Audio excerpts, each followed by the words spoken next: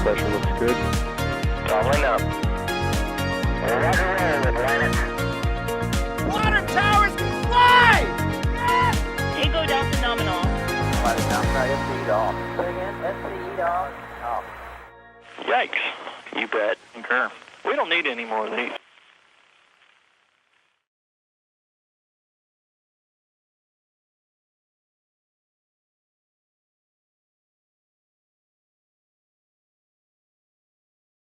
Night wherever you are around the world, and welcome to Starbase Texas, where we are preparing for what could potentially be a static fire of Booster 7 on the orbital launch mount. A road closure is in effect, and things are spooling up at the South Texas test site for Starship. Mary did receive an overpressure notice, so a static fire definitely the goal here today, we think, but we will see if that actually materializes because it is a big test campaign. But with some activity, we thought we would jump in and get going here with commentary and taking your questions because it should be a very interesting and nice day in South Texas. Joining me really quick as we go round the horn, going to go down in order here in our comms list because I have some wonderful people joining me here today. Not on comms, but here in the background is, of course, Mr. Das, always around with us doing the good work. Not on comms, he says. Hi, Chris. Bye. Oh, I thought you were. Oh, I thought you weren't. Okay, never mind. Not on comms. He is. Das is always here. He listens. The robot army is soothed by his voice. Also in the background, helping push the buttons and pull the levers today is Mr. Kevin Reed. Kevin, thank you very much for that behind-the-scenes support for us as well. And joining me on comms as one of our commentators today is the one, the only, Mr. Nick Answini. Nick, how's it going down there in South Texas today? Hey, Chris, good to hear you, and glad to hear you haven't blown away yet. It is very much not windy here in South Texas, which is something we can't say for our friends over on the Space Coast. That is correct. It has been a little bit windy here the last 24 hours as Hurricane and now Tropical Storm Nicole has come over our area. But the NSF crew is fine, and everyone from our end is safe and sound, and we have checked in with all of our people. So we know we are good on that front as Nicole still pushes out of our area.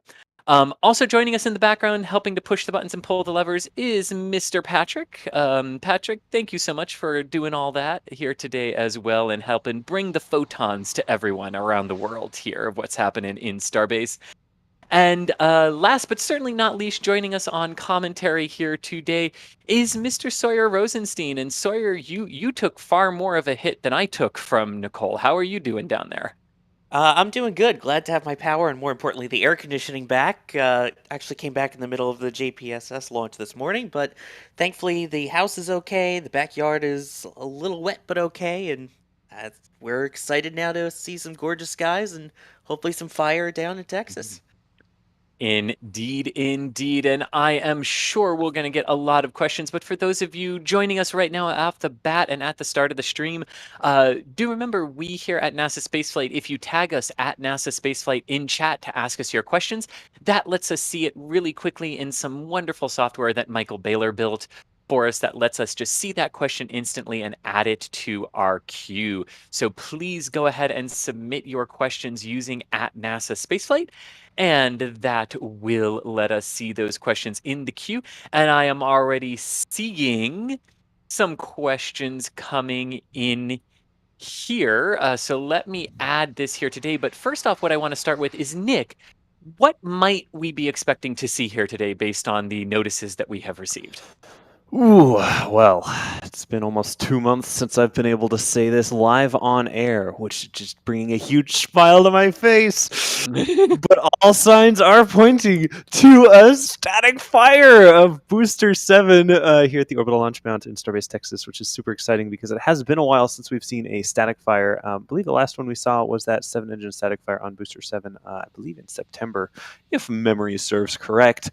So definitely overdue for a static fire. We did see earlier this week them destack the full stack, full stack, destack, I guess it is just the term. Anyway, destack ship 24 and Booster 7. obviously, so that they can do some more engine testing on Booster 7 at this point. They have moved Ship 24 to Subpad B. We're not really sure if they plan on doing more testing on Ship 24 in the future, or if it's just they're trying to stay a safe distance away from the booster, which might get a little flamey. Today, I guess, was it today? It was super early this morning. I think like 1 in the morning, Mary got an alert notice from the deputy that is saying that there could be an overpressure event during today's test, which is our primary and hugest indication of impending static fire. Well, I guess there's the 10-minute siren, which we have not heard yet, but that is Long ways that is from a that, slightly big right? one. I know we are a long way from that, but aside from that, the overpressure notice is the biggest indicator we have at the moment for a static fire, which is exciting. And Nick, the biggest question we are getting most frequently here right now is how many engines today? Is this the big one? The big one everyone's waiting for 33? I don't think it Ooh, is, I right? don't It's think it's half of so. that, right? Yeah, well, we'll see. We don't really know for sure, but we definitely know it's not all 33 of them, because we would expect them to do a little bit more clearing and probably clear out some people from the production site because a full 33 engine static fire is going to be a lot more propellant on board and blah blah blah blah blah safety, stoichiometric explosions and whatnot. So we're probably not expecting a full 33 engine static fire, but we are definitely expecting more than what we've seen before. We've seen 7 in the past as the record for simultaneous Raptor ignitions. 7. So if we see 10 to 20 today, I would not be surprised. Somewhere between 10 and 20. There we go. And CJ Howell was asking, do you think we'll see another ship static fire before restack? And this is a good question, right? Because they took ship 24 off the top of booster 7. Right, Yes. Nick? Yeah. Sorry, I didn't realize that Yes. was pointed at me. Yeah. Yeah. Absolutely. So ship 24 did get destacked day before yesterday, Tuesday. 2 days ago, 48 hours ago, they destacked ship 24 off the booster. We're not exactly sure why ship 24 migrated all the way over to subpad B. My personal best guess is that ship 24 is just trying to stay as far away from the booster as possible, because we have seen how fragile those heat tiles can be to the big concussive blasts. So obviously any distance they can give it from the bottom of that flamey booster, the better, without having to do a full rollback. But it is extremely possible they could do more static fires on ship 24. We just don't know yet. Excellent. And Sawyer, here's a good one too, coming in from Sean asking, do we think that the 33 engine static fire will damage the orbital launch mount even with the added protection that's been put on there? I mean, I think it's very possible. I know they've obviously been working on upgrading the sound suppression system as well. But even just the other day, they had to start repainting the base of the orbital launch mount. And that's just from the 6-7 engine static fire tests. So I'm sure as it gets higher, there's going to be a little bit of damage. And I don't know how severe it's going to impact full structure. It may just be, again, the kind of just repainting and just making sure it's got all of that extra flamey protection on it, but I could definitely see there being some And damage. And we did see, just to be clear, we did see a couple of days ago, it was the morning that they were destacking, so Tuesday morning, they were installing more blast shielding at the bottom of the orbital launch mount, which is obviously a good sign, showing that they are getting ready for more flamies. But yes, they have a little bit more blast shielding, just really thick pieces of steel that are protecting some of the more sensitive parts of the orbital launch mount's ground infrastructure. So yes, we have seen them get a little bit more prepared for extremely loud flamies. And keeping on the same theme as really loud bangies, as you said there, Nick. Backyard Zoo is asking, will SpaceX need to use the water deluge system for full static fire tests? And I think this is a bit of a difference between need and why not just test it as part of the overall flow and campaign toward a liftoff, right? Like you would want to be testing your deluge system to make sure that it really works, right? Yes, absolutely. We could definitely see them use the water deluge system today. Would not be surprised if they do. However, this would be the first time that they have tested the water deluge system in concurrence with a multi-engine static fire, if I am not mistaken. Someone in the back channel can let me know if that is incorrect. But as far as I know, they have done a bunch of non-static fiery water deluge fire suppression tests. But I mean, some people in the back channel are asking if it's a water deluge system. It's it's fire suppression, whatever. I don't know. They're sticking some water and some nitrogen down there. I don't know. Whatever they call it, it's Firex, whatever. Just whatever. There It's is the something. Firex stuff, yes. It's something down there. But one of the reasons I did bring this up is because in the overnight hours here, while a lot of attention was focused on watching SLS weather Hurricane Nicole on the pad, Alex actually caught water spraying under the OLM ahead of today's potential static fire.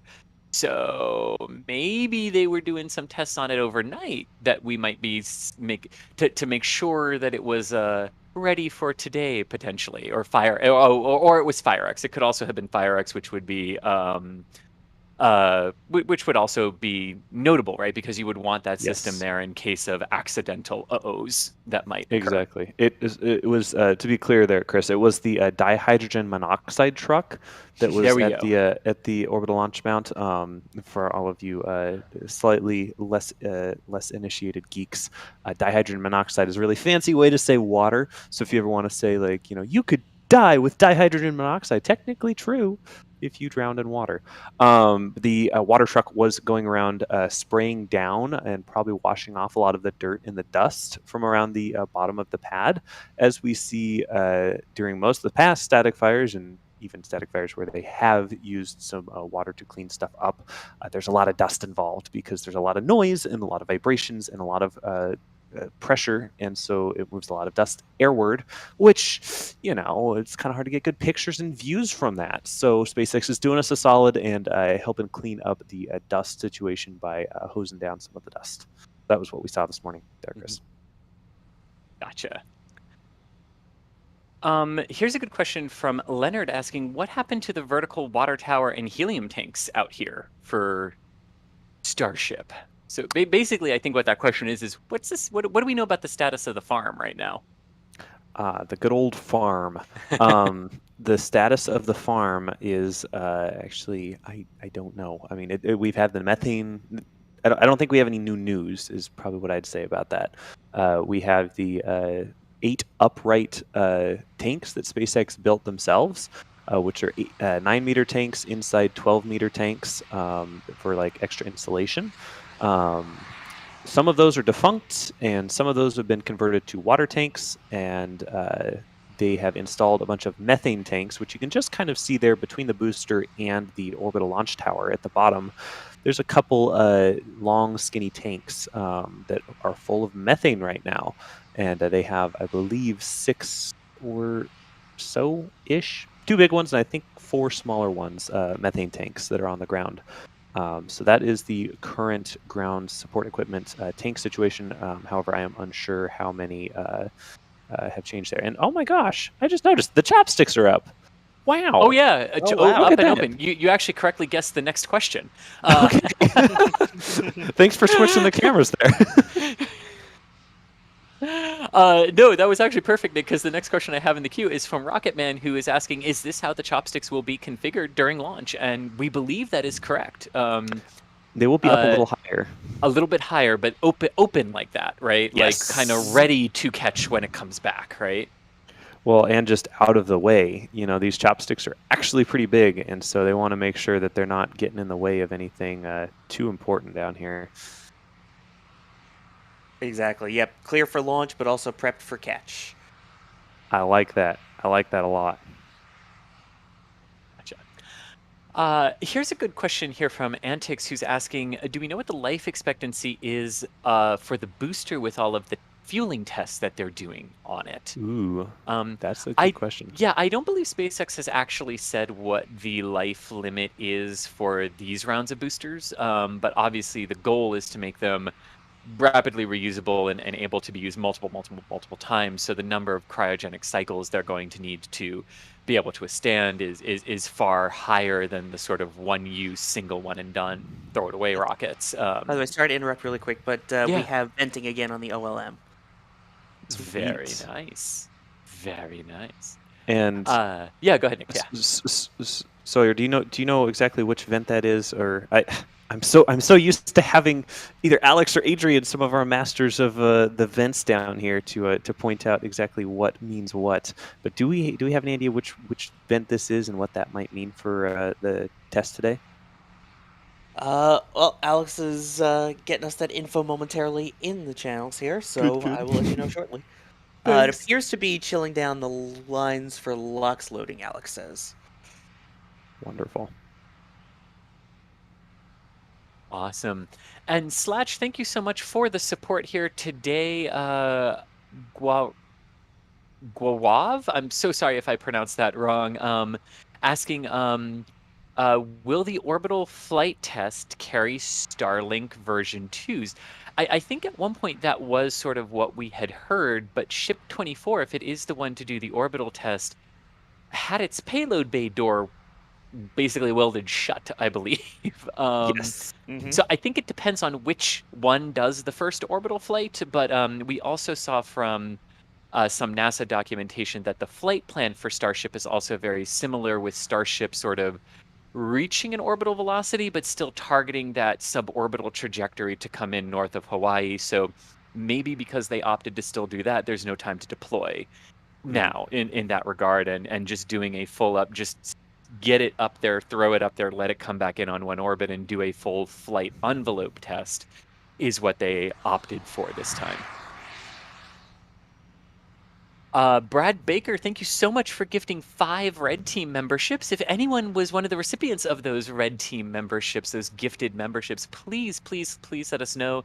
Because Tracy also gifted 5 Red Team memberships. Thank you so much. So yeah, if you were one of the recipients of those 10 gifted memberships, let us know in chat. We always like to hear that as well. Good Gremlin with some support saying, will we ever see the big, long hexagonal grid fins seen in preliminary renders of Starship? Hexagonal grid fins.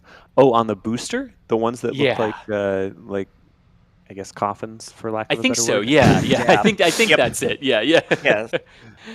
Yeah, I believe that those have been scrapped because the current plan is not to have grid fins that are folding. Now, again, this might change because SpaceX likes to iterate extremely rapidly, but the current plan is not to have the grid fins fold down on the booster, because that is just one extra, not just one extra small thing. It's actually a fairly major piece of complexity, because all of the forces and torques that the grid fins have to be able to handle during a reentry are just expanded upon when you have to make that joint now fold as well. I know they figured out with the Falcon 9, but anything that they can simplify on Starship will save that much more mass and that much more time on their trip to orbit.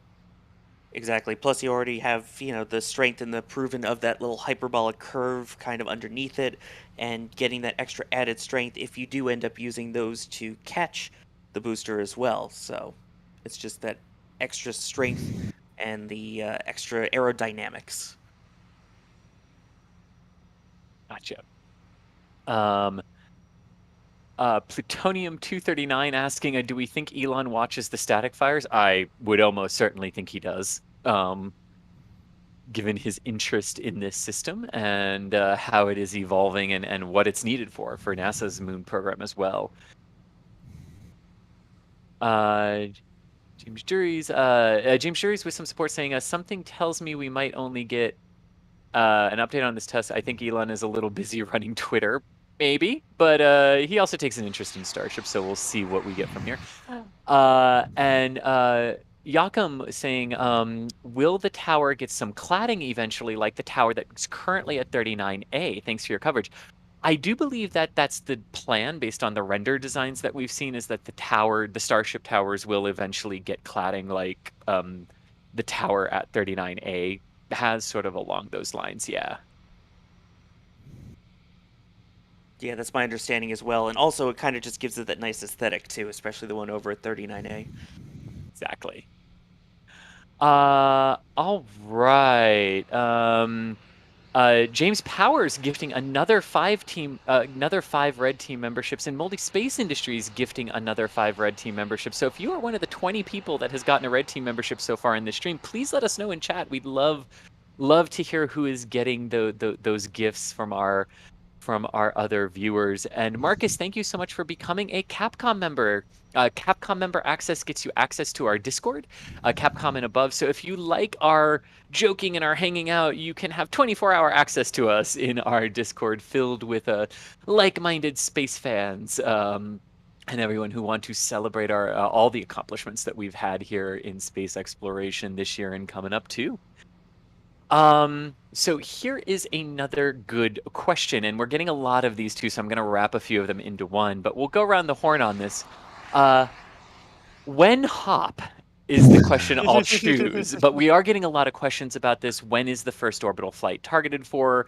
What do we feel about the December target that NASA sort of said? So, Nick, why don't you go first? What are your thoughts on our when hop here?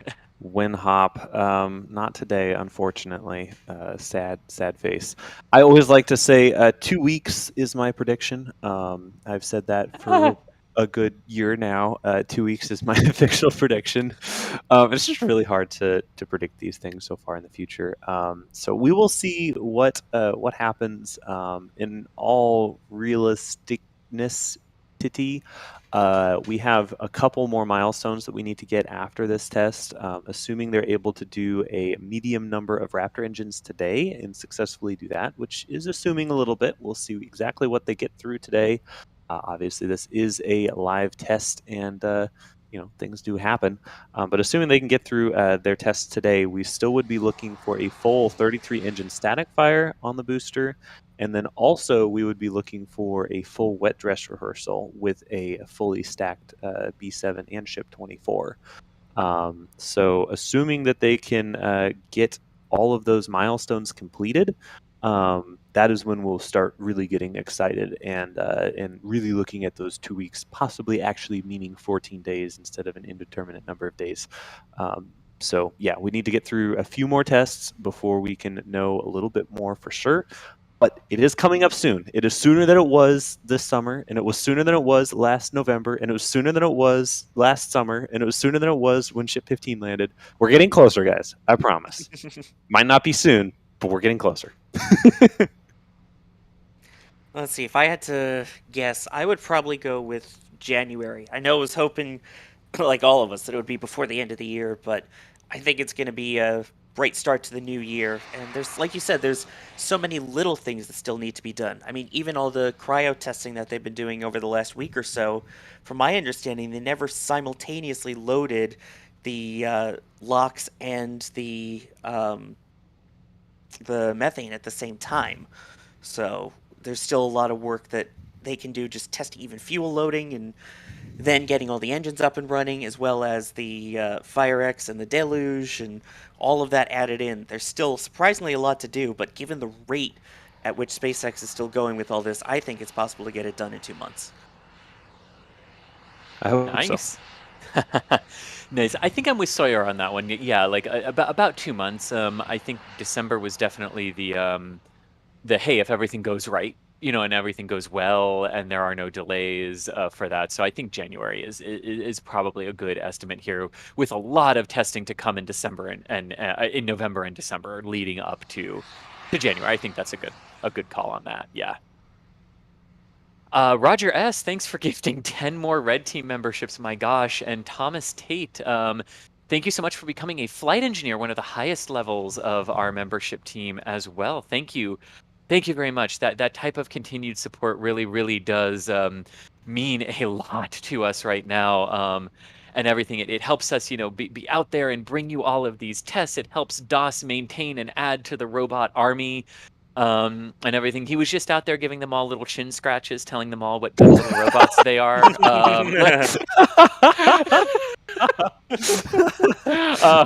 Oh wow, Chris, I love that. Okay, I'm good.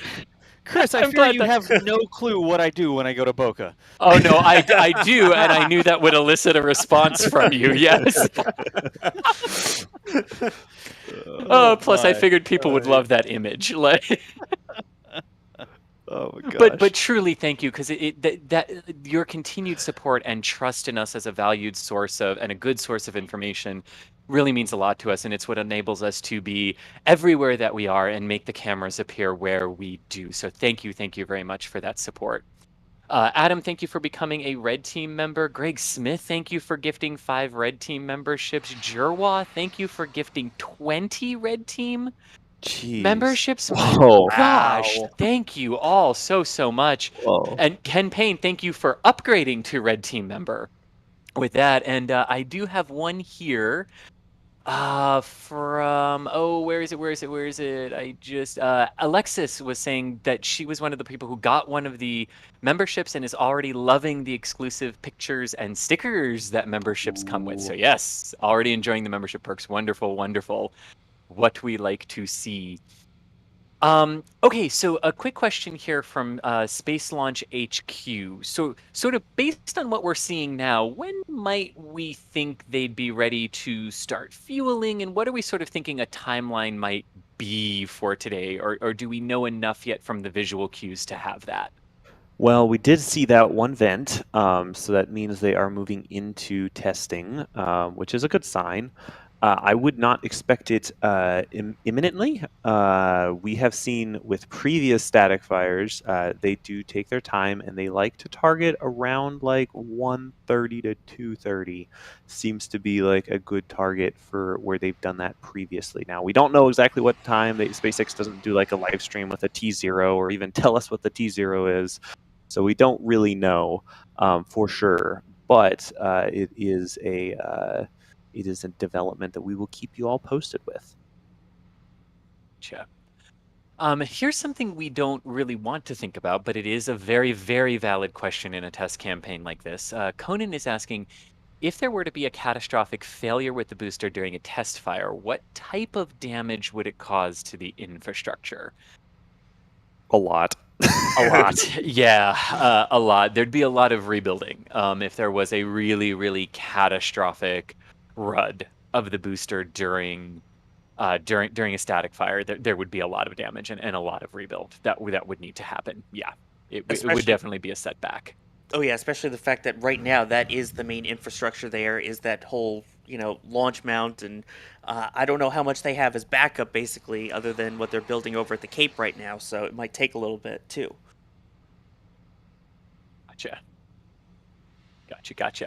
All right. Adam, thank you for gifting 5 more Red Team memberships. My goodness. Sean, thank you for becoming a Capcom member. Ah, yes, you get our hilarity 24/7 in the Discord now. Very nice. James and Bart, thank you for becoming Padrat members.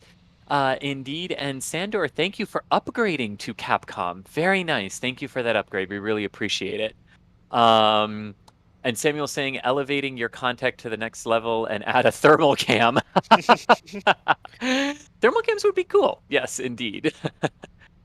James Juries, thanks so much for the support there. And also here in your opinion, with the benefit of hindsight, what decisions could SpaceX have made to put the orbital flight test earlier than it is now? That's a question coming in from Benjamin. So what do we think? Could SpaceX have done anything to make the orbital flight test sooner than it ends up? Yes. I kind of understand the spirit of that question. Yeah, go ahead, Nick. Yeah. Yeah, there's definitely things they could be doing to make it faster. This is SpaceX after all, and they move breakneck speed for any aerospace company that is out there.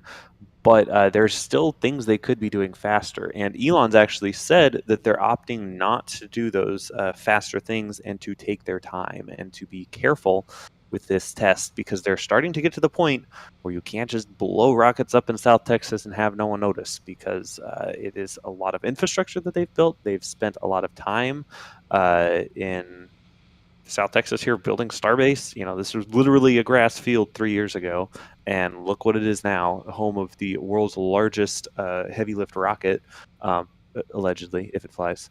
Hopefully it does. But that they've put in so much time and effort into this, it would really set back the whole program so much if they have an anomaly due to something kind of silly or dumb.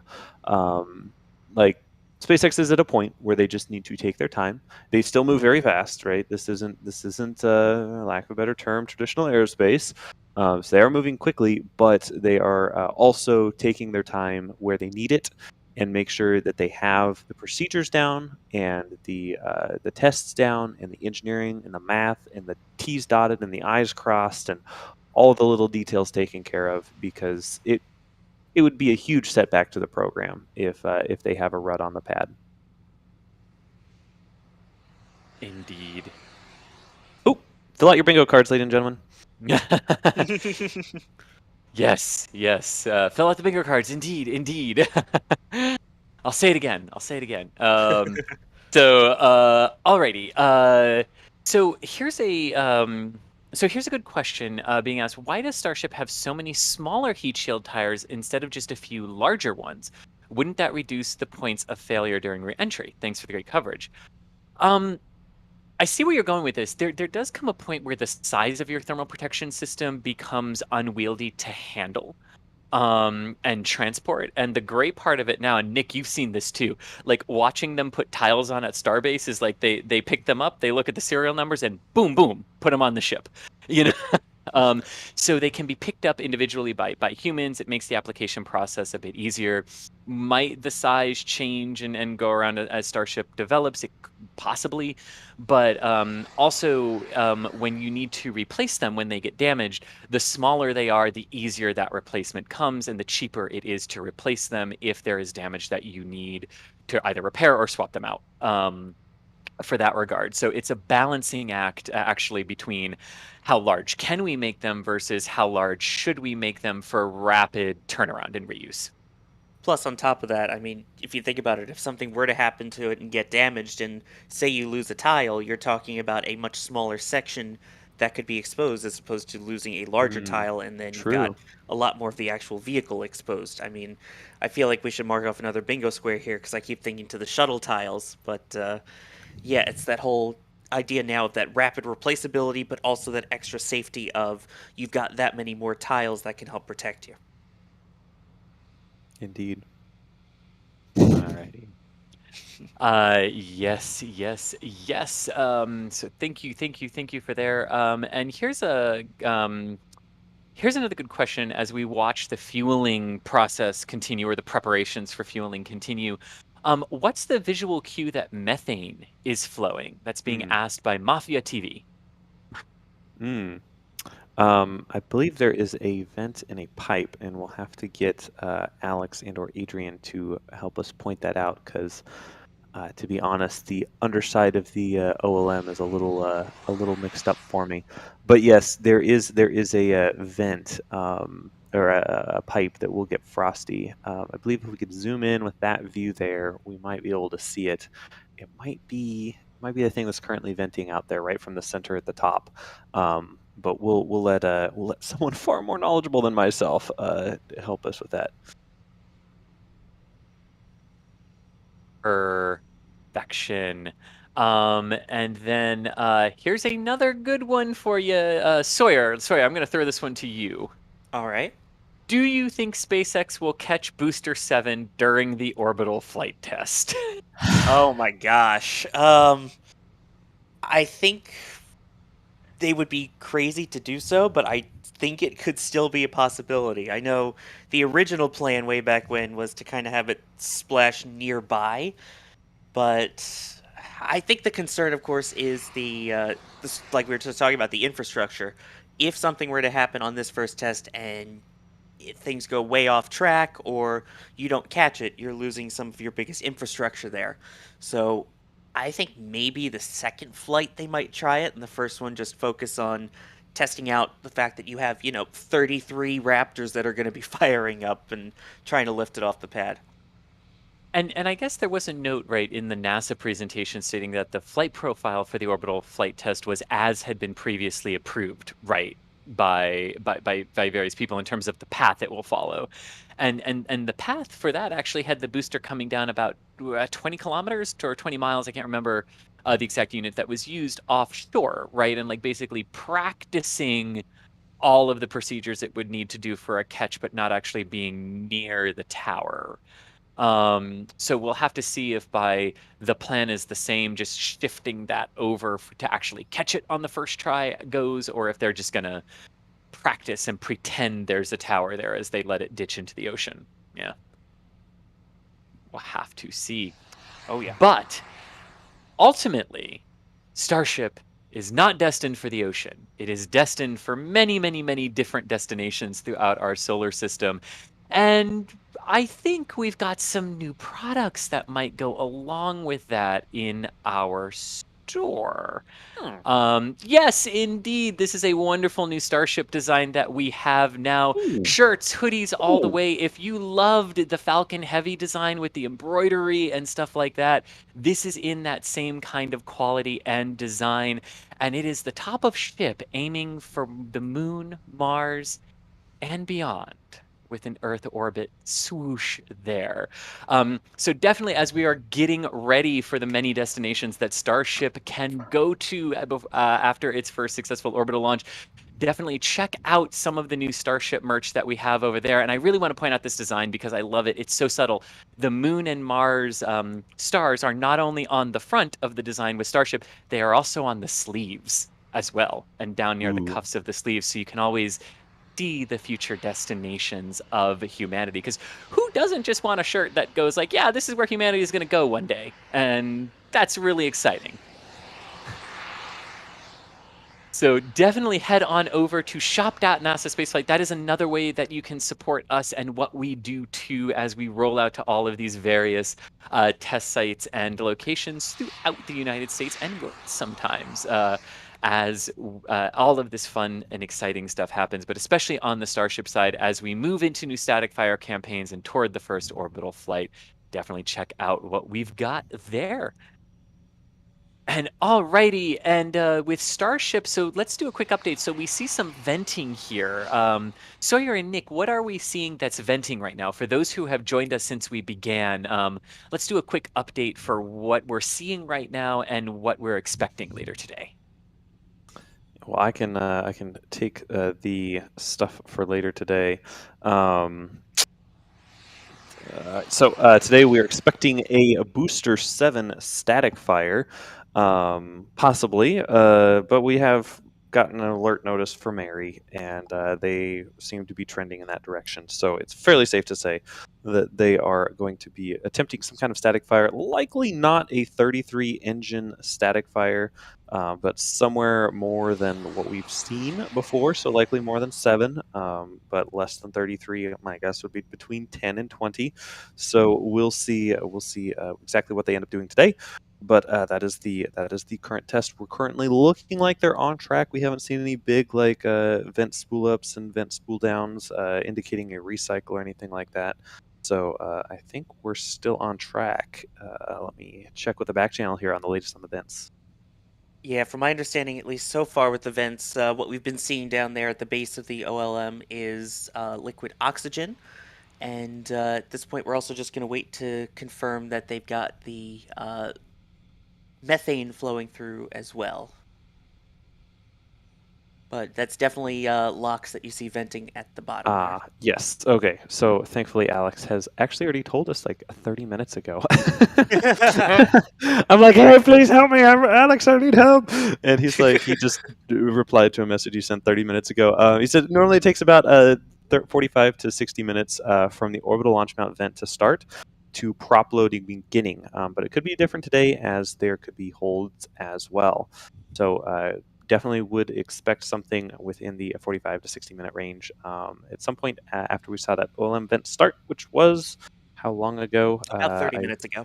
About 30 minutes ago. Okay, Yep. so we might see prop loading in the next 15 minutes to 30 minutes, question mark, and I'm about to sneeze, so I'm going to mute myself. Go for it, Nick. That definitely works. But yes, so that's a great update on where we are and what we are expecting here today.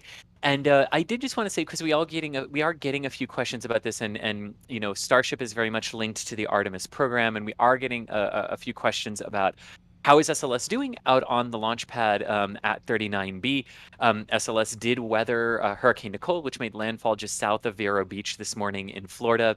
The maximum sustained wind gust that was recorded at Pad B was 100 miles per hour, which is about 15 miles an hour over what the stated limit that NASA Public Affairs gave ahead of time is. It's important to note that there is always margin beyond that limit.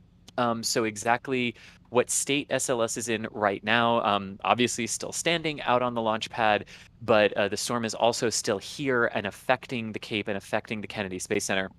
So until HERCON conditions are rescinded at the Kennedy Space Center and the ride-out team there can actually verify that the center is safe for employees to return, some of the inspections that they might have to do might take a little while. There's also some data that they're going to be looking at as well from overnight. So that is the current status that we have for the Artemis rocket and for SLS that is out on Pad B. At the Kennedy Space Center. And there's a good shot of her out at Pad B. You can also see the Falcon 9 weathered the storm on Just Read the Instructions as well there in Port Canaveral.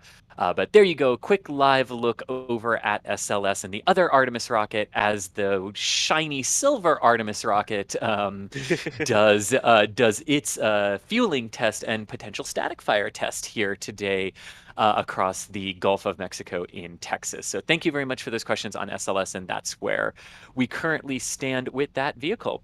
Yep. Tom, You know what? yeah, Three go ahead, things. Sawyer. Yep. You know what? Three things. Artemis and Starship have in common. What Moon. three things Moon. Artemis? Moon. Ah, yes, moon. And the crowd chants, moon, moon, Moon. moon, Moon. moon. Yes, that is what we want. Yes.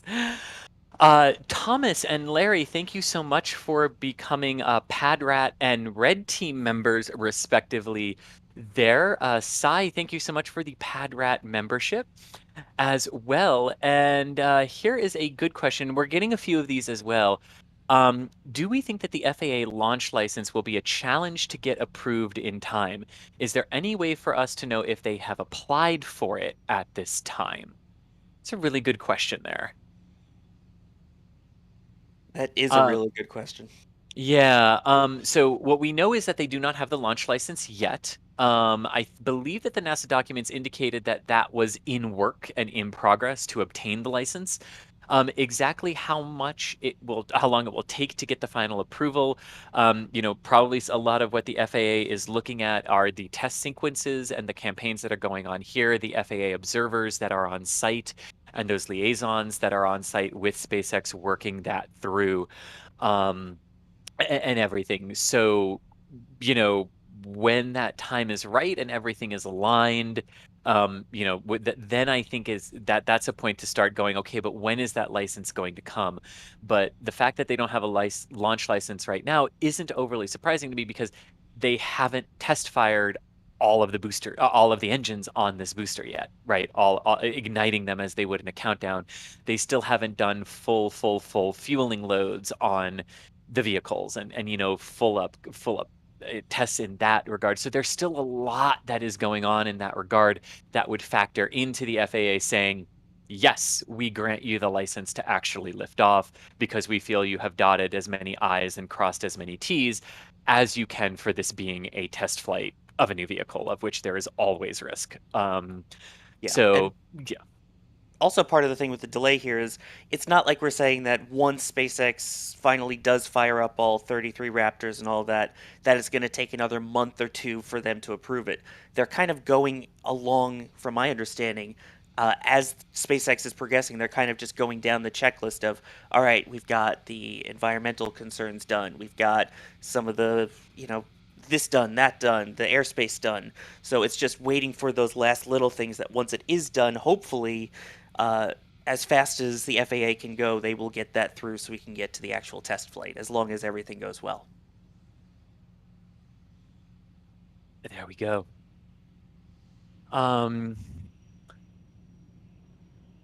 Here's a good question from Josh saying, with no flame trench and the amount of dust kicked up even on small engine count static fires, when they launch, do we think that we'll actually be able to see anything before the stack clears the tower? That's a really good question, Jason. Well, I don't think the whole thing will be obscured. This is my honest answer to this. There's going to be a lot of dust. There's going to be a lot of that. The base of it's definitely going to get obscured from view. But I believe, based on everything that we have seen so far, that this is sort of operating the same basic way in timing structures that the Falcon 9 does, right? Where it's not going to be ignite the engines and hold down for a long period of time as they ramp up. The Falcon 9 sends the command to light the Merlin engines at T minus 3 seconds, and 3 seconds later, up it goes off the pad. And the Raptors are sort of designed for these very, very, very fast ignition sequences where they build up to full thrust very quickly, sort of like those Merlins. So in that regard, I don't think there would be enough time, just from a physics standpoint, for the dust to really rise up to obscure our whole view of a 300-foot rocket in that regard. But yeah, there'll definitely be debris. Yeah, And that's the other dust. thing. Like you're talking about, you're talking about a what is it? 120 meters on the booster, or yeah, 120 meters, and then 69 meters for super heavy, and oh, no, 69 for super heavy, 50 for Starship. That's what I was thinking of. Yes. But Yeah. anyway, with that height, I mean that for the plume to go that high would be absolutely insane. And as was pointed out in the back channel by Alex, you're talking about a 1.5 thrust to weight, so it's going to fly fast. Yeah, it basically has the same. Get your bingo cards ready. It has basically the same liftoff thrust to weight ratio as the space shuttle did. So it will book it out of there. Yeah. Yeah, for Yes. reference, the space shuttle was at 100 miles per hour by the time it cleared the tower already. So, And it cleared its tower in like 6 seconds flat, depending on the mass of the payload. Yeah. yep. And SLS will clear its tower in about 6 seconds as well. It has a very similar thrust. The big rockets just tend to have thrust to rate ratios of 1.5 to 1. Is sort of what it seems like in that. But really good question there on the visibility there, because I think that is something that a lot of people are starting to think about. Yeah. Alrighty. What is the record? Have Blue is asking, what is the record number of rocket engines static fired at once? And they correctly ask the question. Oh, I love this, Have Blue. You correctly asked the question, did the N1 ever conduct a full static fire? And I have to admit, I don't know if the N1 ever conducted a full static fire. I don't believe so, because that rocket and engines had a lot of issues that they weren't really able to work out, and I can have a memory confirm of that there reading. were. I can confirm there were not any static Yes, fire tests. and it had something to do with the why does it ring a bell in my head, Sawyer? That they had originally planned to do something with it, but then either budget cuts or the way they had to design it, like it is what ended up meaning they couldn't static fire it on the ground, and of course they ran into all of those problems with the first stage that doomed the N1. Yeah, my understanding is that it had a lot to do with the design, and in particular the plumbing, which ended up being Yes. the downfall when it came to the vehicle itself flying and blowing up. Yes. Yes, very much so. I do believe the record number of rocket engines static fired at once goes to the Falcon Heavy at 27. Unless anyone's got something, because Falcon Heavy is the most number of engines that's ever flown successfully, since N1 never flew successfully with 31 engines. Starship with 33 would beat the N1's record, but I do believe 27 is the answer to that. That have flown successfully? Yes, definitely. Rocket engines static fired at once. Have there been any clusters greater than 27? Does pressure chambers count? Alex in our back check. Good question. What do we define as the engine there? Yeah, Sawyer, do you have any other? I can't I'm think going off the through- top of my head any number greater than 27 at this point. No, I can't think of any other vehicle. Again, if If you're it's- counting just straight engines, that would. Yeah, if you're counting just straight engines, it's 27. If you are, however, counting pressure chambers, Soyuz wins at 32, but Soyuz does not have 32 engines at the base Right. of it. and no Chinese rocket comes close to that. So 27 is the answer. Yes. Yeah. There we go. Nick Vance, thank you for becoming a Capcom member along with Charles. You get to hear our wonderful senses of humor 24/7 now in the Discord. So hope you like us. And what's not to like about us? Yes. Oh, but Soyuz does have a lot of verniers too. That's a good point, Das. Yeah. Love that, dude. Anyway, Chad saying, what has changed since the last static fire? Ooh, that's a good question. What have they changed since the last static fire here of the booster?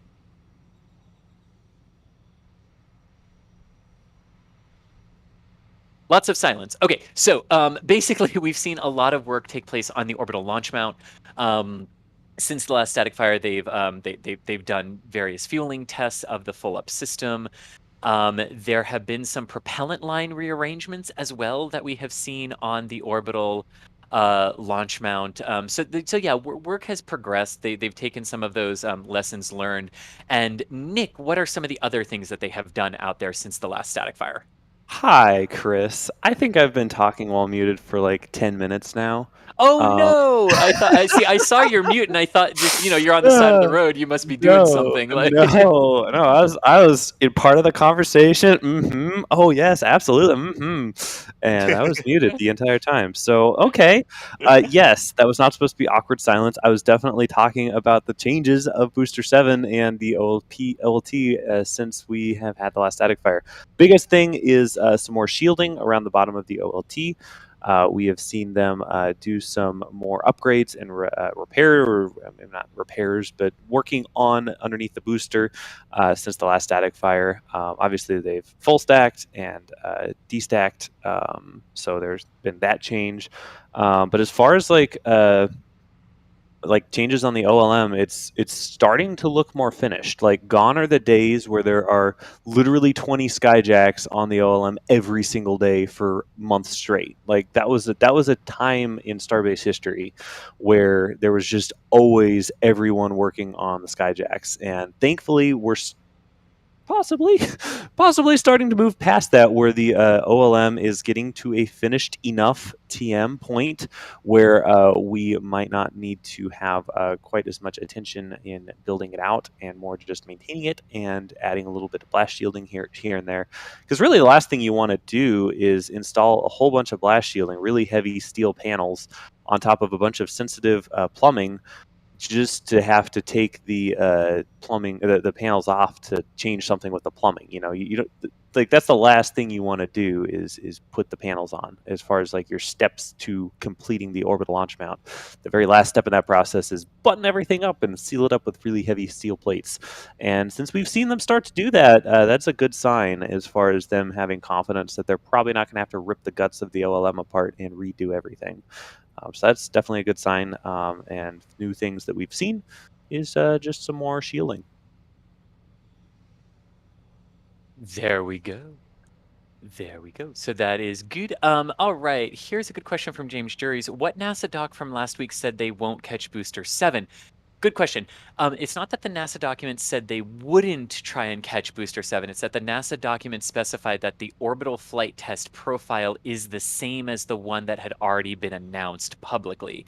And that's where the sort of question lies, is the one that was released publicly said they're going to basically bring the booster 20 kilometers or 20 miles. I can't remember which measurement unit was used there, offshore. So they're basically going to simulate the return to launch site and then simulate the catch so they could see what was going on and make sure the booster could do it before actually committing to having the catch tower catch it. However, moving the landing point of the booster 20 miles or 20 kilometers might still be within the spirit of the same already announced profile. So that's where we're saying we're not quite sure if what the NASA document says is they won't catch it and they've fully reverted back to an ocean, like let's just practice and pretend the tower is there, or if they will actually come back and catch it. So that's where that confusion is sort of lying right now, James. And that's a good question. NASA didn't say they wouldn't. It's just a question of, do they literally mean they're adhering to the letter of the original plan, or is asking for a 20-mile difference to bring the booster back to the tower essentially the same thing in that regard? So very good question there. Thank you, James. Here's a good question since we were just talking about the thrust to weight ratio. Has the thrust to weight ratio increased? The 1.5 mentioned was based on Raptor 1 thrust, not R2, question mark. And no, the answer to that is that the 1.5 thrust to weight ratio calculation is with Raptor 2s. If you were on a Raptor 1, the thrust to weight ratio is something around 1.07 to 1, and that was also when there were only 29 of them instead of 33. So that is the difference. But the thrust to weight ratio of 1.5 does include the recalculations with the Raptor 2 engines. And so many questions are coming in. I am grabbing as many of them as I can in our queue, and our queue is long, but keep asking them. They are really, really good questions. And for those of you joining us, a great way to help us see the question right off the bat is to tag us at NASA Spaceflight in chat. It might take us a little bit to get to it, but we promise we do see those questions, and we are adding them to the queue as we go through this. Here's a good question for you, Sawyer. Do we know if NASA is intending to have the WB-57 present in the area during the first orbital launch attempt? And for anyone who is not familiar, what is the WB-57, Sawyer? That's a great question. I believe the WB-57 was actually in the air for some of the earlier test flights of like SN, I believe 15 or some of those. But yeah, that is NASA's imaging airplane basically. So it has really great tracking cameras as well as different wavelengths to look at. So it gives us great video and pictures down here on the ground for watching it, but also gives engineers some great data that they can get close-ups of the vehicle in flight from a different angle as opposed to having to use only the ground tracking cameras. And let me just say, that is one of my favorite airplanes currently flying in the sky as a photographer. You gotta love an airplane that has a bunch of cameras on it. Beautiful. Oh, yeah. Well, we love cameras, right? Just cameras are good. Camera's good, yes. I really like this one in regard to our moon, Mars, and beyond. Someone saying to the moon, Mars, and Alpha Centauri A. Yes, our closest Hey. neighbor. Hey. Yes, very good. Yay! Okay, here's a good question from Ross saying, do we think that the powers that be are purposefully waiting for Artemis 1 to launch before they issue a launch license to Starship? I really, truly do not think that is the case because Starship is not ready. If Starship had already undergone multiple 33 engine static fires, multiple fueling campaigns, and was just sitting here for months and months and months waiting for a launch license, maybe there could be an argument to that. But Starship is not ready. The ground support equipment is not ready. Therefore, there's no need for a launch license yet. Whichever one of these ends up launching first is still very much anyone's game at this point because we definitely need to wait to see exactly what condition SLS is in right now after Hurricane Nicole, to understand what that launch campaign might be in terms of dates. So they are still very, very close to one another as to which one will go first. Right now, SLS is currently targeting November 16th, and if that were to succeed, it would be first, followed by Starship. But we'll have to wait and see what the effects of Nicole end up being on SLS. But I really don't think that they are slow walking Starship because they want SLS to be first. I don't know if either of you have any other answer to that, but that's mine. Yeah. I have to agree with that. I mean, of course, I want SLS to. We've put so much time and effort Yes. into SLS. I want to see it successful. Like, as much as I am involved with the Starship program, like, Orange Rocket, good. Orange Rocket, please get to space. Orange Rocket, please go. Hurricane, stay away. And that is a lot of venting there. Is that? I'm just looking That at is a lot of venting. new? Yes. Is that new? I Big mean, increase there. it looks like the Pope stack and the whatchamacallit, the backside of the QD booster QD vent connection pipe plumbing infrastructure words. And also, just to add to that, I don't think they would ever do it intentionally. I think, again, it's just like you mentioned, it's whichever rocket's ready first goes first. Mm-hmm. Many people are noting in chat that the N1 does hold the record for the most number of engines currently fired, and that is correct. The question we were answering though was number of engines static fired on the ground without the plan to actually lift off after that. You are correct. The N1 did actually fly and leave the pad, so it does hold that record in that regard. But the question was specifically about the static fires for them. Okay, grabbing some more questions here. Okay, Benjamin is saying, will we see top tower cladding because of all the exhaust from the launch? The renders that we have seen, right, are that the entire tower gets cladding. Sort of like 39A got all of its cladding and everything. In fact, some of those cladding pieces have already started to arrive and have been seen. So the thought of will the tower get cladding is sort of moot at this point. The sides are starting to arrive for that. And I do believe we've even seen some indications on the tower themselves for the little mounting points for the sides of the tower. So yes, all of that is still coming for the towers. They're just not, the cladding is just not mandatory for the test flight liftoffs and stuff like that. Very good. Here's a good question that I'm going to throw to you, Sawyer. So Stephen is asking, when the first booster splashes down in the Gulf, 20 miles off the coast, will we see it? What about Starship near Hawaii? Will those land, and I'm going to put landings in quotes there, would those ocean landings be visible? I would imagine that they're going to be doing something out there so that they can get visuals on the flight. If nothing else, we should have the onboard cameras from the booster, just like you would with a typical Falcon 9 or Falcon Heavy launch. But as we've seen, even with some of the crew splashdown missions for Crew Dragon, there's typically vehicles out there that are tracking it and tracking its splashdown. And with this being a test flight, and in theory knowing roughly the area where you want to actually splash down in, I would be extremely surprised if they didn't have visuals all the way down.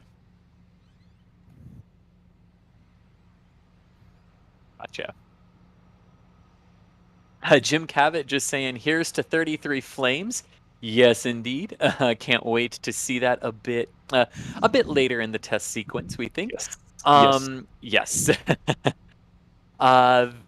Okay, another question here.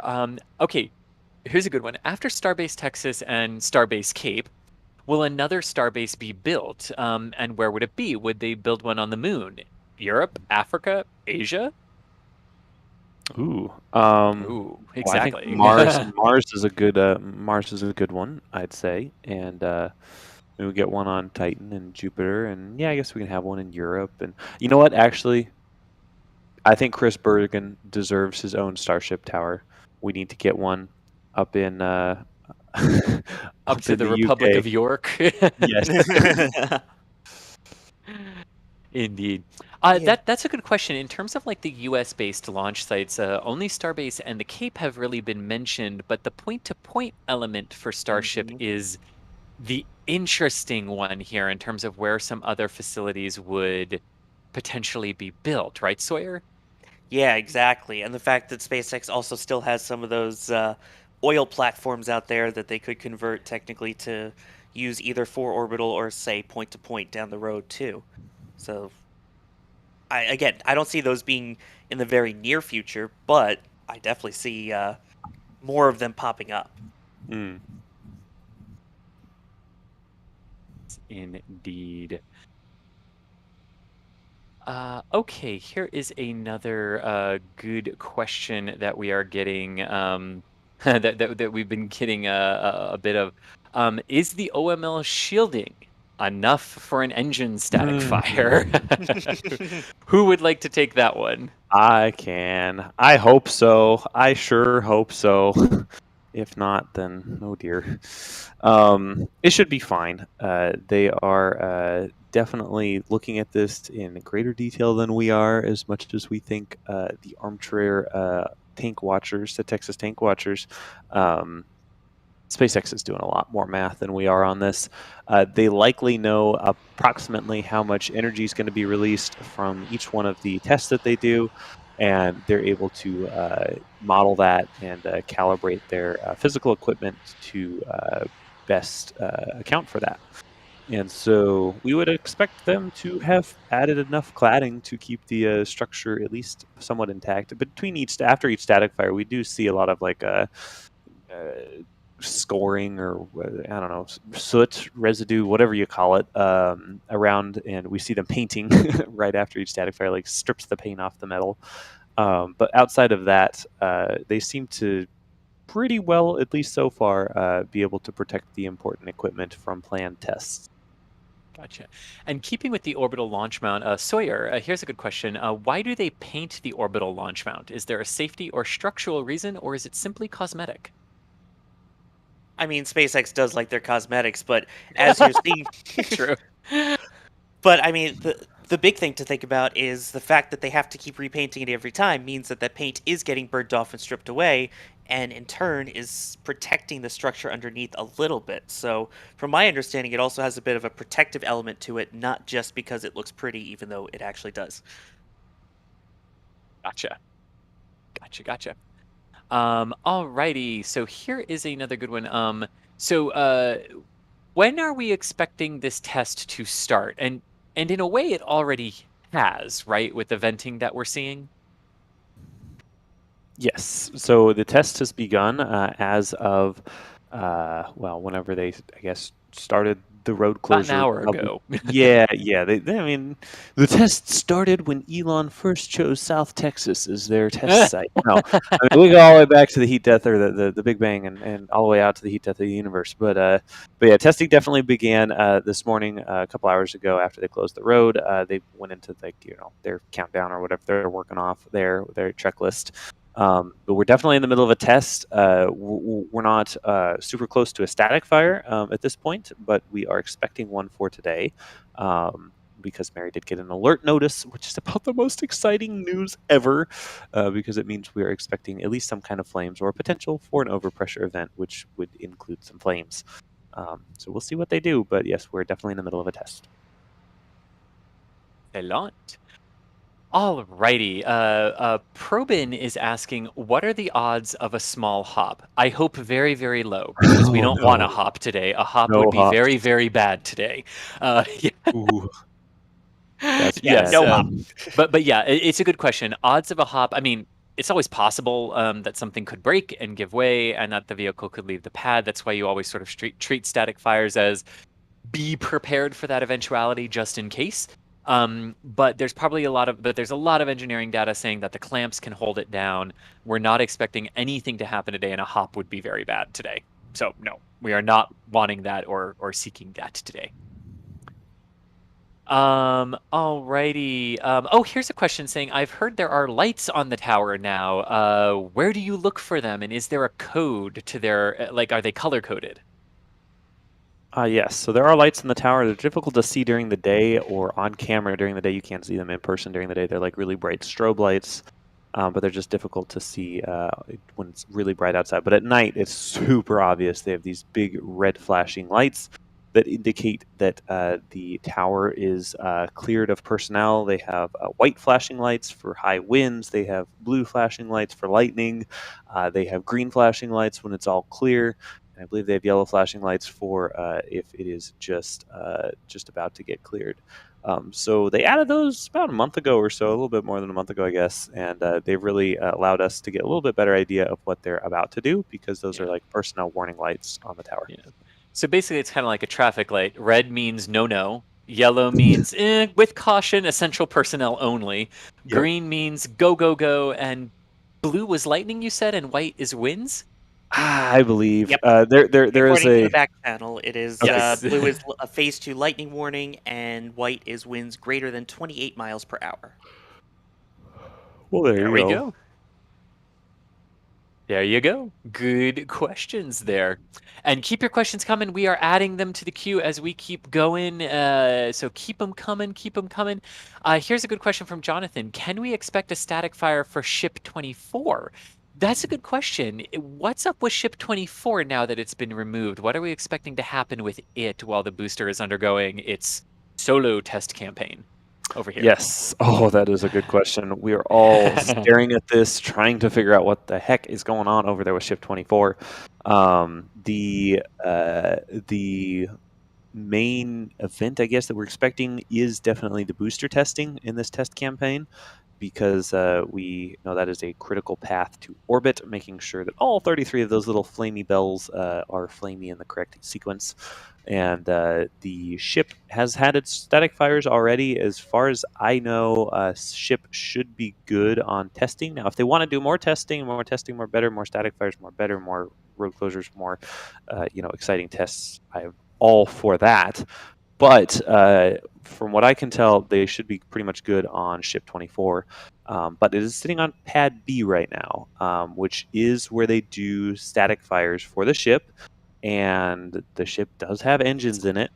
So seriously, they could do a static fire today if they wanted to on the ship. Now, we do not expect that. We don't see any venting in the sub farm. It's not happening today. But theoretically speaking, all the hardware is there, ready to go at the sub pad. So it is quite possible that they could do some ship testing as well, which would be definitely exciting.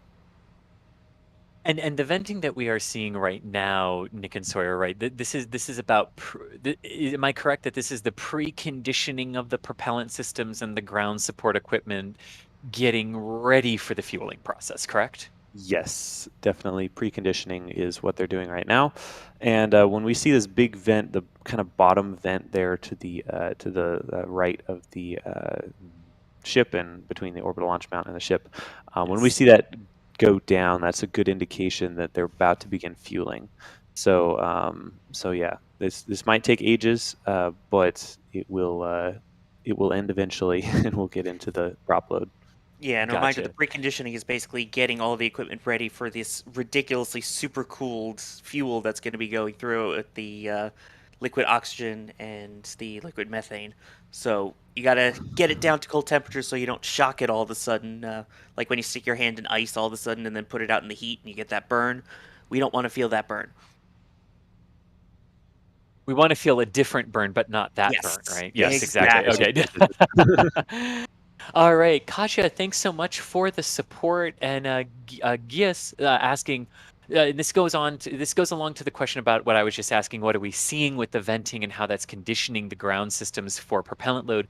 But the question that we're being asked is, what exactly is it that's being vented? Because it clearly isn't methane. The person says, "I hope," in parentheses, like, and it's not methane. But what are we seeing being vented right now? This should be a nitrogen, correct?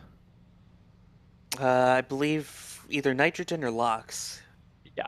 Yeah, But definitely nitrogen or not gaseous methane. oxygen, but definitely not methane. Yes. Yeah. So there you go. Yeah. Here's it. Yeah, go ahead, sorry. Or Nick, No, sorry. I was just gonna say unless the rocket had some Taco Bell, no. There we go. Yes. Stefan, or Steven, thanks for the support, and glad we could get your question answered for you. Sean asking the question: does or will the launch tower have any kind of an emergency escape system? It doesn't have an emergency escape system right now. Have we seen any plans for an emergency escape system on the tower?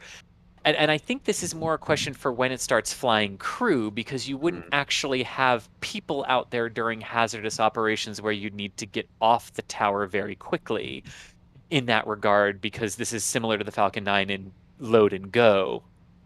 For fueling operations, but have we seen anything in the plan for an emergency escape system off the tower? Well, so this tower is an uncrewed tower, and we know that because SpaceX is building new towers, plural, at the Cape, and we will see them build more and more out there. And we would expect that that's where crew launches are happening. And Elon has said that Starbase is going to be the advanced research and development test site, which, in my opinion, research development does not equal safe crew vehicle. So likely Starbase will not get all the crew accoutrements that we would see at the Cape. So we'll definitely be watching the Cape as they build that out to see what their crew escape systems look like. Gotcha. My vote's a rubber room though. If we're taking votes, I want another rubber room. I think that would be cool. As much as I did really like the slides and the tanks that you kind of had for 39A, but yeah. Gotcha.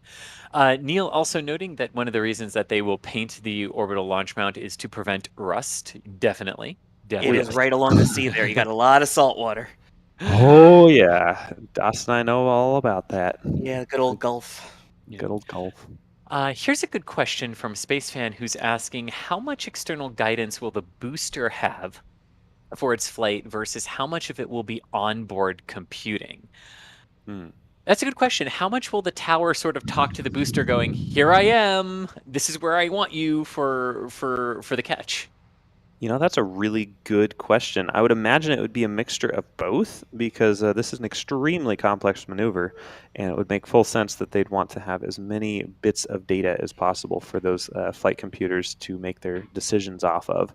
So I would imagine the tower will have a suite of sensors because you don't necessarily want to waste a ton of mass on the booster on landing sensors if you can add those to the tower.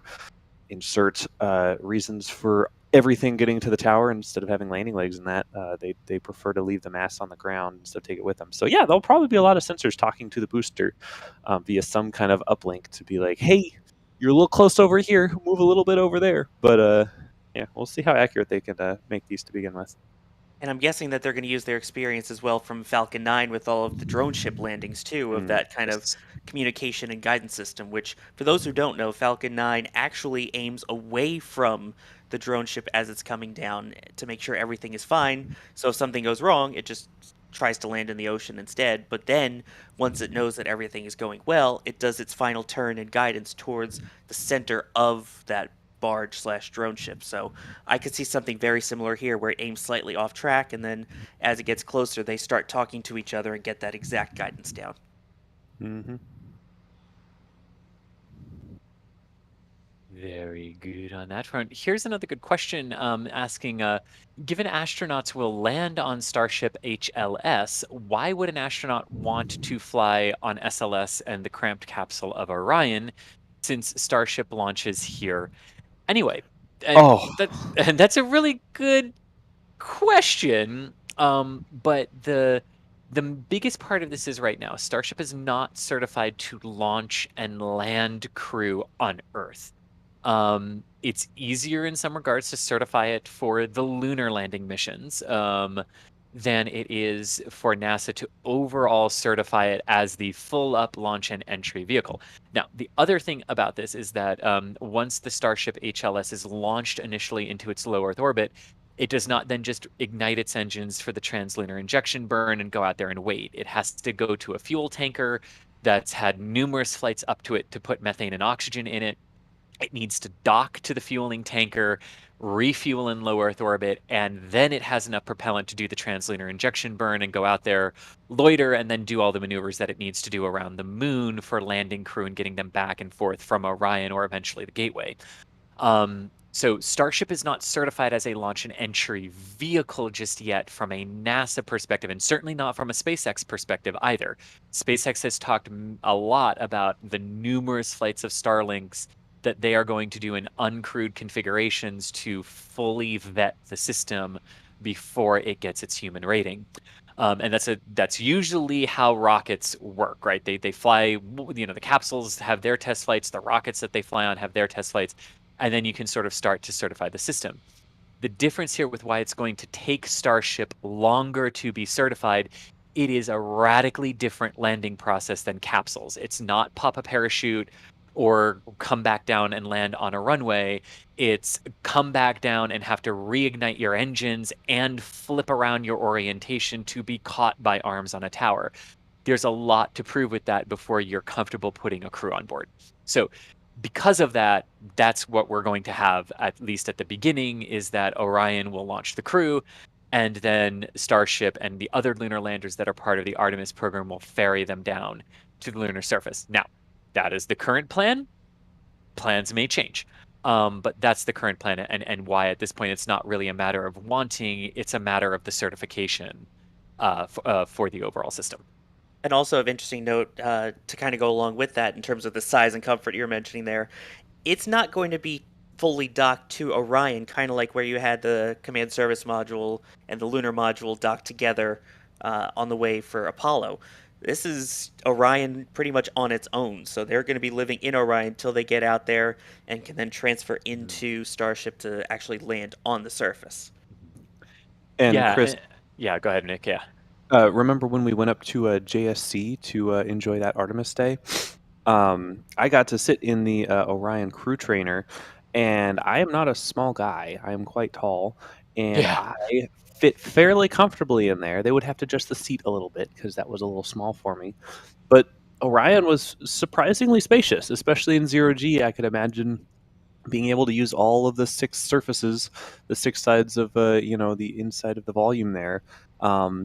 It's not as small as Apollo, and there's a lot less equipment in the middle.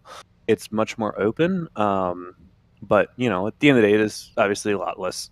It's a lot less. It's a lot smaller than a full human starship. Okay, but it's not cramped. I would not call it cramped. Yeah, Yeah. and that's a good point too, right? They purposely built the Orion size-wise to accommodate this, right? They knew what Orion was going to be asked to do and how many days it was going to be asked to support a crew. And Orion has to be able to do that now, right?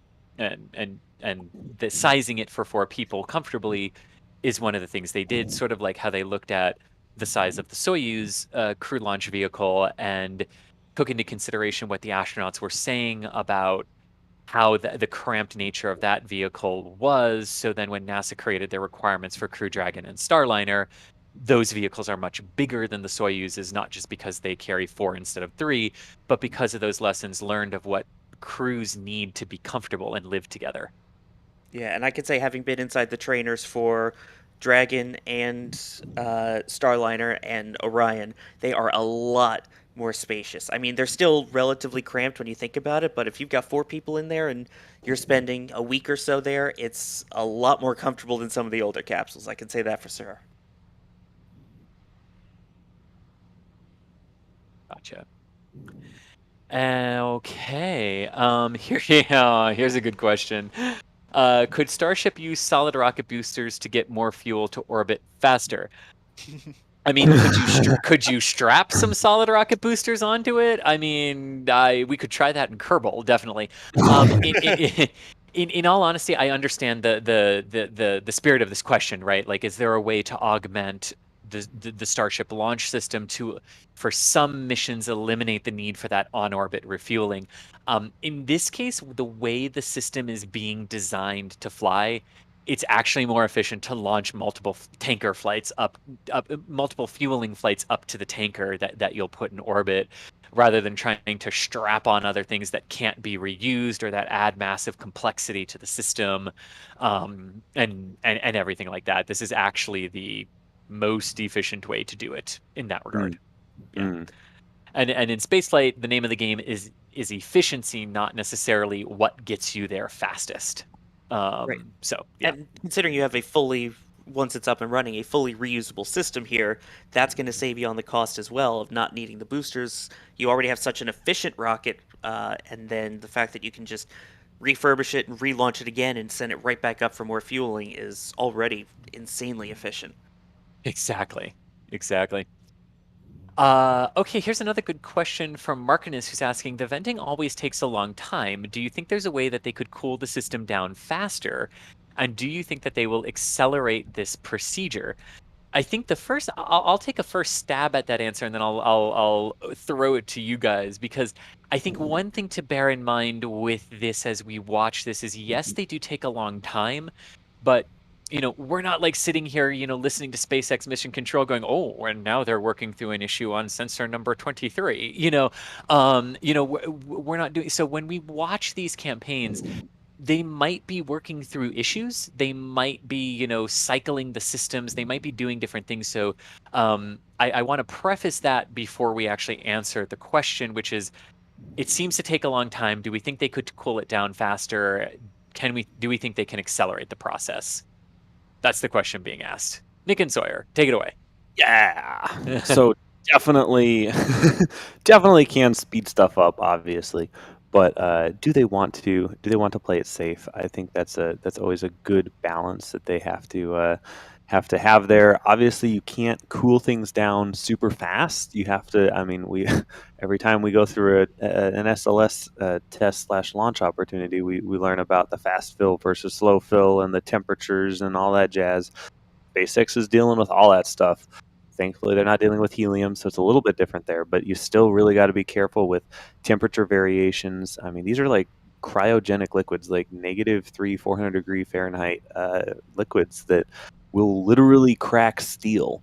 And at the pressures, 200-300 bar of pressure they're sending these propellants through, different lines, they really do have to be careful about making sure that everything is at the appropriate temperature. And something as simple as it raining or it being cloudy outside can adjust how they deal with the temperature system on the GSE. So, it's a very dynamic problem that they're solving for, and very dynamic. And also along those lines, the more fuel and stuff that you have to add in and load in, the longer it may take as well. So if we're seeing more engines, that's maybe why, for example, we're still seeing just that nitrogen flowing out there as things continue to cool and chill. But yeah, And we've learned in the past that cold things can be very bad if you don't take your time with it. Mm, And I also want absolutely. to point out too, right, that part of these initial test campaigns are learning the most efficient way to chill down the system, Mm, right?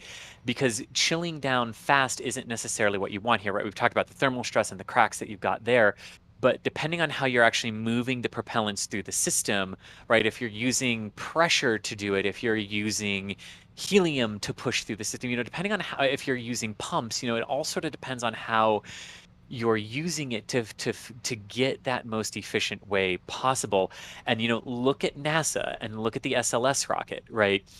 This was something that they had years of experience with hydrogen, but SLS is a very different vehicle, and you see NASA was working through that. Oh, how do we chill down the lines and do the fueling in the most efficient way possible, not necessarily the fastest way possible? And NASA's answer to this was, we actually need to slow down on SLS, based on what we thought. So we could also be seeing similar things like this with SpaceX working through the best way to do this, both booster individually and then when you're doing both of the system parts of the system together at the same time. So that could be a lot of what we're seeing as well here.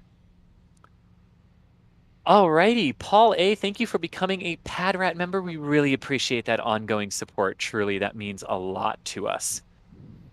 Alexander is asking, what type of rocket will SpaceX make next? I think the answer to this, and it's not even a joke, is what's next after Starship is just bigger Starship. They've sort of stopped, and I know that sounds like I'm being funny and not actually answering the question, but it's what they've actually said, right? Moving from a 9-meter diameter configuration to a 12-meter, or maybe stretching the tanks a little bit. Like that's more along the lines of what they've talked about, for what might be next.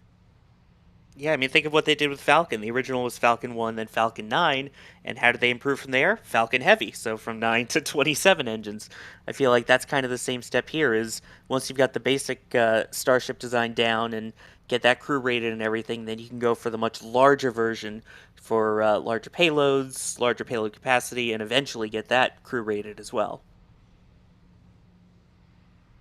Excellent.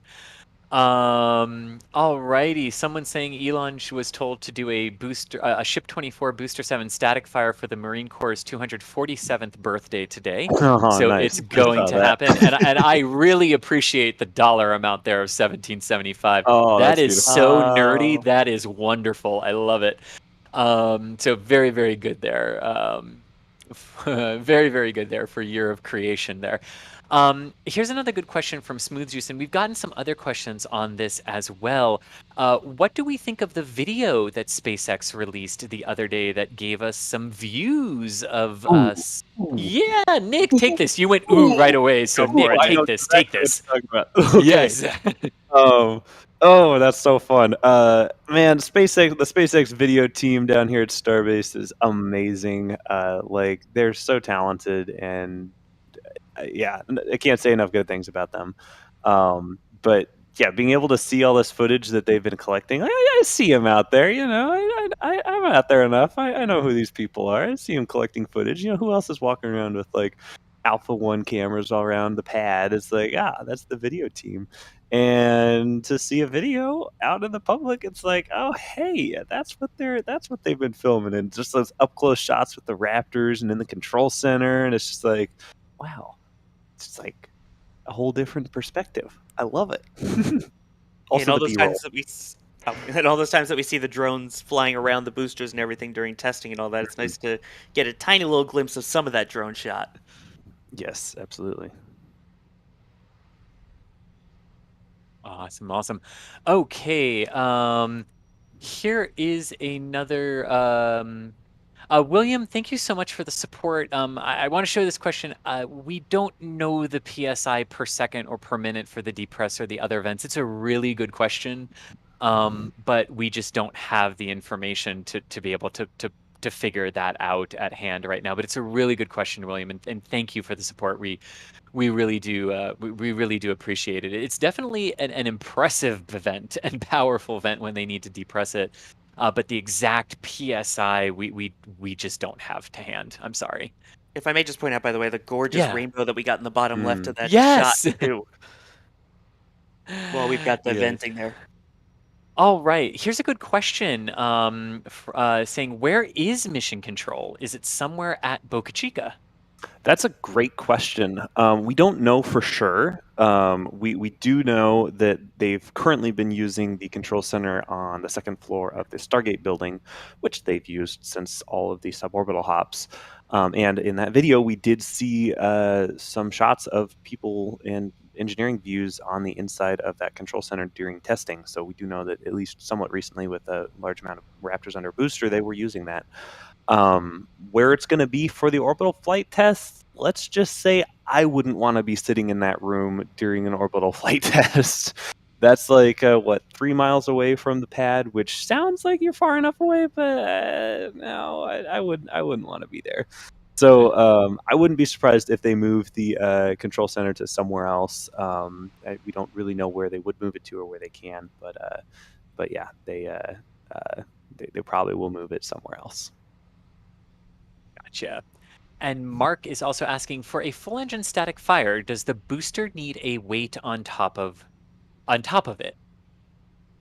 Like Starship was the weight. And we're getting this question. We're getting this question Yes. a lot from people. Like, do they need to Okay. put a mass simulator on top of the booster for the 33 engine static fire?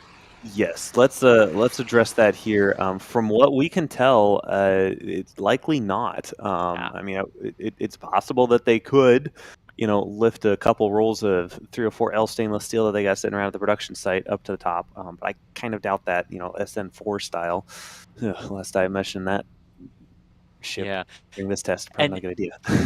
And correct me if I'm wrong, Nick, but I think originally our thought, based on how the original design of the orbital launch mount was, is that we were thinking maybe they would, because it didn't appear to be beefy enough from the clamps to hold the booster. But with all the rework that we've seen on the OLM, the reason we're saying we don't think a mass simulator is needed anymore is because they've upgraded the OLM to actually be able to hold the booster down during a 33 engine static fire. Yes. Exactly. Plus, at this point, anyways, with it being such a test program, and that you have SN, or you got ships 25 nearby, and there's more in the works, that worst comes to worst, if you were to lose that vehicle on top during a static fire, you kind of have more. Indeed. Alrighty, keep your questions coming. I'm adding them to the queue, and we are going through them. Emil, thank you so much for becoming a Red Team member. That type of support really, really means a lot to us. Thank you. So here's another good question. We've been talking about the flight campaigns and the tests overall leading up to the orbital flight test. Do we think we will get a booster hop before the orbital flight test? I think the answer to this is an absolute no. The boosters are not going to be doing hop tests at this point. Not intentionally, at least. Yes, not intentionally, at least. Yeah. I know a lot of people are asking too, like, well, what if they lit the engines on the booster and they like lift it off so they could practice the catch, and everything like that. And there's just nothing in the plans that we have seen that they have any intention of doing any type of suborbital hop or any intention of a booster leaving the launch pad without a ship on top of it for an orbital target. Let's put it that way, right? Mm. Yeah. Good question though, but yeah, we're not expecting any right now.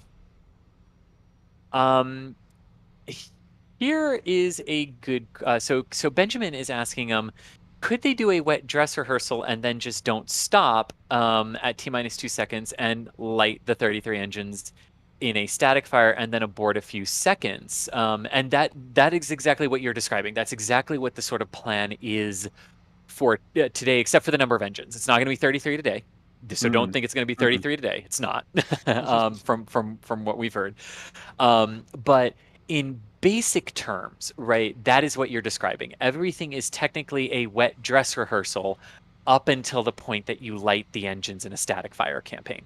And the idea of a static fire campaign is that you go through the normal countdown, you light the engines when they would normally be lit in the T-minus count, and then you actually clock into the plus count past T0 for a few seconds with those engines fully firing so that you can collect all of that engine health data. On the Falcon 9s, we have seen those static fires last anywhere between 3 to 7 seconds. But that's what we would be expecting here. But exactly what you're talking about is exactly what the plan is for a static fire in that regard. And Andrew was saying, has anyone spotted a mass simulator? Nope, but we already answered that question, at least for the booster side of things in that one. And Shadow123 is saying, the NASA Artemis document stated that the ship would be removed before 33 engine test. Do we have any thoughts on this? I think the spirit of this question is, why did the ship have to be removed for the 33 engine static fire? And that's a really good question, because they're going to have to light 33 engines with a ship on top to lift off. So why remove ship? Well, I think most importantly is not break things that you are confident in while you're proving out your confidence in other things. So if they are confident in any way of the Ship 24's ability to survive the OFT, they probably don't want to risk that getting rattled too much or whatever, and like stressing the vehicle more than it's designed to during just a static fire campaign. And let's be honest, this is just a test. Things can go wrong. I mean, we've seen that last July with the little Raptor fart that happened. Things can go wrong, and so SpaceX is just trying to protect their assets as best they can. And I'm just so mesmerized by that vent. Look at that vent; it's so pretty. Just like the sunlight's backlit. Oh man. Sorry, Yeah, I just looked at the stream. I mean, Journey would love this because it goes on and on and on and on. Just time lapse it. It's actually just a GIF. We're just showing the same thing GIFed over and over again. All right, here's a good question that I want to jump to real quick, because I know a lot of people in some of the ship suborbital flights, right? We used to have that handy thing on the side that would walk us through the countdown, but we are still gathering all the data to be able to know exactly what to put on those graphics on the side to update everyone on where we are in the count. Adrian is watching in our back channel, furiously making notes on all of the spreadsheets as we go through the campaign, noting all of that so that when we get a little bit more information on exactly how this all works, we will have that. But yes, we do hear you. We do know that people like those progression checkboxes. We just need to make sure that what we're going to put on there is accurate for you all so that you do know exactly where you are in there. But right now what we are seeing is the ongoing preparations for a fueling and expected static fire test of a subset of the engines that are installed on Booster 7. Mary did receive an overpressure notice overnight, which would indicate that the static fire is the plan for today. You can also see that the chopsticks have been raised up the tower and opened. This is their standard static fire ready position ever since the July boom that happened with, or the July or August boom that happened with Booster 7. So what we are seeing is that initial conditioning of the ground support equipment in preparation for fueling operations ahead of a multi-engine static fire of Booster 7 that is expected a little later today. So great question there about text box with progression. And I know I've seen a lot of people asking, could we update where we are now? So that is where we are right now as we, And the vents and we stopped. may have just progressed to the next step. The orbital launch mount just stopped venting, which is what we want to see. There we go. So the stopping of the vent on the orbital launch mount usually indicates that methane loading has begun onto the booster. So here we go. Propellant loading should be underway now, just before 1 p.m. Central Time at Starbase. Liquid oxygen. Sorry, liquid oxygen. Usually an indication that liquid oxygen is loading into the vehicle. The methane subcoolers are now going like crazy too, indicating that they are proceeding into their next step. Sorry, it said the wrong commodity there. You wanted to correct that. You're good. All right. Prashant, thank you so much for becoming a PadRat member. Very much appreciated on that front. Okay, so here's a good question from Priddle. Will SpaceX at some point test engine gimbaling during a static fire? Ooh. I know they have in the past with ships and boosters, but not with so many engines. So we'll see if they continue to do more gimbaling today, and if we'll even be able to see it. Honestly, I think if we get anywhere between 10 and 20 Raptors, it will be a little difficult to distinguish individual Mach diamonds, I imagine. Alrighty. Here's a good question. I know a lot of people are interested in this. Might we see them use the water deluge system today? Ooh, I kind of hope so. Also, where are they with the water deluge system? Maybe start there. Yeah, that's a good good place to start, I guess, at the beginning. Technically, I don't think it's a water deluge system as much as it is a fire/sound suppression system. Water deluge is, from what I've gathered, again, I'm no expert rocketer person, but a water deluge system is more designed to douse the pad in water so that you don't fry the pad in stuff.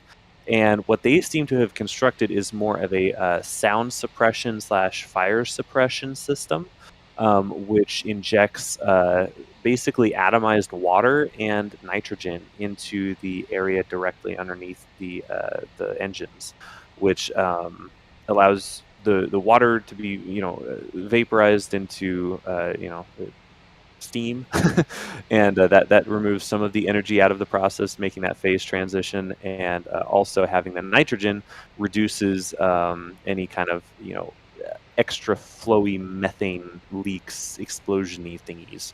So that's why that's kind of where we're at right now. They've built there's like 6 around the orbital launch mount, around the ring of the orbital launch mount. There are like 6 little spouts that spray water. And right underneath those spouts is a jet of liquid, I guess, gaseous nitrogen that is sprayed on that jet of water to kind of atomize the water and spray a combination of water and liquid, not liquid, gaseous nitrogen into the area underneath there. Basically making bubbly water, as Alex was saying in our back channel. Basically, they're just making the world's biggest bottle of sparkling water. So that's what they're doing under there. And that is the update. We've seen it used a couple times, just by itself. I don't even think a booster was on it. I think it was just the orbital launch mount all by itself. We saw it tested over a couple-day period, probably a dozen times or so, which leads us to believe that they've probably completed that part of their build. And if they want to test it today, that would be amazing. And we'll see if they get to that part of the test. But if they don't, I think. I don't know. I don't know much, but what I would imagine is that the pad will likely be okay with 16 Raptors static firing or somewhere around there. It will be difficult to see what they do, but yeah, we're expecting something. We'll see. Yeah. And who needs LaCroix when you've got Fire X? Very nice. But here's a follow-up question to that. Do we know how many engines they have to fire, at which point the water deluge system basically becomes completely necessary? Like, I don't think Well, we do I yet, don't where I don't like what think. the Yeah, engine I mean, I number was just cutover like, is. I was like adding it up in my head. I'm like, well, 7 was okay, so maybe they can double 7 and do 14 and be okay. But then again, maybe not. I don't know. So we'll see. Yeah, we'll see. Gotcha. Mhm. And as we move into the fueling and firing part of our campaign, I want to welcome a new voice onto the stream, joining us for a bit of relief and commentary here, Mr. Alex. How are you doing? Well, I'm doing great. I'm doing great. I'm really excited to see finally more than 7 engines being fired here. Alex is here. That means we can get the Yes. party started. Thanks for joining us, Alex. Indeed. And if you've got your bingo cards out and you're new to our stream, I just said indeed. So that's one of the spaces, I think. Oh, I think you yeah. said it twice. So I double did say space. it twice. So yeah, double space. Yeah, exactly. Actually, indeed should just be the free space when I'm on a stream. No, that's subtle. should. That's subtle. True. No. Shuttle should be somewhere else so that people have to wonder, like, is he going to say it so I can get my win? Like, no. Nobody Yeah, ever that's- wonders that. That's going to be Nobody my ever free wonders space that now. now. Oh my god. Okay, very good. And lots of questions still coming in. We've got a full queue that we are going to go straight through. And first question I'm going to choose now that Alex is here. This is open for everyone. Why aren't they just going to 33 engine static fire? Why are they doing a slow ramp up? I You guess need I to can go take in it. steps, I guess. Yep. You need to first crawl, then walk a little bit, then walk faster, and then finally run and sprint and everything. So it's obviously not a thing where you just go from 0 or like 1 to just directly to 33, and it makes sense. Because I guess like half of the engines probably is kind of in the sweet spot between too powerful, like it's very powerful. It's more powerful than the Saturn V, but it's not powerful as in all 33 engines, right? Somewhere in the middle, it's actually a good sweet spot to see how the systems actually endured through a really powerful engine static fire test, but it's also not like a 3 or 7 engine static fire test, which is like not a lot. And we're seeing some venting actually now from the engine section right now. I'm seeing. Oh here. yeah, look at that. Hmm. So we're starting to see some of activity there. That might indicate that they are actually that at least the bottom portion of the tank is getting frosty, and the engines themselves maybe a little bit. Woohoo! That's what we like to hear. We're also seeing Um, frost on the engine chill pipe, which is interesting. You can see the Yes. pipe on the OLM. So for those that are new, the Raptor needs engine chilling, right? Before they static fire the engines. And so one way is to flow liquid oxygen and liquid methane through each pump, through the liquid oxygen pump and the liquid methane pump. The liquid methane, obviously, you cannot vent it right away underneath the booster because otherwise you get something like we got a few months ago with the explosion, where the fuel air mixture just basically blows everything. So instead, what they have is a collection system. They collect that boil off from the liquid methane, and they divert it away from the launch pad. And so that's the system that we're seeing there. It's like a pipe that gets frosty in this. You can basically rewind a little bit and see the difference where it becomes frosty, and it's super cool, by the way. I'm gonna check. We have Starbase Live, so if you don't like the views that you're seeing here, you still have SPL. You still have many other views from us. And by the way, the liquid oxygen tank on the booster is getting frosty.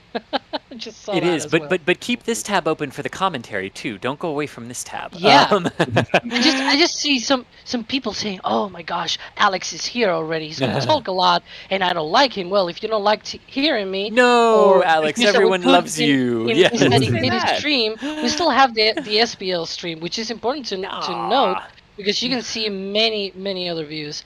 So yeah, as I was saying, I was actually looking at the SBL stream, and that stream, well, in this camera view actually shows that engine chill vent on the left at the bottom of the tower. So you can see there that engine chill vent. Gotcha.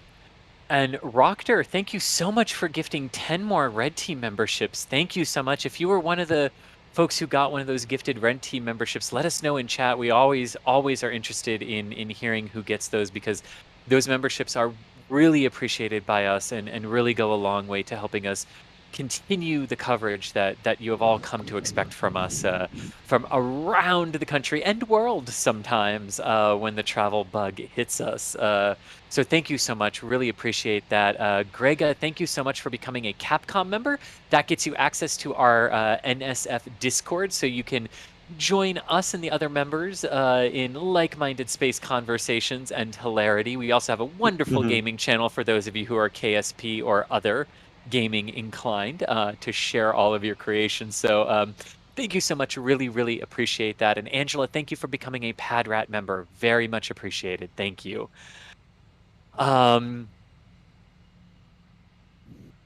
Alrighty, so Mason saying, love the stream, guys. Why don't you all think 33 engines? I think we just answered this with the other one, and guessing how many. Well, we know it's between. We were thinking it's between 10 and 20 today that they're going to fire.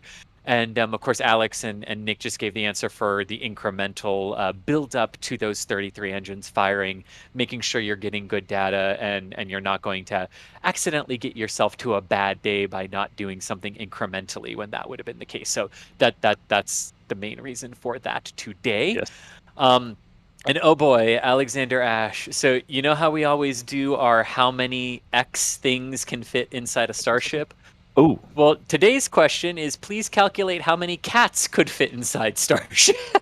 I'm going to go with a lot, but fewer if they have spacesuits or cat suits.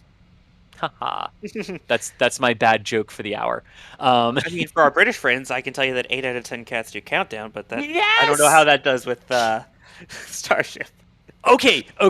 Yes, now we have to talk about that show when we're together next time for Artemis, because I love 8 out of 10 cats, especially when they do Countdown. Yes. Yes. Anyway, keeping it on Starship and not British comedy series. Alrighty. Here's another good question. How likely do you think that the forecast of December for the first orbital launch attempt will be achieved? Good question there from Ross. Yeah, this is a hard one. Yeah. I think December might be a bit aspirational, but I definitely think January right now, seeing where they are, what's still ahead of them, if things go well and the normal little slips and things that you have to stop for and readjust for in these test campaigns happen, I kind of think January is a more realistic target date right now for the first orbital flight test. But don't necessarily rule out December. We could have a Christmas surprise. Exactly. I mean, you know that SpaceX is going to be pushing as hard as they can to aim for that December timeline. But again, just given that you always get those little hiccups and the unexpected things and just everything that goes on with Starship testing, I think that one extra month might just be the safest bet there. Indeed. And they just have a lot of stuff ahead of them. But yeah. Anyway, go ahead. Sorry. We belabored that point. Yeah, so earlier today, before the farm got going with all of its stuff, Jack is saying we saw a super long vent from Booster 7 earlier before this test began. Was that a depress or was that a purge getting ready? What was that pre-test venting that Booster 7 was doing, Alex? Oh boy, that rattled my whole desk. Like there were people saying, "Oh, I have headphones on," and it burst my ears, and I was like, it rattled my desk. I didn't have any headphones on, but I had my speakers on. It was like, brrr. The whole thing just shook. Yeah, it could be probably part of the propellant load procedure. Like, for example, for Falcon 9, I know I mentioned a lot, but it's my favorite rocket. Falcon 9 vents the tanks before propellant load, so that could be a thing that they do. That they just basically depress everything, and then they let they let the propellant load procedure to begin. But that was many hours ago, and we're now seeing propellant on board the vehicle. So I'm not really sure. But could be one of the procedures. Yeah. Gotcha. So shifting gears a little bit from the booster and to ship 25. So the question here is, does ship 25 have engines yet? Well, you know what? I actually don't know. It is inside of the high bay, which is where we have seen traditionally them add the engines, especially after they do some cryoproofs and thrust simulators, which they have done on ship 25. So it's likely they could be installing 1 through 6 of them right now. So we'll see. But we don't actually know. There's not a really good view to the base of the high bay where the ship is currently seated. And Alex, perhaps you have an update on anyone else on the interwebs who's seen one roll in, because Well, I I sure have an haven't. update on something. Oh, go ahead. It's I'll that stop. Shut up. recondenser is going. Ooh. So usually means, again, usually not always. Usually means that maybe methane load is complete, but we're not seeing any methane frost on the tank. So the frost that we're seeing right now is on the liquid oxygen tank. It's not on the methane tank. The methane tank doesn't have any frost because most likely that methane is just on the bulkhead and the transport tube. And so it is not high enough in the tank to be above the weld line, and so it doesn't produce any frost. But just because we don't see any frost doesn't mean there is no methane. If we're expecting any static fire test today, obviously there needs to be any methane there in order to be fired on the engines, right? But usually, and now we're seeing the OLM vent coming back, and there that it also is. means the liquid oxygen load is complete. So that frost, that line of frost, will not go up. That's sort of the rule here. Now, will it be met today? Will that rule stay today? We'll see. We'll see. But that's sort of the play here, where we just see signs. We try to guess what they are meant for in these sort of lineup most of the time. Sort of. not every single time. Sometimes they tweak things here and there, but that's totally normal because first of all, there are different tests, and every single time they test, they can tweak things to optimize procedures and things like that. So it's normal. But yeah, Right, and this will generally also be that's the what it most means. engines that we'll see fired up too. Yep. Look at that. There you can see the frost line on the bottom of the tank there. Beautiful. Gorgeous, gorgeous, gorgeous. Here is a good question that I really appreciated. How many engines would need to be fired for Starship to become the most powerful rocket fired? The answer to that is it's either 17 or 18 of the engines to beat the liftoff thrust of 7.5 million pounds of the Saturn V rocket. Whoa. Yes. So literally just over half of the engines igniting would make it the most powerful rocket ever fired. And then all 33 are going to basically double what the space shuttle and the Saturn V vehicle did at liftoff. So the shuttle did about 7.1 million pounds at liftoff, ramping up to 7.8. The Saturn V did about 7.5 at liftoff. SLS will do about 8. And Starship will double that to 16 million pounds People of are thrust pointing at liftoff. out the N1, by the way.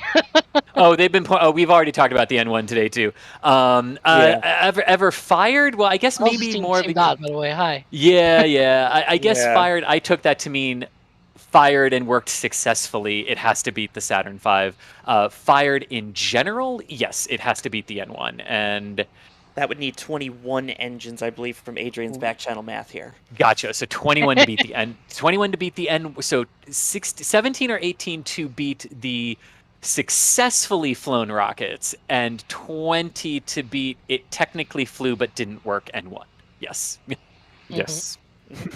There we go. But that was a really good question. Seeing, going back a little bit to the vents, we're seeing now the OLM sometimes coming off, like it stops a little bit, then it starts again a little bit more.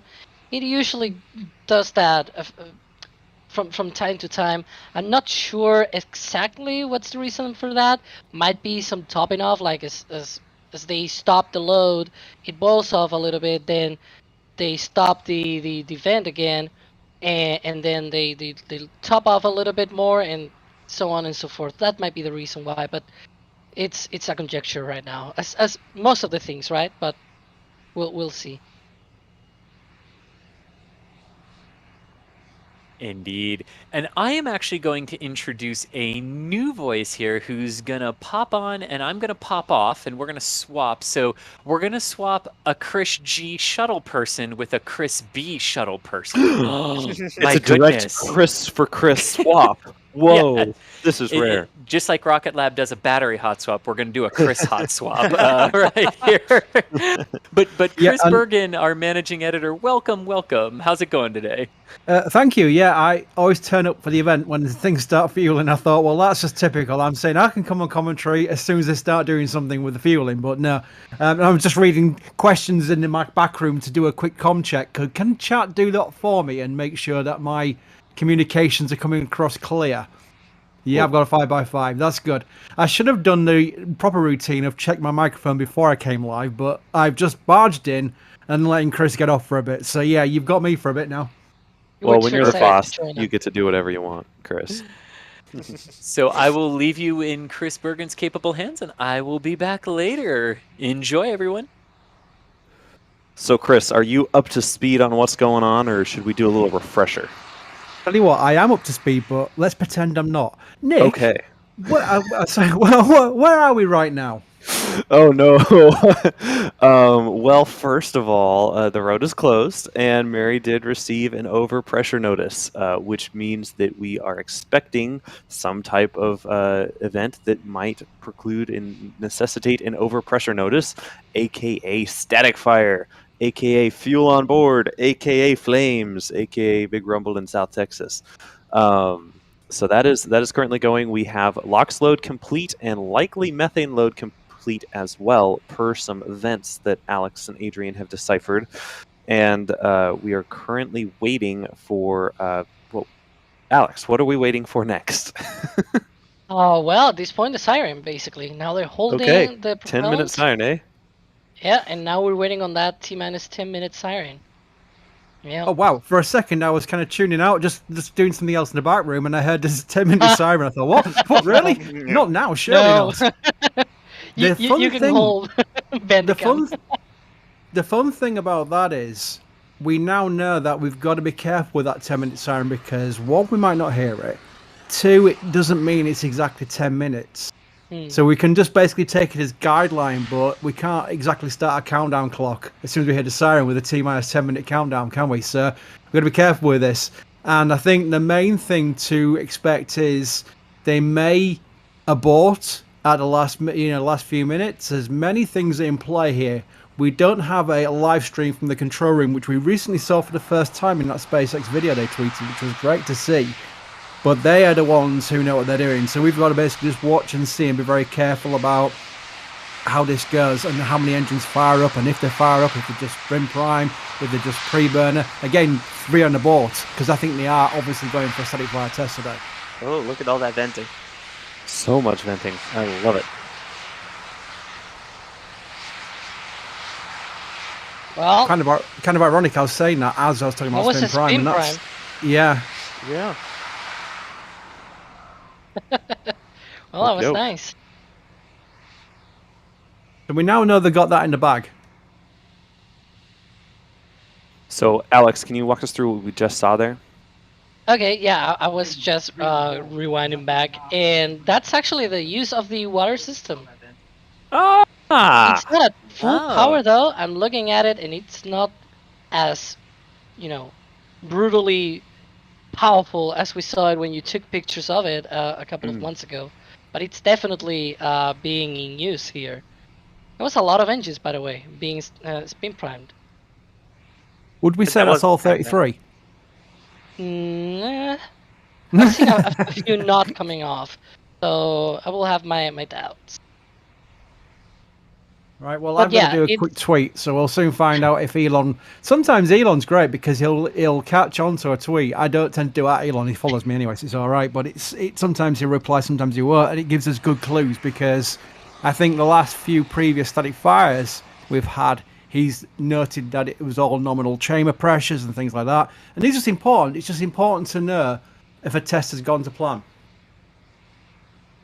yeah, and one thing to notice is it comes as no surprise that they have done a spin prime test, because usually when they go into a static fire test of a new set of engines, they do a spin prime test beforehand.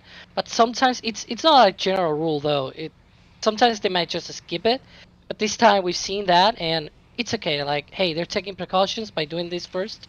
That's good. We don't want booms, and they've tested this now, and that's good. That, more data, more better, as Jack will say.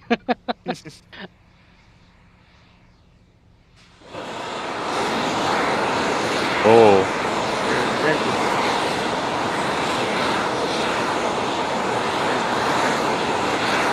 There's depress, yeah, so this is like a recycle now, and hopefully we'll start seeing go back into loading, and that may be for the static fire test itself.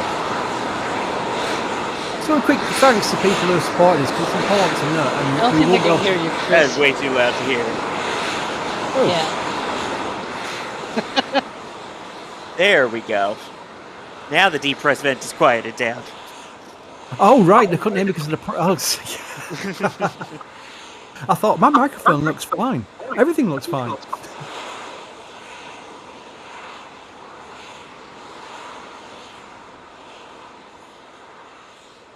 Well, I don't know who made that rocket mad that it has to start venting like that, but... Oh, bad joke. No way. Oh my gosh. That's funny. Thank you.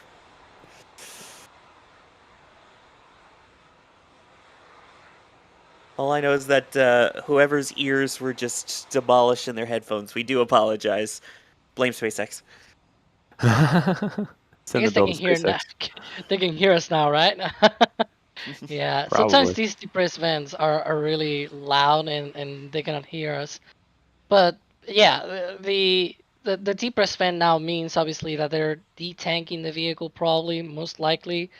The test is done, but it doesn't mean they're done today. The launch window, I was about to say, not launch window, is the test window. The test window runs all the way to 8 p.m. So there's plenty of time today to be able to test more.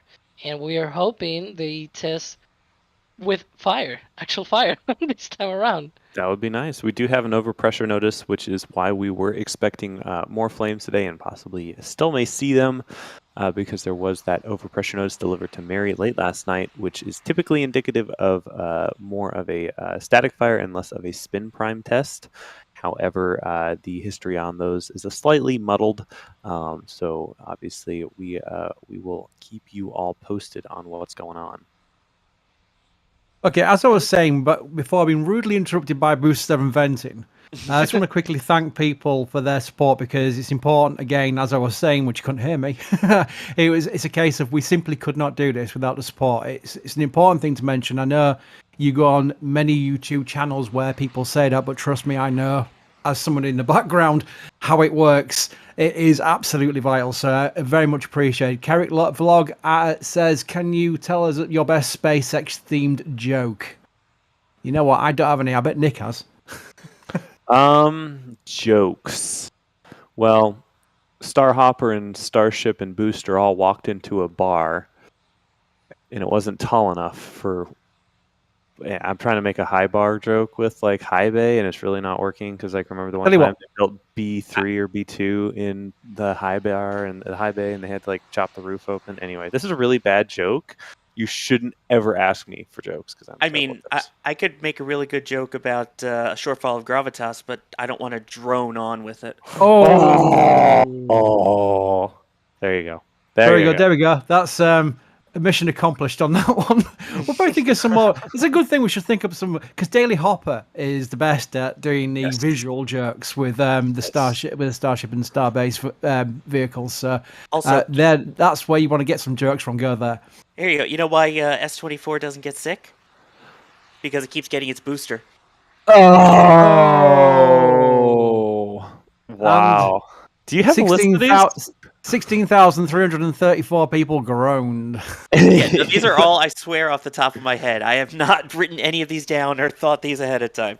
So That's probably basically, why they're so bad. what you're telling us is if you can't make this news thing work, you have a great career in comedy coming right up. I actually used to do stand-up comedy, so No Oh, way! Okay. So you're actually like a legit pro at this. I like that. I used to Okay. do it professionally years ago. Yeah, I mean, I was a child when I did it, but I used to do professional child acting and stand-up and all that fun stuff. So yeah, Wow. Well, that's cool. yeah. it's a bit like the I can't spell Armageddon, but it's not the end of the world. Wait. You were on SNL? Yes, I was. Oh yeah, we've heard about that story. Yeah, we'll have No to do way! a special Raptor side and show pictures. Absolutely. Yes, I have photos, and there is a video of it of the episode on whatever streaming service it's on now. That's cool. That's cool. Yes, I and I have my own apologize. I'm not joke, trying to make by the any of way. you unsub. I promise. Man of many talents is But what we're it's getting very at here. bad. Ship Meanwhile- 25 and Booster 9 go into the Mega Bay, and Ship 25 says, this bay is much better than the high bay. And Booster 9 says, yeah, they raised the bar.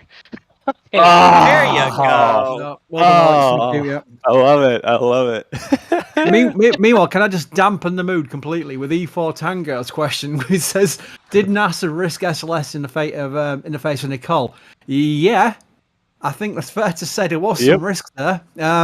They obviously calculated it. They know what they're doing, but it was a risk. I mean, there's no two ways about it. We saw on the Space Coast Live cameras last night how bad it got.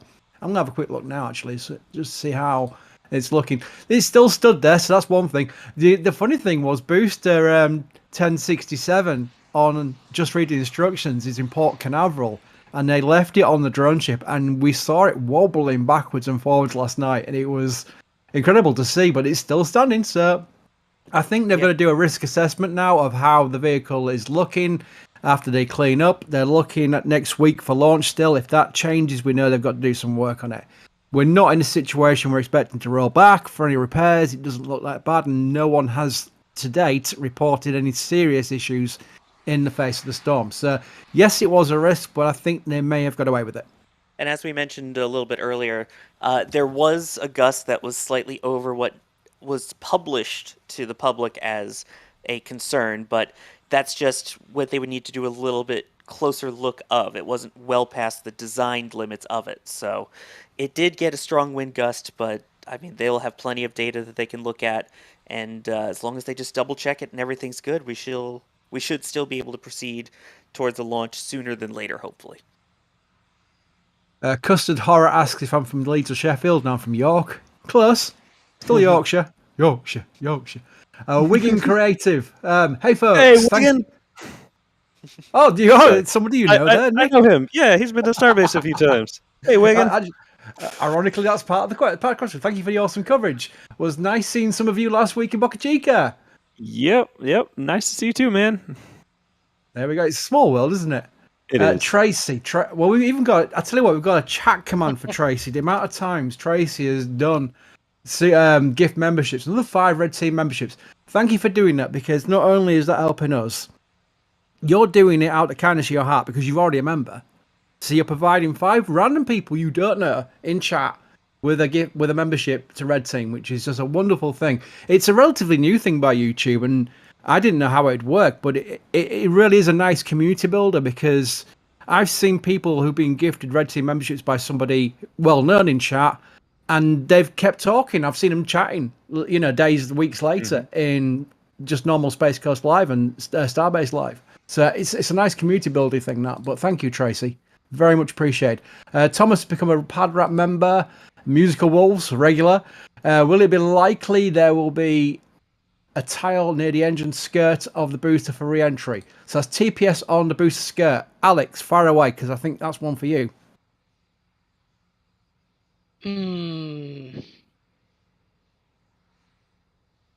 Oh boy. I can hear Alex thinking. I can actually smell it. There's smoke coming out of his ears and everything. I really didn't understand that question. Hold on. Will it be Well, likely there will be a it's now tile with near it, the yeah. engine skirt of the booster for it? I don't think they're gonna be using tiles there. I think they're just gonna leave it with the engines and like the metal that is just built for Yeah. that rather than having anything. Can I make an assumption that question may have come from shuttle? Because I Oh. remember the aft end of the shuttle engine section had a lot of TPS. Surprisingly, when people saw it for the first time, didn't realize there was tiles there. There was TPS tiles and blankets around the engine nozzles, the gimbal area where the TVC is, thrust vector control. And that was a surprising thing, but that's shuttle re-entry, remember, it's a completely different kettle of fish compared to these inline rockets. Poor Shuttle was a victim of its own demands during the design process, where the US Air Force, who was going to be the prime customer for Shuttle, were demanding cross range, which meant it had to be like a glider with its wings and come down with its aft facing downwards for the re-entry part, where the mass heat was on the belly of the orbiter, but also that would obviously come over the body flap at the back of the aft into that area where they needed TPS. It's different for Starship. It's a different kind of vehicle completely. In some ways, thankfully, because we all know the risks, the increased risks of trying to bring a space plane back through re-entry, as we all know all too well with the ill-fated STS-107. Yeah, Not to dampen the mood too much. You're talking a 40-degree nose-up angle for the shuttle versus basically a belly flop here for when you've got the actual ship, and then for the booster, it seems like it's just going to kind of angle itself down like a Falcon 9 in a way. I give praise to a person at SpaceX called Lars Blackmore. He's actually he was born in England. He's now American. He lives in the States. He lives in Los Angeles. He is now their principal landing person for the Mars missions. He was one of the key people with Trip Harris, who worked on the return of Falcon 9 boosters, and look how well they've done. The way that is such a complex thing, and now he is working on Starship. So I have every confidence in maybe not the first few attempts, because as we saw with Falcon 9, it takes a few goes to learn how to get it right. But when you've got people who have proven how to do these landings, how to bring these vehicles back, which is crazy when you look at it, and they're being employed into Starship, you have that confidence of their experience and their success. So I am very confident that those people are now involved with Starship. Thomas, I think he's doing a joke here. Elon Musk is so awesome, he doesn't do push-ups, he does earth downs. Ooh, Is that a modified Chuck Norris joke? That might be. Is Elon the next Chuck Norris? I have to ask that question live on air. I've seen some dodgy replies to his tweets where they've photoshopped him onto WWE stars. It's possible. It's possible. Skill Biscuit, 5 gift membership. Thank you for joining in on that giving spree, which is very much appreciated. And if you did get a gift membership from one of the members here, you should see it, who you got it from. Please thank them in chat, 'cause it's just nice. It's polite, isn't it? James Jury, SLS can only roll back and roll out one more time, right? Or was it the part of Berger's anti-SLS? Oh, don't be mean to Eric Berger. Eric Berger's great. He's a very good reporter, and he doesn't pull any punches when he has things to say, and that's how a reporter should be. You know, you can't go, oh, SLS, you all know what they're doing, it's all great, wonderful, well done. Oh, they're rolling back, it's fine. They're doing it. It is a concern. They did say at one point they had a limited amount of rollbacks they can do. Now remember this, if everything is fine and they go to launch day next Wednesday and it gets down to T-minus 10 minutes, you're thinking, great, they finally sorted all the leaks out, everything's good, and it fires up its RS-25s and it aborts. That is a rollback. It's an automatic rollback. There's no two ways about it. They've stated it, in fact, and said, look, if we fire up the engines and we abort, we have to roll back for engine swaps. And that even rules out swapping out on the pad, which I think that could do. They definitely could do with shuttle. But I think they want to replace the full 4-engine set to keep the engine set together. So, yeah, it was doable, but they agreed that the safest for SLS was rolling it back to do the whole engine swap. So, you know, when you're talking about, you know, things like rolling back for that Nicole last night, I'm sure that was a consideration. They thought, well, look, we're on the edge here. We think we'll be fine. Let's just not roll back for the sake of it, because that adds one extra rollout. I don't think it's one more to go. I think they've probably found ways around that now, where it's not like the edge of the boosters, for example. They can find waivers when they find waivers. So I don't know about the official status of one more rollback being allowed, but I do know it is a major concern, the amount of rollbacks. So Eric Berger's right on that one. From my understanding, they have at least 2 or 3 more minimum before they would have to consider waivers. But Yeah. I don't know the exact number. I think personally, if you want me to guess how it'll work, I think SLS will get into a countdown and they'll have one more abort. I think they'll have an abort during a T-minus 10-minute count because I think that's so complicated. Remember, they've not achieved it yet. Even doing the WDR, the wet dress rehearsal, they didn't get down to the end of the count. So they've yet to do it with SLS, apart from if you want to consider the core stage only during a green run at Stennis. That was the only time they got down, and obviously lit the engines, and they had to do it twice, by the way. So that is a real test for them, that last T-minus 10 minutes. I think after that, I think they'll have everything in their parameters they need, and they'll have another launch attempt, and it will launch. That's my personal feeling about this. So let's see how well that comment ages. Everybody record what I just said and play it back to me on Twitter. To the point of monotonous, and say, he was wrong, it launched first time. We'll find out on the 16th. We will, yeah. Well, if it's still the 16th, remember. As of now. No earlier As than of now, the 16th, we'll they've got to go back and check the vehicle on the pad yet.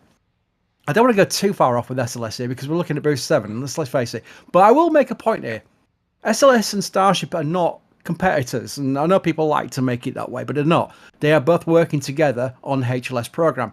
They both need to work to achieve that goal of returning people to the surface of the moon.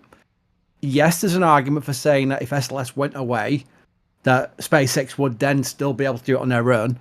But right now, the government money, which is what is required to make all this work, is targeted for SLS and Starship to work together on a human landing system, the return to the moon, probably near the end of this next decade, or this decade even. I'm too old and I'm in 2020s already. Jim, thank you for becoming for gifting one Red Team membership. You're a regular person who does that. Very much appreciated. Mechazilla. I don't know if it's a real Mechazilla. I don't think you've got access to Twitter, have you? Guess who's back, boys? Love the coverage. Keep it up. Thank you. One asks, instead of having ship 24 on top of the of 33 engine static fire, let's flip booster 9 and have it fired down while booster 7 fire. Hang on, I'm going to put this in because this is crazy. I'm going to read this word for word. Hang on. Here we go. Instead of having ship 24 on top for 33 static fire, the 33 engine static fire, let's flip booster 9 and have it fired down while booster 7 fires up. Oh no. Would they cancel each other out? Love you, NSF. Jeez. Oh my gosh. I mean, there's Newton. We were asking for jokes, weren't we? So I think that's one of them. Again, I can see that as a Kerbal test if someone wants to do that. Oh, Swampy asks, are you doing another Starship calendar for next year? Yes, we are. I'm already collecting pictures for it, Swampy. Hang on, let me put it into the thing. It should come up straight away. There we go. See, I can't multitask. When I start typing, I can't talk at the same time. Oh, yeah. There we go. I understand that. Oh, my word. It's too hard. And the more people who are watching me type, the poorer my typing performance is. Like, if it's just me in my little dark room all by myself typing away, I get like 60 words a minute. If like there's one person watching me, I get like 30 words a minute. If there's like 2 people watching me, I get like 15 words a minute. And like if like more than like 8 people are watching me, I can't type. I'm like over there like, where's the letters? I don't know. It's bad. And see, I used to work before I did this full time. I did it part time, and my main job was in TV news. So I got used to having someone talking in my ear while talking to a camera while reading a script all at the same time. So you get used to it. Takes a little bit. Yeah, golly. I tell you what, Nick, you've done a great job since we started this stream. How long have we been going now so far? Let's have a look. Just, I don't know, a couple hours. Wow, yeah, a couple of hours. I'm actually fine to keep talking, but my laptop's at 4% right now, so my laptop's not happy. You deserve a break, and your laptop deserves a recharge. So at that point, I think we'll say goodbye to everyone in chat. Say goodbye to Nick for now, at least. And Oh, I'll be thank back. you for your great comments. I've been enjoying listening to you in my car and everything, on my laptop in my car on the other side of the seat, and just like listening. It's great fun, actually. I must admit, it's very insane, more intense than what's on the radio. So thank you, Nick, and everyone's saying bye to Nick in chat. See you in a bit, Nick. See you in a bit, guys. Bye. And replacing Nick is Adrian. So hello, Adrian. Welcome to the stream. Hello, everybody. I love to see some recycle action apparently at this point, but we will see. But hello, everybody. I'm glad to be here. As Nick did for me when I first joined in, even though I was keeping an eye on it, so I knew what was going on, I think we can do a status update. Right now, we have a notice. Mary got a notice in the early hours, in fact, like 1 a.m. her time, that there was going to be a static fire test today, an overpressure notice. We've been waiting for one of those for ages. So far today, they have prop loaded up, I think just the locks. Alex, help me out here. It's just locks and prop loaded up. Yeah, they obviously loaded both methane and I didn't see oxygen. them. All right, yeah. Yeah, And they did the spin prime. frost. Yeah, exactly. And then they did the spin prime with the use of the new water system as well. So that's where we are. We've had a spin prime test, and then now the vented depressed vent came on, and we can see the frost line going down. Now that does not preclude the fact that that's in the testing, not at all. That is probably just the way they're going to do it today. They're going to do a spin prime test, check everything's looking good, and then they're going to refuel again and go for a static fire test campaign. Right now, we are expecting this to be the record amount of engines ever fired in one go, which is very exciting. Not the 33 at all one go. Not yet. We're too soon for that, we do believe. We think maybe about half, maybe, but we'll see what happens when they do fire up, and hopefully Elon will confirm on Twitter how many engines did fire up. So that's what we're still looking forward to, and that's still on the cards. It's a very long window today. In fact, if anything, they're quite ahead of schedule, because normally, you get to the end of the day and you think, have they got enough time in the window? I think they've got way enough time in the window for this. So that's all very good news. Quick thanks to Fernanda, who's gifted 5 temperatures, and so did Remy Turk as well. Again, I go on about this to the point I might actually put people off, so I'm going to be very careful, but it's really nice. It's a lovely thing to support us, and it's a great thing to support the community and build a community and spread it forward where you can provide people who may not be able to afford it, let's face it, times are tough, with a membership for a month. So thank you to both of you yet again. Ollie Wood asks, when will we start seeing the white grid fins on boosters? Did I miss that memo? Well, we saw some grid fins once painted white, but I'm not sure we're gonna see that actually on a vehicle. At least not anytime soon. I mean, yeah, the whole thing with that is just like with the shuttle external tank, why they stopped painting it is that you're adding weight. And while it may seem insignificant, every pound, every ounce, every kilo matters when you're talking about spaceflight here, and especially in terms of efficiency. Plus, not having to repaint it after every flight if they were to go about that. So right now, I mean, you've got super strong metal. You've got a design that doesn't fold as well to help make it less complicated. And then just the strength so that if needed, that could be used to be caught by the chopsticks. So I think the design as is right now is the plan. And obviously after the first capture test, it may change, but I don't see paint being anything that would change on it. I mean, there could always be the possibility that one of these paints is not for cosmetic reasons, but it's some sort of coating they use for some sort of reason. I would just add that this might not be a visual test we saw, but a coating test for some sort of protective coat to like almost a thermal paint. Yeah. I'll just quickly add, if you can hear me over the venting, now, I do remember shuttle STS-1, STS-2, the external tanks were painted white. It was for cosmetic reasons only, and then removed it from STS-3 onwards. SLS was originally going to start as a white vehicle. We also saw the picture of Bill Nelson with Charlie Bolden, the then NASA administrator, standing in Congress pointing at a white SLS vehicle painted. Again, that was to make it look like a Saturn V. It was cosmetic. They didn't need it, and that's why it's still orange now to this day. Thank you. They should bring it back. Oh, Alex, no, they don't need to paint them. No. It's just I like the white, and it has ton of performance to throw Orion to the moon. So Can I the bring paint. Delta Blue into this discussion? Like, Oh, just, you can, yes. yeah. I just want to the bring blue like the can, Delta but Blue. not the white. Yeah, I love the Adrian blue. loves his Delta Force, don't you, The Adrian? Delta Yeah. Q Blue. Well, I'll That's tell you one so thing. good. I took a question earlier about calendars, and I do actually. I always get the calendar, but this year we've got special ones. We've actually got 2 calendars, which are really fantastic. Our wonderfully talented photography team are all involved with our calendars. These are all our photographs, all NSF photographs. Absolutely fantastic quality paper as well. We made sure this year we got the right size, we got the right quality. So yeah, they are a bit pricey, but actually we spent quite a lot on them, so the profit margin is quite low. But they're just, if you're going to get a calendar, you want to get a good one. You don't want to get like a cheap one from a drugstore, do you? So it's basically that is what our calendars are for next year. We've got 2 options. One, which is all the rockets. Look at that's Jack's photograph of the SRB test in Utah. And we've also got one which is dedicated only to Starship. So if you're one of those people who are Starship or nothing, there's a calendar for you there as well. Or you could just get both. Adrian, have we still got that thing if you get both? Yes, if you get both, please, you get it. Please, yes, please introduce that. Yeah, I mean, it's as simple as that. If you get both, we are giving you a discount for that, and yeah, you should use that. If you maybe have like one in your living room and one maybe in the office, you have 2 amazing calendars then that you can put on both spaces. So that's an option for you this year. I must have to buy another fridge, I guess.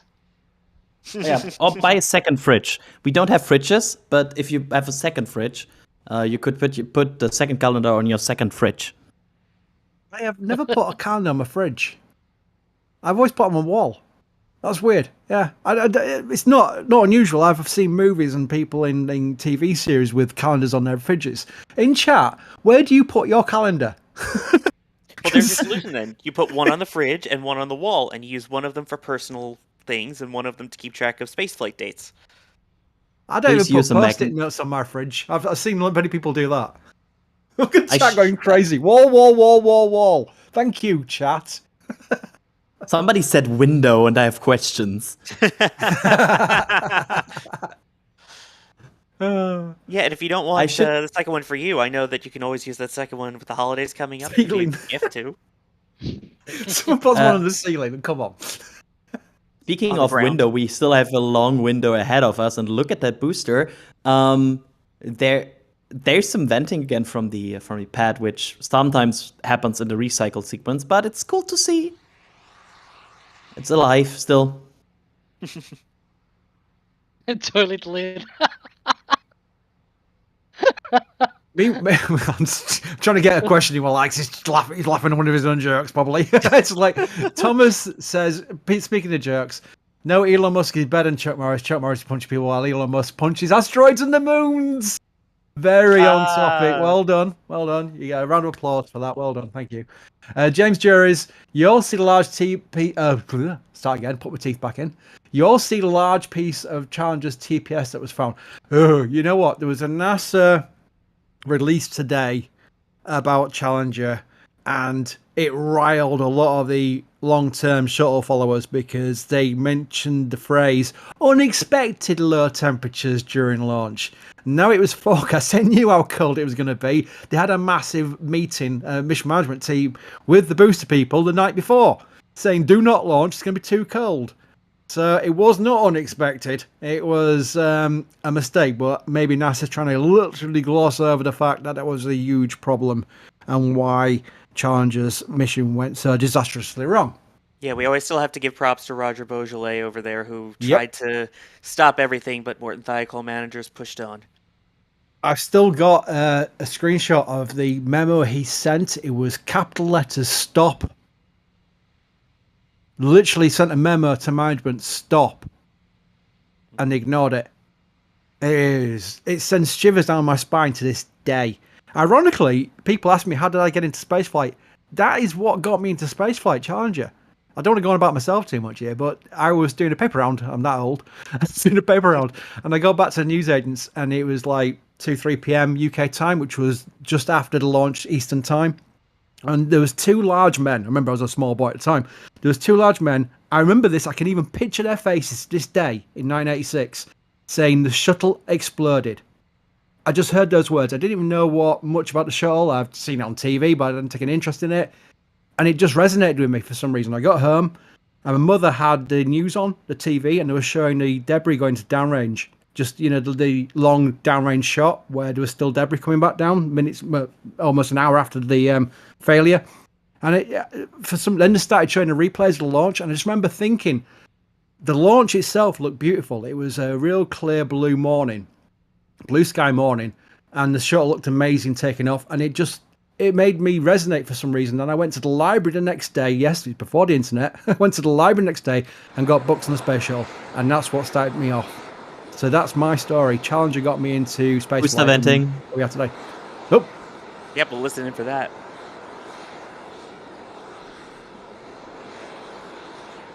Yeah, this is normal at this time of the detank procedure.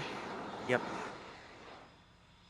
There we go. Yeah, this is like, if they go for a recycle, they have still a long window here. We have like 6 hours, I think, right, until 8, and they still have time, but it is probably a significant chunk of recycle sequence ahead of them if they recycle here.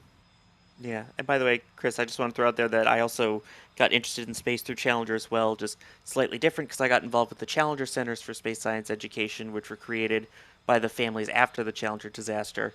I went there as a camper and became the camper that never left, and I remember STS-118, which had the first educator in space after Challenger, Barbara Morgan, took off while I was there, and that's when I got interested in shuttle and space, so...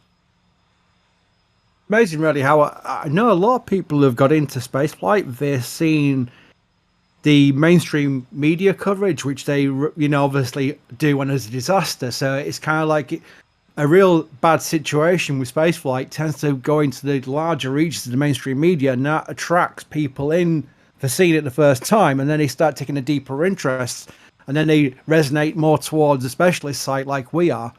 And I've heard many stories over the years of people taking that route into following spaceflight, and it's not a terrible route to join. The event itself is terrible, but when you have that experience from the get off, that things can go wrong, that spaceflight is risky, that disasters can happen, then you have that foundation behind you, and you can appreciate why they do, like we're seeing today, this testing.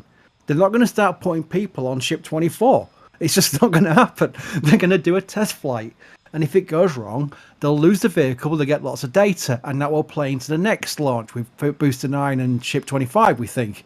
So that's how you learn how to fly these rockets. You do it with experience. And that's why I have so much respect for STS-1 with Bob Crippen and John Young on their test flight. The first ever flight of the space shuttle was crewed. That was sporty. That was heck sporty, because that could have easily gone very wrong. And despite the ejection seats they had, that wouldn't really help them during most of that event. So it was an incredible achievement that time, but we'll never see it again. We'll never see the first flight of a vehicle with crew on it ever again, I don't think. Yeah, I'm still surprised about the fact that we will see the debut of an upper stage on a crewed flight with SLS, because we will see the exploration upper stage debut on a crewed flight, if I can recall correctly.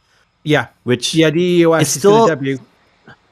Yeah, it sounds weird to me at this point, because I only joined spaceflight with Falcon Heavy, so I'm relatively new to this, and yeah, for me it sounds weird to debut hardware on a crewed flight at this point. It's also not fully debuting, because it is technically a shuttle OMS engine that's powering it, so it's kind of just repurposing already proven technology in a way. The OMS is, isn't the OMS on the Orion? On the Orion service module. I'm thinking the service module. Yeah, no, you're right. This is different. Yes, but I think the good thing there is with that first flight on EUS with a crew on board, that won't be employed until they're in space and can safely abort on the Orion. If something goes wrong with the EUS, it'll be during the latter part of the mission where they can just separate Orion and bring it back for an immediate landing. Whereas at the first flight of the booster with SLS, let's say, or Boost 7 or whatever, the first flight of the booster, if that goes wrong during first stage, that's a lot more risk. So I think once they've got the experience with the core stage of SLS, the first flight of the EOS with the crew on board, I don't think it's too bad. And it's using heritage tankage and heritage engines as well, the RL10s, I think, 4 RL10s, if I'm not too incorrect there. So I'm pretty calm about that, personally. And I think also, with SLS's launch cadence of being the maximum one a year, which is crazy, I think they don't want to really have a gap of 2 years where they don't have any crew flights on SLS. So I think that's another thing that's played into it. Remember, SLS has got to get up to a cadence of 3 launches a year for the Mars missions in 2045 to 2049. I think that is not viable for SLS, Block 2 especially. They just do not have the infrastructure to cope with that, and that's why the HLS contract is so important, because Starship, by then, will probably have already started building a city on Mars. I think that manifest SLS has before Starship came along is now out the window, so that's quite good. And that's a good sign, because it shows that if this vehicle we're looking at right now, Starship, is successful, it really takes a lot of pressure off SLS and ultimately rediverts some of the funding that would normally go into an incredible attempt to increase SLS's launch cadence in the next few decades. Hold on. Oh, yeah. We're seeing more water testing. Oh. This time it is the full system. Yeah, what's going on here?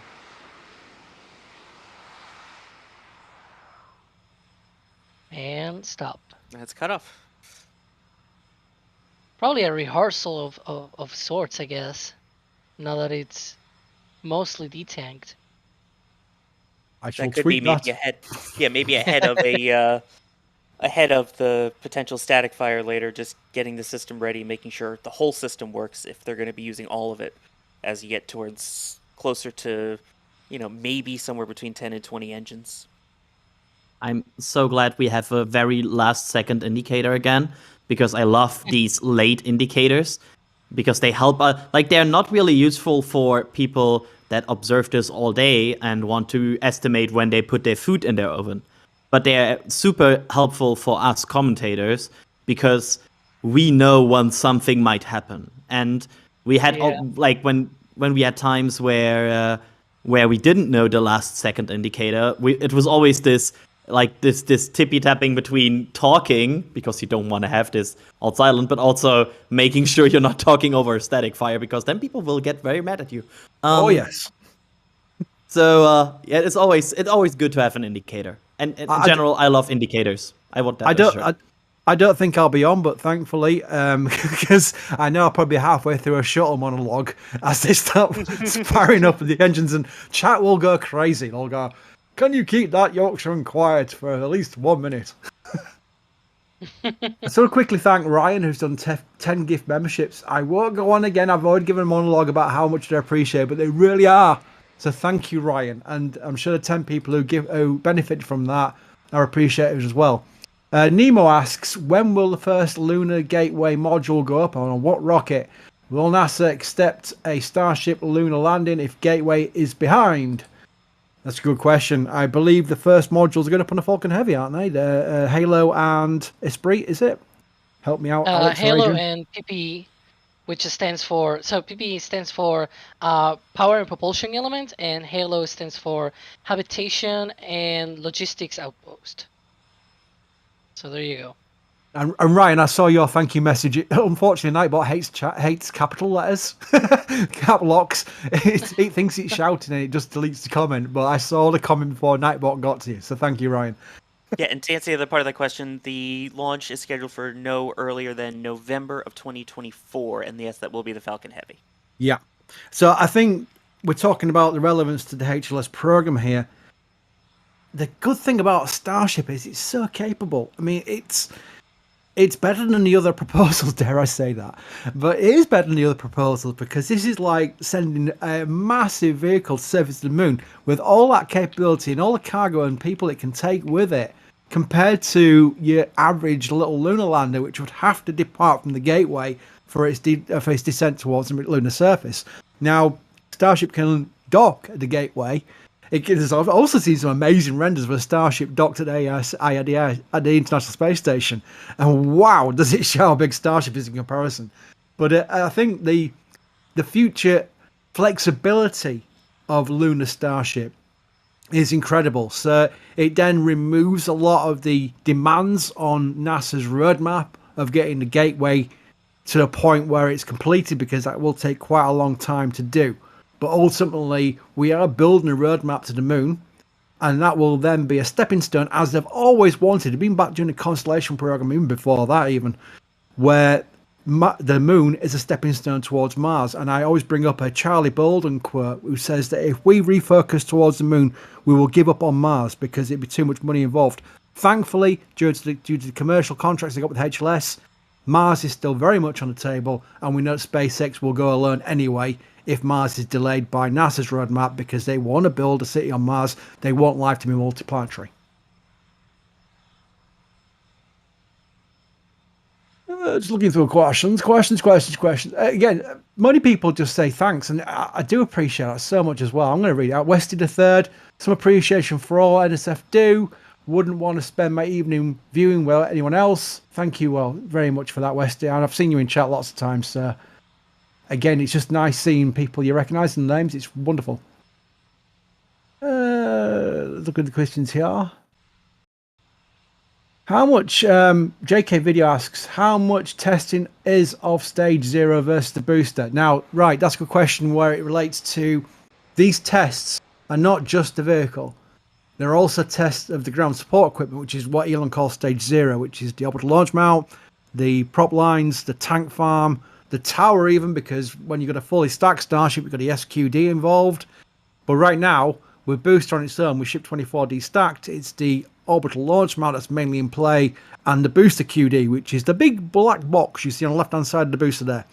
That is holding the umbilicals, electricals and power and fluids, which supply the booster via the mount, via the lines on the mount, and via the tank farm itself. I think, well, I'm going to ask Alex first. From the testing we've seen over the recent months, have you got more confidence in the tank farm and how it's performing? Well, it kind of looks like it's getting better at fueling booster, and we're also seeing testing of fueling the ship as well when they were doing full stack testing, and it kind of seems like it's going better right now. But still, it kind of has to go into the full test, like full stack, full testing, the whole thing, and in the launch countdown sequence, as that's sort of what you said. For example, for SLS, it hasn't gone into the 10-minute terminal count at the end of the countdown. So that's sort of the same thing here, where they've tested the engines, they've done fueling tests, but they haven't really done the whole thing, right? And we know from SLS especially that if you don't do the whole thing before launch, you might actually run into scrubs. So the real possibilities here is that they're probably going to do a couple of wet dress rehearsals where they tweak things as they go and try to nail down the whole sequence. Now, will it work at first try? Well, if it does, that's going to be super, super great, right? But it shouldn't be a surprise if it ends up being, not completely nominal on the first try. And that doesn't mean that it's going to explode or anything like that. It might be just, a stuck valve somewhere else or something like that, right? Or the pumps suddenly stop working, or I don't know. Like, it could be many, many things, right? But at the end of the day, you gotta test everything full up, and these intermediate steps kind of help in that way. So it's very nice to see that they don't seem to have any aborts in the way to doing these tests. And Adrian, sorry, go ahead. I just wanted to point out, like, the early hopper test, for example. Like, we are used to recycle with the system, and I I think it's said, like Alex said, everybody should have their expectations in check when this gets to like orbital attempts and like wet dress rehearsals. This is huge operation. Like for example, SLS. And I think even Elon tweeted at some point there will be probably some attempts and some learning curve there, and that's normal because this is the attempt to fire 33 engines at some point to launch at the same moment, all working, the whole tank farm before performing. It is quite a chain of events that need to happen before this system can launch. And yet also events like today are a perfect test of that, and the fact that even now where we had the spin prime and now you detank and then you get everything ready to go again. So now you go through that same flow, getting everything, the venting off, the subcooler's active, getting your pad going again. So that quick turnaround not only is great for, testing for the static fire, it's great for just getting that experience when it comes down to your ground equipment. Yeah, and Alex, I think I was going to ask Adrian, but you can both actually do this as well. Just give a status update where we are, because people are joining late now and probably thinking the test is not going to happen. Trust me, it's not off. They've just gone through the process of a spin prime test and a water test. Can you probably explain, Adrian first, or sorry, Alex first, where we stand right now and what we can expect probably going forward? Yeah, so we've seen that test with the water system, and we're right now after that spin prime that happened almost an hour ago. They've detanked, and if we were to actually see a scrap for today, we will see some signs. For example, the chopstick arms will go back down. Prior to that, they will retract the QD arms, so they are able to go down as well. That's one of the kind of the signs that we've seen previous times where they are just done for the day. So the chopsticks go down, they are done for the day, and eventually the road opens up again. Now that doesn't mean that can happen today. They might test still, right, Adrian? Like they still have window left. Yeah, they have so much window left. They have 6 more hours. And actually, I think, I'm not sure if you would agree with me here, Alex, but this feels not like a complete recycle right now. The recondenser vent, which we usually see going on all the time when they completely detank, is off again, which I would classify as good. And also both subcooler sides. So here we see the methane subcooler side and also the LOX subcooler side are showing activity. So this doesn't feel like a spooling down tank farm to me right now. This feels more like an active tank farm as of right now. So I have high hopes for this test window still, as well as all the indicators you just pointed out with the chopstick still being up, the pad vent going. This is still a very, very active test window. And I have high hopes. And I just want to say it's always good to, like, what you guys don't see sometimes is that Alex and I sometimes bounce these observations back and forth, and it's really like cool to just look at this all the time and look at every event. We learned a lot already about this booster, and this recycle is good for us because we learn more with every recycle. Exactly. Jack would say more data, more better. Got a good question here, which I know I can answer from Mr. K. Suz, who says, do you know if SpaceX will be informing NASA of the test they are doing today? I assume they would take an interest. I can tell you for a fact, HLS has people embedded with SpaceX. They know everything that's going on. I know one person, I obviously won't say any more, but the scuttlebutt, the summary of where I could answer this is saying that they are extremely open with SpaceX and NASA, as you would expect, because it's a HLS contract. They are more than informed about what goes on. There's some of them actually there. So that's a very hand-in-hand approach. It's not unusual. We've seen it even with NASA people as McGregor. We've seen with NASA people, other contractors, when they're working on vehicles and payloads they're involved with. It's a very embedded process where access is provided and information is always on tap. So that's a good positive thing I wanted to get across. Normally I won't say anything about that, but I think it's important people understand that with the HLS contract, NASA is deeply involved with Starship and keeping a very close eye on it. And being positive about it, by the way. No one's having any red flags so far. It's been quite a good thing. Brennan asks, what do you... he's become a Capcom member as well. Thank you, Brennan. But asks, what do you think is the expected exclusion zone for the first orbital flight? 5 miles, 7? Seems like they couldn't evacuate Port Isabel, 7 miles. What do we think the exclusion zones will be? We've seen some maps, but we don't know if that's still up to date now. Who wants to take that first? Well, we don't know yet. Like it's still a little bit of an open question there because we saw on the hops that it was 5 miles, but it is not always like a perfect circle. As we see, for example, at the Cape, sometimes these hazard zones are shaped a little bit more in the sense of how the trajectory is going to be. For example, in the north-south direction, they're shorter sometimes, or they're more spread out depending on the trajectory that the rocket will do. So it's a little bit hard to say whether they're going to be closing Port Isabel or places like that at the other side of the channel, because it might come down at the end of the day that they just don't need that side, but maybe the exclusion zone does extend 7 miles on the other direction, for example, maybe into Mexico or into, the west side, heading to Brownsville or something. That could be a thing, but so far we haven't really seen an actual map of how that will look like. Once we see that, well, we will be able to share that. I just saw the most important question I've ever seen in the chat panel. I'm going to ask this question, and I think we might take a 20-minute deep dive on this very question here. But Alex Plant asks, how much bacon can you fit inside Starship? Oh boy. We need Jack. For that. Funny answer to this. I know that somebody on the NSF Discord already answered this question somewhere. Like, I know somebody did that math. 420 tons of bacon. Is it uncooked bacon? Is it cooked? Because then the volume is slightly different once you get the grease out of it and it's cooked more. So, oh, we could actually do a 20-minute deep dive on that, couldn't we? Yes. Remy Turk, thank you for your support, by the way. Spin prime plus water test equals question mark. Static fire with water.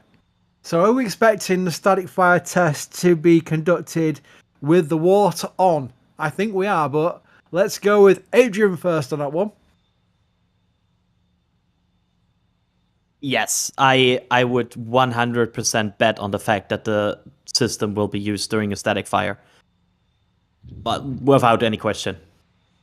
You mentioned earlier, it's kind of clues we're getting now, aren't we? We're getting clues of what we can expect from the venting, how the venting looks, so we're getting closer, not just the T-minus 10-minute siren. If we hear it, remember, the siren has been hit and miss over recent tests. Well, I say recent tests, they've not been quite recent, but of the tests we've seen where they require a siren, it's sometimes a question if we get to hear it or not, and then we don't know if it's 10 minutes exactly, and then they may have a hold.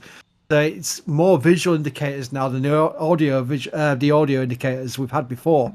And the water going on will be like, okay, everybody mute your microphones and let's just listen to what happens, because that'll be the big clue now. So that's good. That's fun. I'm looking forward to that. Yeah.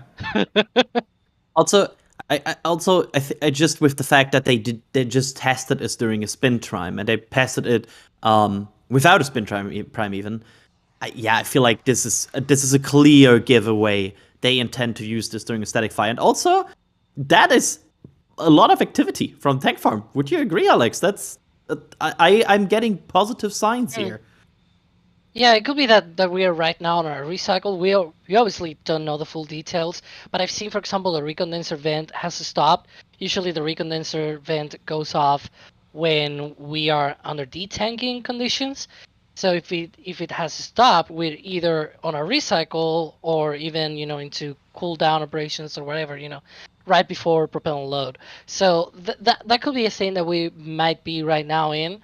Again, we're not fully sure, but certainly the signs are towards a very active tank farm rather than inactive.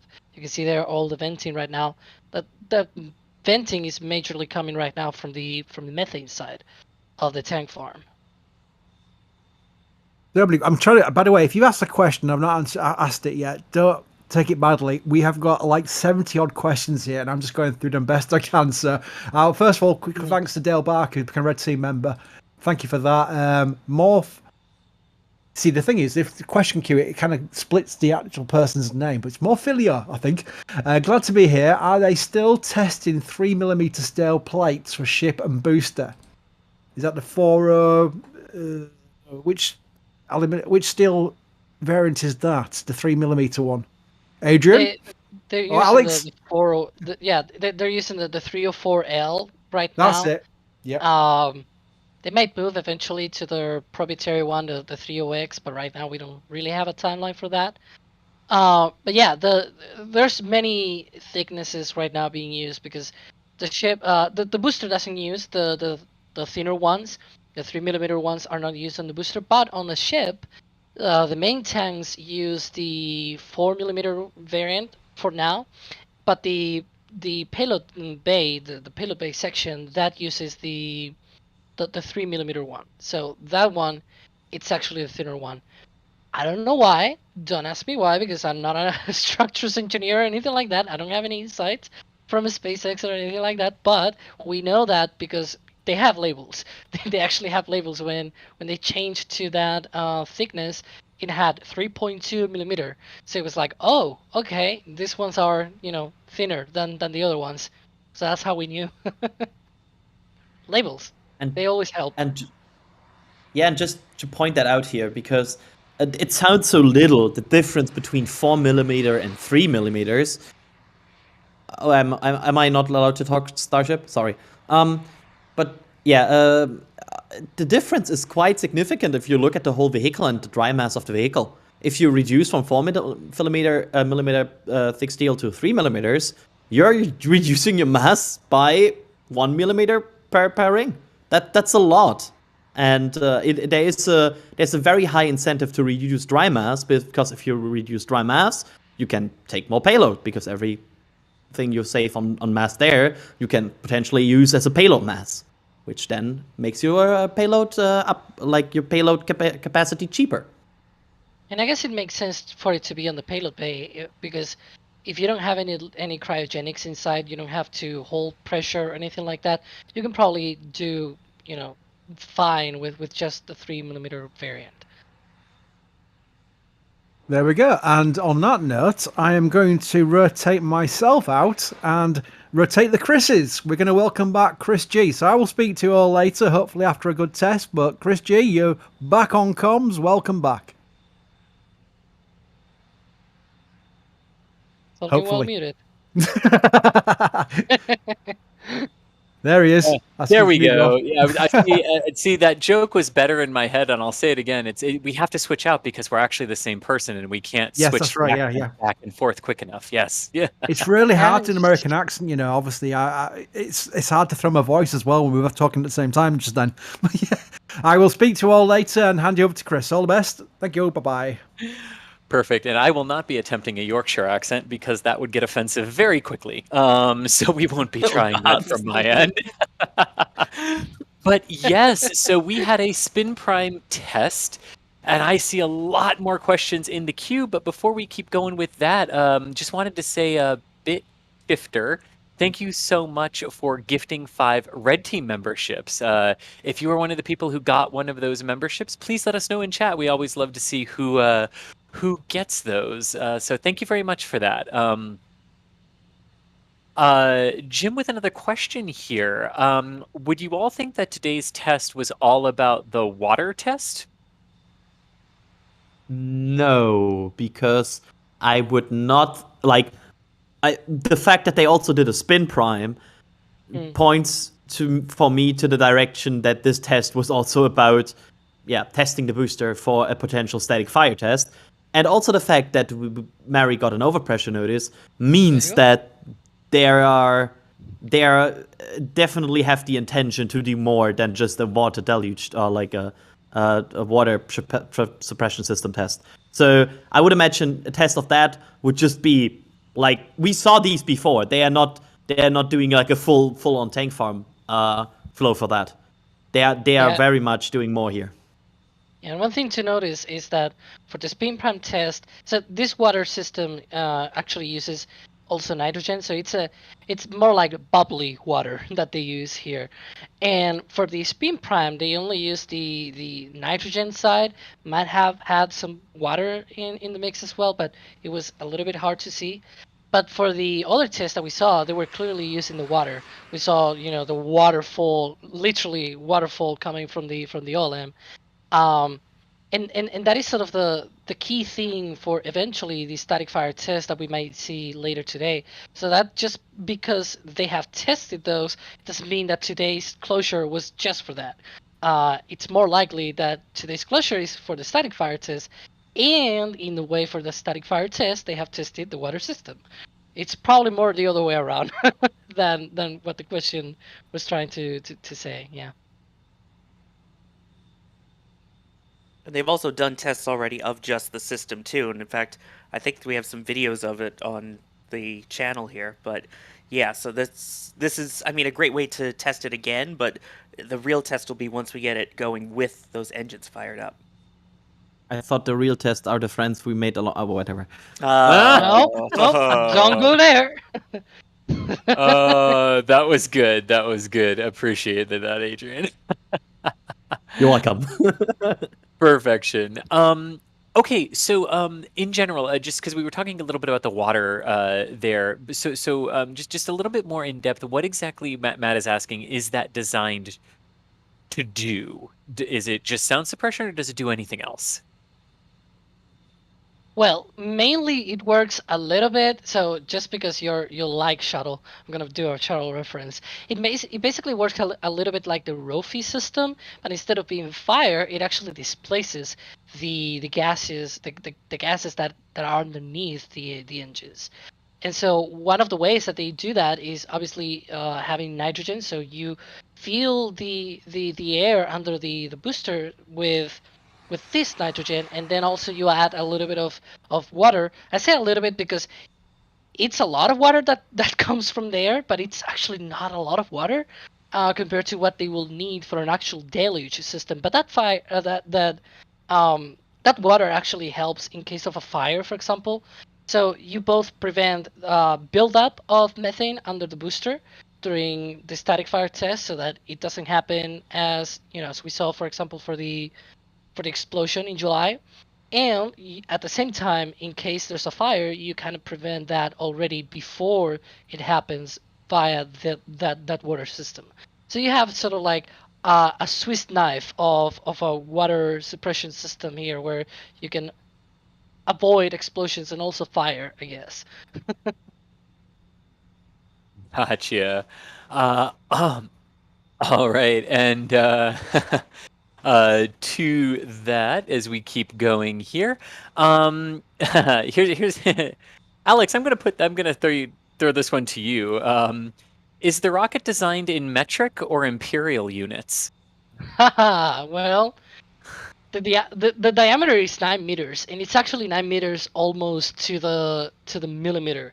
So you can see in some of the barrel sections, you can see the diameter in millimeters. So they obviously do that in that way. But then the thickness of the steel is in inches, in like fractions of inches and things like that. So it's super weird. It's like a mix of metric and imperial. Somehow it works, or at least most of the time. But yeah. There we go. I figured I would throw that to one of our folks who live with the metric system. So thank you very much there, Alex. Hey, the paintball guy saying I'll send $10 for every engine that fires on this static fire. Ooh, okay. Thank you, paintball guy. Very generous. Appreciated. Here's one, Alex, from Andrew, who's saying, seeing the grid fin test earlier today was cool. Do we think that will become more of a common test? Well, that's interesting. I guess that could be a thing as a preparation for launch. Like they wiggle the grid fins and make sure that they work before the launch. I think we saw that. At least we see that. Not on Falcon 9, but we see that on New Shepard from Blue Origin. We see the actuators, the flaps and things like that being actuated before flight. And another vehicle, we saw that. The shuttle as well. We used to see the outer surfaces being tested before flight. And one might think, well, the outer surface is why you need that before the flight for the shuttle. Well, in case of abort, you need to use them. So that's the whole thing. Yeah, the testing the grid fins might be one of the pre-launch procedures, just to check, just like the TVC system, just like the gimbaling of the engines. That might be a thing as well. Yeah, and just to add to this, because there's another vehicle we saw doing a lot of aerosurface testing before their flights, which is Starship, which did that before the hops. We always in these stakeout streams we watched for the test of the aerosurfaces where we saw them wiggling these flaps. So we know SpaceX did that for some of these hops. So I would imagine if they do it for these surfaces, they might do it for the grid fins as well, because since these are unfolded during ascent, it would be kind of bad to have one of these stuck, because that would probably interrupt your flow a bit during ascent. Yeah.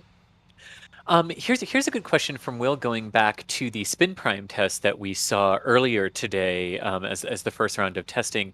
Will is asking, do we know how many engines were included in that spin prime? Oh man, I don't think we've had a chance to count yet, right? No. Yeah, it was hard to tell. It's always problematic with these high amount of engine tests, because if it's like 3, we can see it. Like you can count, okay, there's 1 plume, 2, and 3. That's visible. But once you get like above 10 or even like above 15, you just see this giant cloud of condensate or like from venting, and at that point it gets hard to count.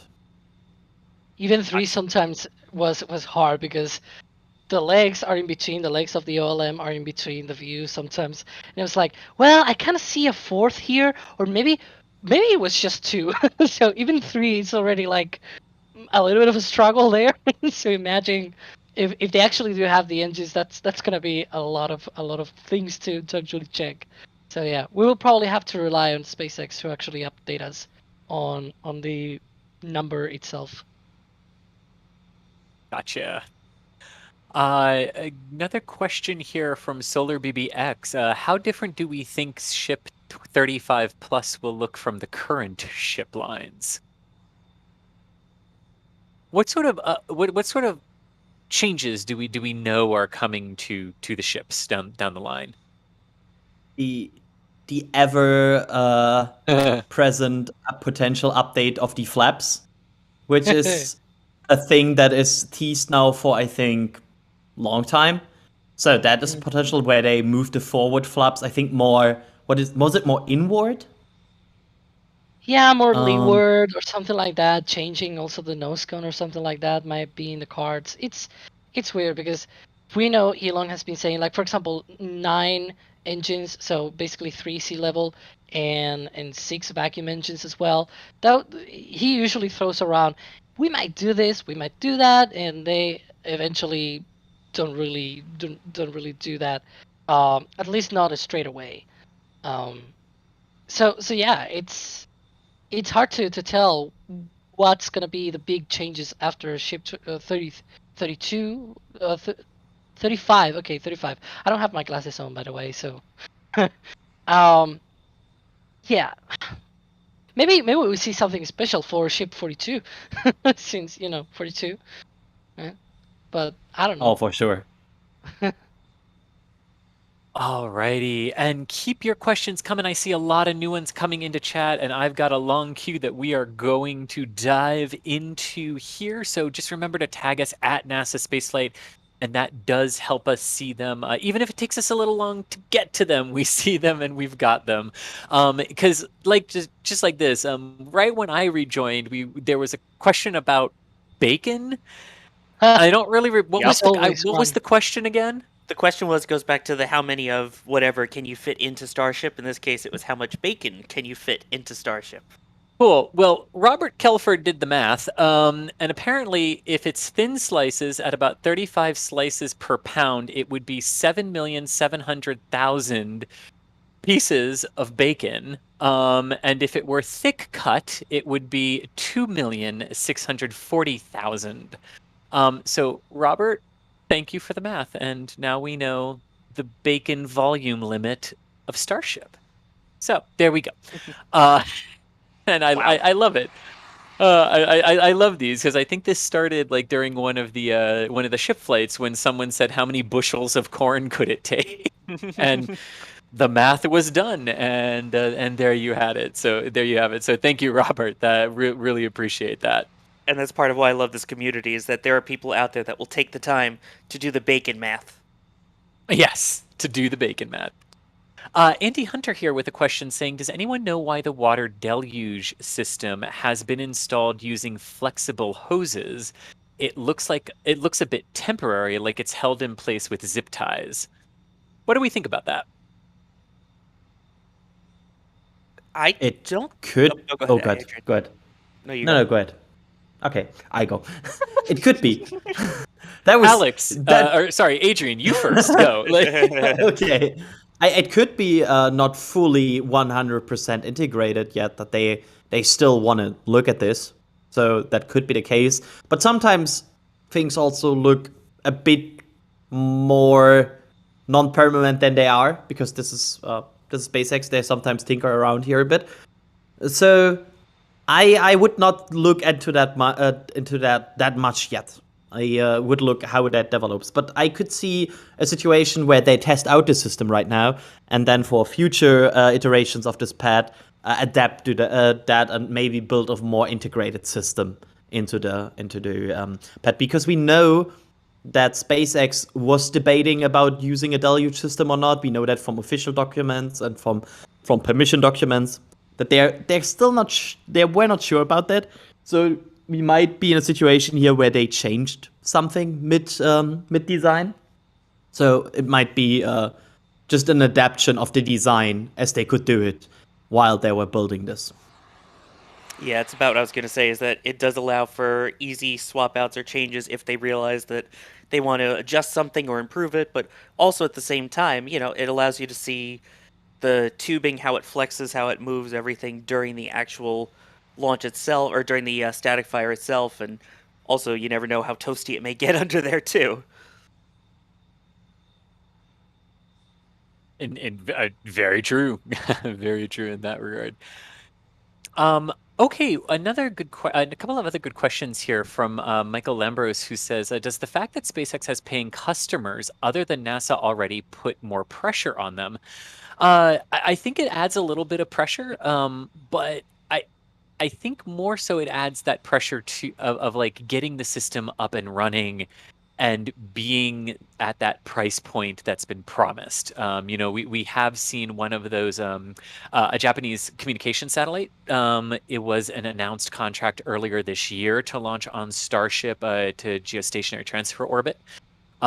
So you're starting to see Starship gain these other missions, and we know there are other contracts that they haven't talked about yet. Because they've said there are others that we can't talk about yet.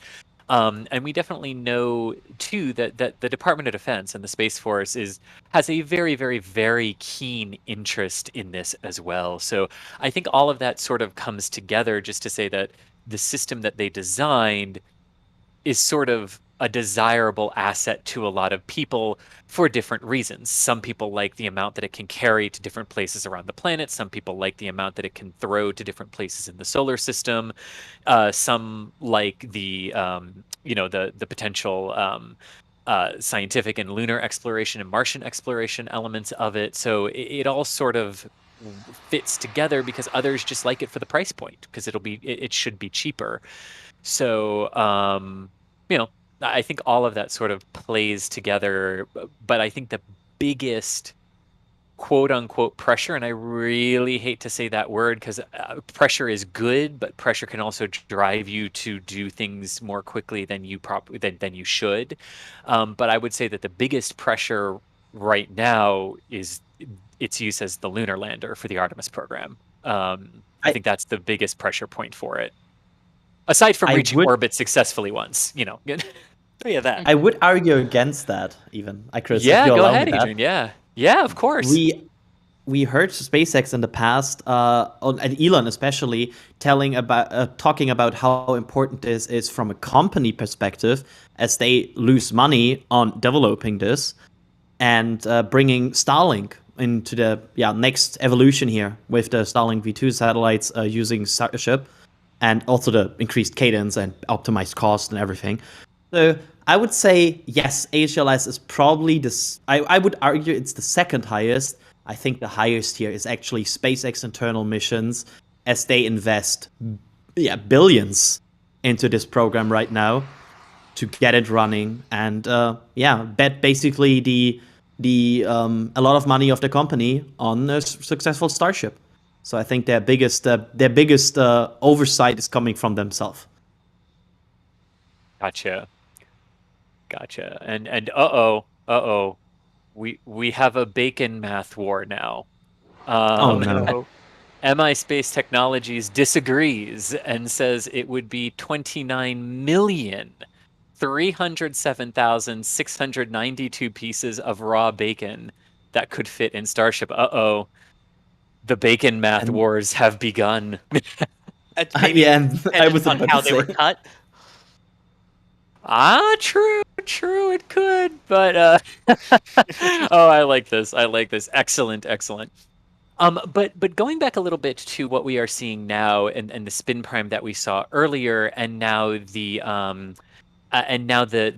venting and the recycle. Jay is asking in chat, why does a recycle have to happen after a spin prime? Why not just top it off and go to static fire? Oh, that's a question that I feel like Alex will probably add some Falcon 9 stuff here after I finish what I said. But basically, we know they are loading very cold, very specific temperature propellants. And it's hard to get such propellants, methane and liquid oxygen in this case, into the perfect condition to get your engines ready. And if we look at Falcon 9, there's not that much wiggle room once you're in a countdown to just hold and maybe top it up again and recycle. So I think this might be the case of Starship as well, that it's not that easy to just hold at the right temperature and go again. And also it gives them a little bit of time to actually go through the data from the spin prime and verify that they are go for that static fire test. And that's sometimes we saw that for the 7NG static fire test, where we saw a spin prime test, and they tried the static fire test and they did it. So that might be a thing where they go into the testing campaign. They're like, okay, we're gonna do the spin prime test, and then we're gonna do the static fire test. But they may not see something good from the spin prime data, and they go, okay, well, now we're not going to be doing another one, and so they scrub and they try another day.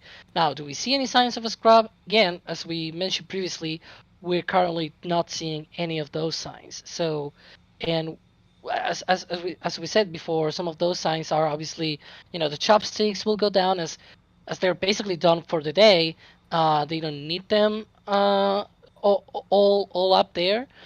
We also will see the road closure being open as well. Right now it's still closed, and we haven't really seen any people going to the pad as well. Sometimes we see people going to the pad, maybe if something's going wrong at the we have there the picture in picture of the roadblock. There's still a roadblock there. We haven't even seen vehicles lining up, which is another indicator of road open. We haven't seen vehicles going to the pad, fixing something or whatever. So we're right now in a good feeling territory, at least, where okay, well, it's obviously that we're not going into a propellant load right now, but at least we're not in a scrub situation. So that's good. That's a feeling good situation right now, where good things might happen. Gotcha. Alrighty, so let's take a few other. But before we take a couple questions, I just want to say, because we do have a replay of the Spin Prime, from earlier today that we can pull up here, in a side by side to show you,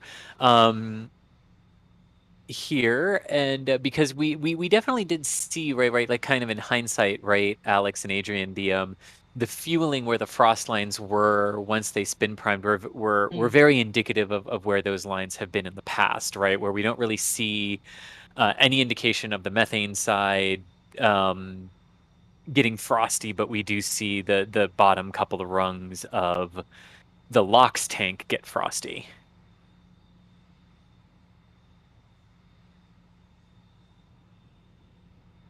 Yeah. Okay, Oh, I'm gonna go there's with the a yes replay. on There we that. go. Okay, but yes, here is the replay. You can see the water. And there they go. You can also see it staged. Not every engine fires at the same time. They are starting in sequence, as we saw before. Yeah. And that's to be expected, by the way. That's not something that's something that already happens on Falcon 9, for example. It even happens for Falcon Heavy. They stage differently the side boosters from the center core and things like that. I believe that also happens on SLS, right, Chris, where the main engines ignite at different sequences. So Indeed, this yes. is not indeed. This is not really unheard of that they will stage and stagger the ignition of the engines. Multiple people have always asked that whether that means all 33 engines will not run at the same time when they do a static fire test. And the answer to that is very simple. If you want to do a 33 engine static fire test, you don't cheat it by igniting them at different times and then not running them all at the same time. You know what I mean? Like you ignite 3 of them and then shut it down at the same time you ignite another 3 or something like that. That's not how it works. If you actually want to do a 33 engine static fire test like proper static fire tests, you run them at the same time. The only difference is that you might start them at different times. But that's a whole different thing. Just because they are started at different times doesn't mean that they are run not all at the same time. And eventually at launch time, they all need to run at the same time, right? So just because of that stagger is not indicative of any of that.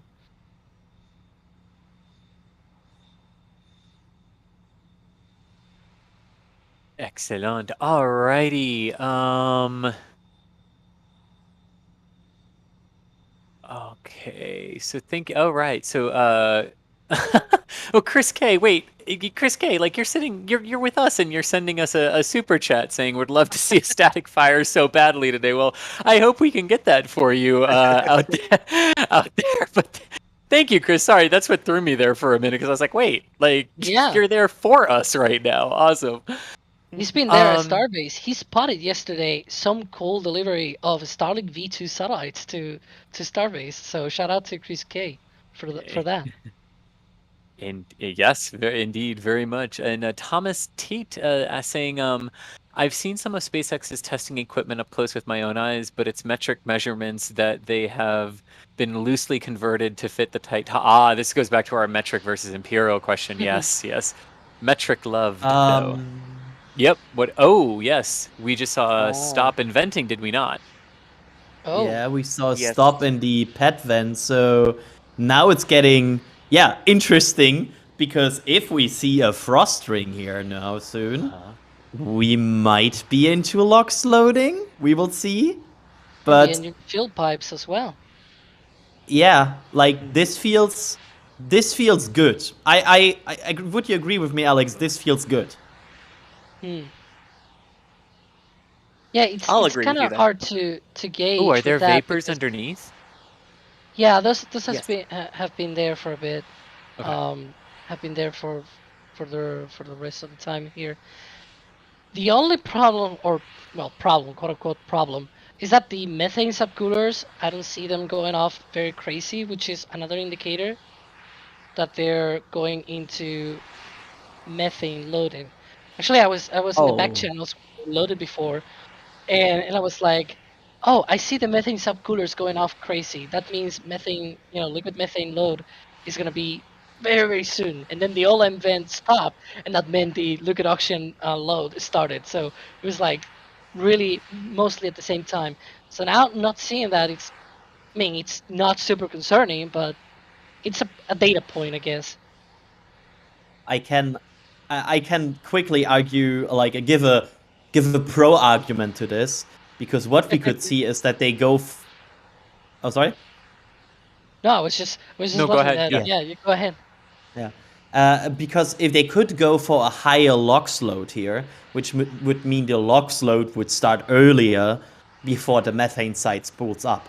That could be one of the reasons why this might be the case. It's something we have to watch, but that would be my hope.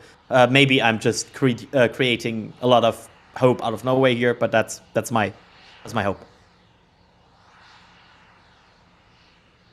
Gotcha. All right. Well, as we continue monitoring the testing ongoing here at Starbase, as we head toward and venting from underneath now. Look at that.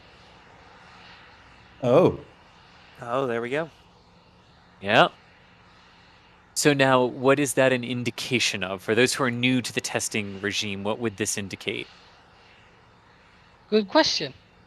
yeah. I'm. Give us a moment here. Yeah. This is. Trying to I look didn't up. expect this vent. Like, did you, Okay. Alex? We've seen I it didn't before, expect though, this. but yeah, at least I've Actually, seen it before, but I'm not sure what it means. Also, the so recondenser is going actually, off. we So, can use this as a great way to say, Ticonderoga, this is why we don't have this timeline on the side yet, because yep.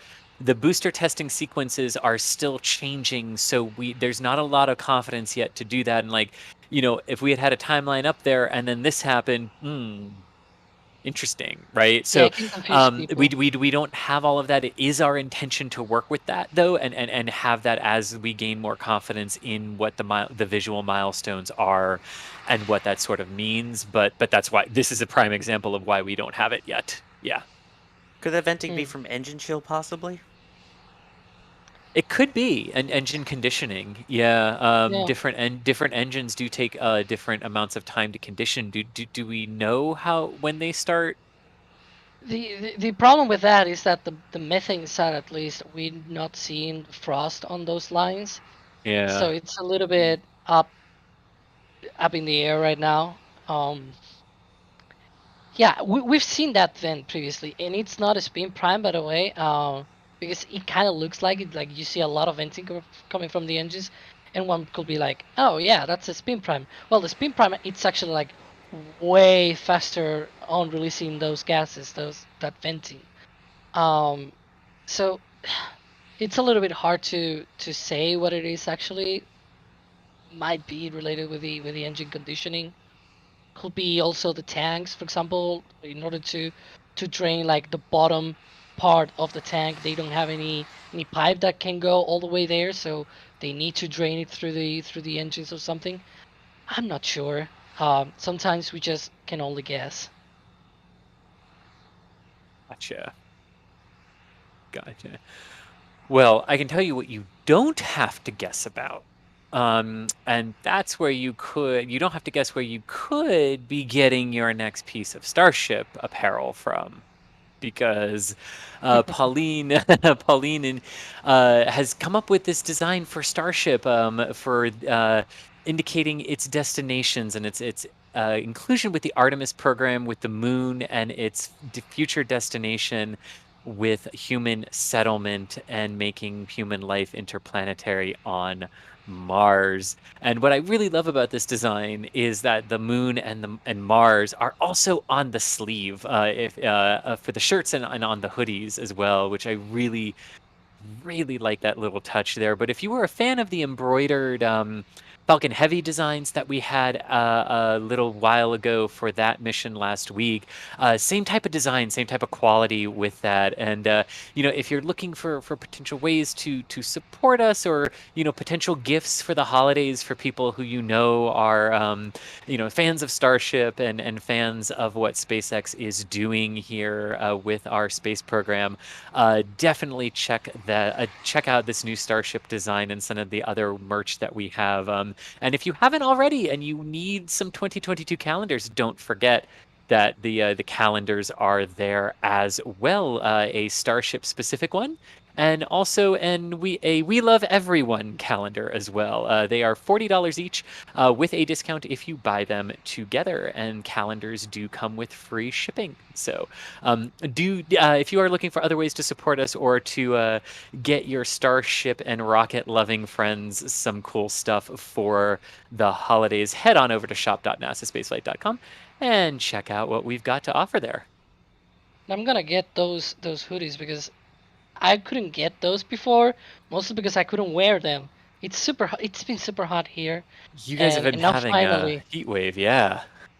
Yeah, and now finally the cold has come. Finally, winter is here. So I'm gonna be getting those.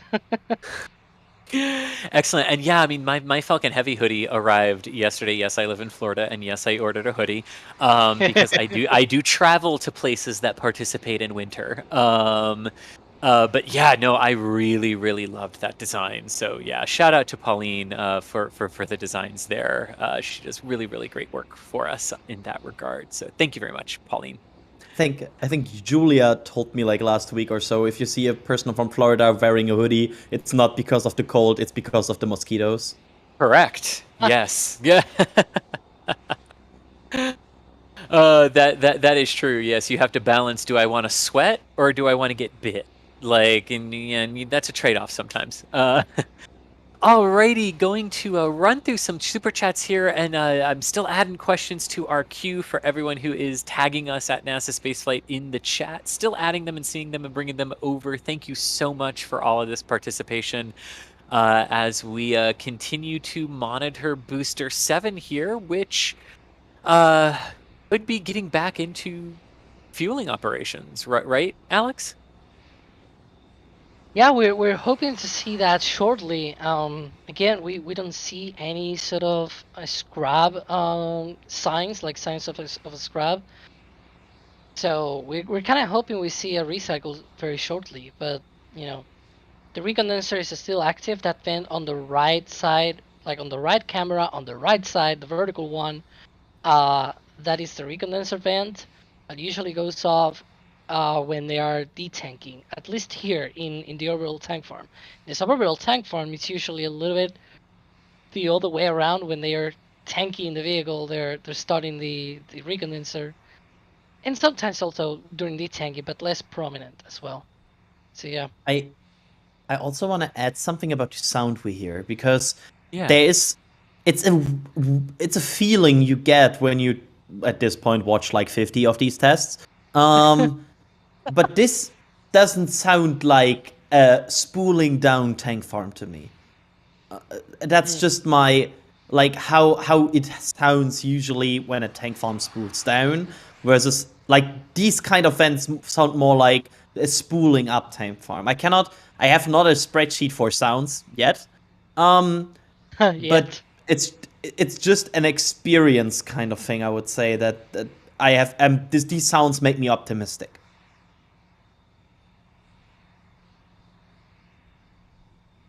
And sounding optimistic is good. That's what we want. Alrighty, so I'm going to run through some super chats here, and then questions, and also some other questions that we're getting from all of you coming in. So thank you so much, Rick, for the support. And yes, definitely have confidence that SpaceX will be able to complete Starship for the Artemis program and for all of the personal stuff that SpaceX wants to do. Definitely.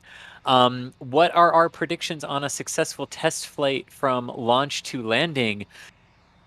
I always answer this question this way, Alex, Adrian. I'm wondering how you feel about this too. My predictions on a successful successful first flight of a rocket to orbit I will say that only 3 have managed it in history on their first attempts when they didn't have significant heritage hardware from previous rockets and previous programs. So it is incredibly hard to do on the first attempt, but not impossible.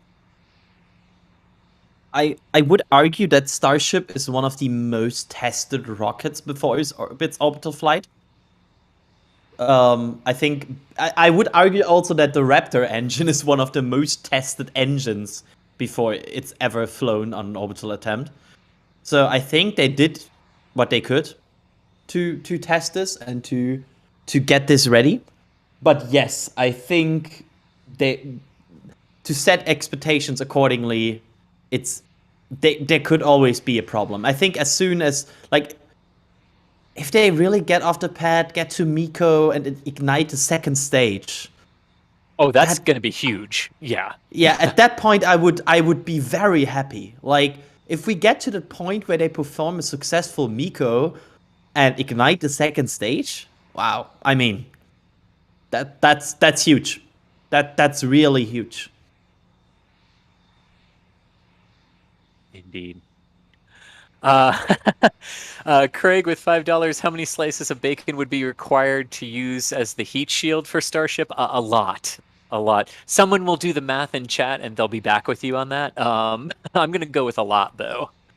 I'm sure there's a corresponding question here somewhere about how long would that then take to cook.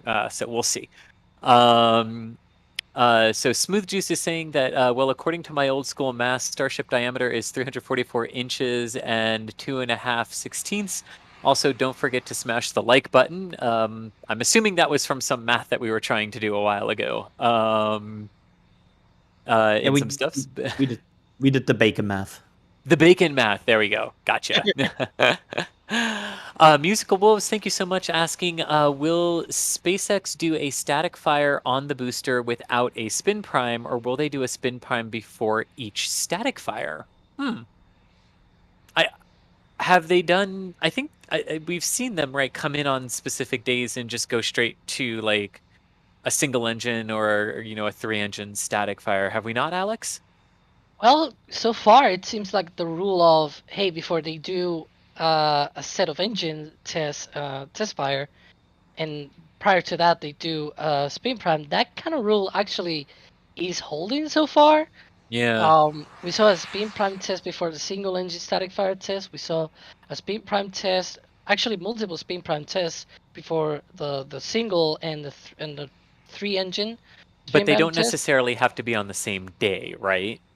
Exactly. They don't necessarily need to be on the same day. Sometimes they go into a spin prime test and then they do the static fire test another day. That might not be today. On the booster 77 engine static fire test, they did a prior spin prime test on the same day, and they also did another one a few days before. So they did one day, so one spin prime test one day, and then when they tried the static fire, before that they had done another spin prime test. So it's multiple things that they have tested. They really try to make sure that nothing goes wrong nowadays. They have also done a couple of 33 engines and spin prime tests as well. Even though they haven't done the static fire test, they have done the 33 engine spin prime, which is interesting.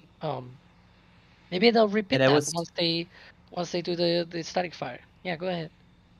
There was one test, every single static fire had spin primes before that, for this booster, except one static fire. There was once 2 static fires in a row, and that was static fire 1 and 2, because 1 was a single engine static fire, and 2 on booster 7 was a single engine firing for a longer period of time. And they followed after each other. There was not a spin prime test between these. But besides that, they did. So far, they did with today. With today, I think we are at 10 spin prime tests on this booster. It's crazy. They like the spinny prime, don't they? Yeah. Oh yeah, they like the spinning and for sure like the prime. Oh, good. Alrighty here, Musical Wolves also asking, does more thrust mean more water for the water deluge? I would say so Well, far no. It's What my we like see, right? Yeah. yet it doesn't look like there's like multiple throttles on this system, I would say. So it's a lot more. I wouldn't say it's more. I I also don't necessarily see a reason why you wouldn't turn it on completely for lesser engines, because you still want to, like, if you have a suppression system, I would imagine you want to use it to the maximum capacity. Yeah, right now I see no negatives to just firing at full speed with it. Yeah, I agree. Gotcha. Alrighty. MI Space Technology. Here's I called it. There's a cooked bacon thing. Cooked bacon is 41,868,132 on average on Starship. There you go. The great bacon math wars continue. I love it. Yeah, is that the sequel to the Corn Wars where I people think it did the was. math? Yeah. Yeah. Indeed. look at that. Birds. Bird. Bird. Hi, bird. Bye, bird. Oh, good. Pete, thank you for the support. Not saying anything, just thank you for the support. Really appreciated. Michael, same. And Jim saying thanks again for the great camera work. Much appreciated. And major shout out to Das, for and Nick and Michael and who watch over these and keep them all up and running for us. Major shout out to all of you and especially to Das for all that work and building it and getting it all together there. Musical Wolves again saying a spreadsheet for sounds could be a sound sheet. So we could have sound sheets. Correct. I guess that is true. Question here: could a booster be used to launch payloads into space like direct geo? Yeah, Starship could certainly take something directly to geo, provided the fuel requirements were met, or that it had a tanker in orbit that it could dock to ahead of time. Before the GTO and then geo burns would be complete, and then it would just lower itself back down into a lower orbit and come back home for reentry and landing. So yeah, it could do it. Another good question here saying, how would they catch a booster if there are lifting pins for the ship? I think the question here is how does the actual catch work? Oh, I think I know what that means. Or is it something else? Go for it, Alex. Yeah. Yeah. So when it's a little bit long to explain, but I'll try to be short. When you stack the ship on top of the booster, right before the launch, the chopsticks have a set of pins that go into the sockets below the flaps on the ship, and that helps on lifting the ship on top of the booster. Now, after that, obviously, if you're doing a launch, right, that means after that, the next thing that the chopsticks will do is catch the booster, right? And so that's probably what they're trying to say. But the key thing here is that those pins can retract. So between releasing the ship for whatever they do, obviously flight, and catching the booster, the pins can retract back and clear the way for the booster to then go back down and land on the rails. So that's a key thing that was missing probably there. So there you go. that's how they avoid hitting the pins and be able to catch the booster. Well, more like landing the booster on the arms. I do like more that kind of description than actually catching, but it's okay. Alrighty. Here's a good question from Foolproof Duck, and I love the name, which is why I had to say it. So, how much fuel will Starship have left when it gets to Leo? If it's nearly empty, then surely refilling the orbital tanker will take ages. Well, we know that basically, right, that Starship is designed from a fuel perspective to be able to take 100 metric tons into low Earth orbit. So it can take at least that into LEO, but depending on the overall mission profiles and the mass of the satellite or satellites that it's trying to take up, this is where it sort of becomes, oh, okay, do you have enough to actually um perform the mission and get back and do the landing, right? And reserving enough and accounting for the small amount that will boil off while you're doing that mission. So it's possible based on certain masses that maybe it could do a direct geo without having to refuel. It's also possible that a GTO might be better in that regard and still more fuel efficient depending on your mass. And this also keeps changing as the Raptor engines keep evolving and they keep dialing in their overall performance, because we originally got a Dear Moon lunar circumnavigation flight profile that just basically said they're going to lift off and 36 minutes later do the translunar injection burn, which means there's no time to dock to an orbital refueling station and take on fuel. So we thought that meant, oh, Starship can do a free return lunar trajectory flight without having to refuel. But then the second one that got announced last month with Dennis Tito on board, that second circumlunar navigation flight, when the question was asked, oh, do you just launch and then burn directly to the moon? It was, no, we have to stop and we have to refuel. So something has changed in the overall profiles. And as the vehicles keep evolving, that's going to keep changing. But and the sort of mass of the payload inside of it will, to an extent, affect how much propellant you have left once you get to orbit.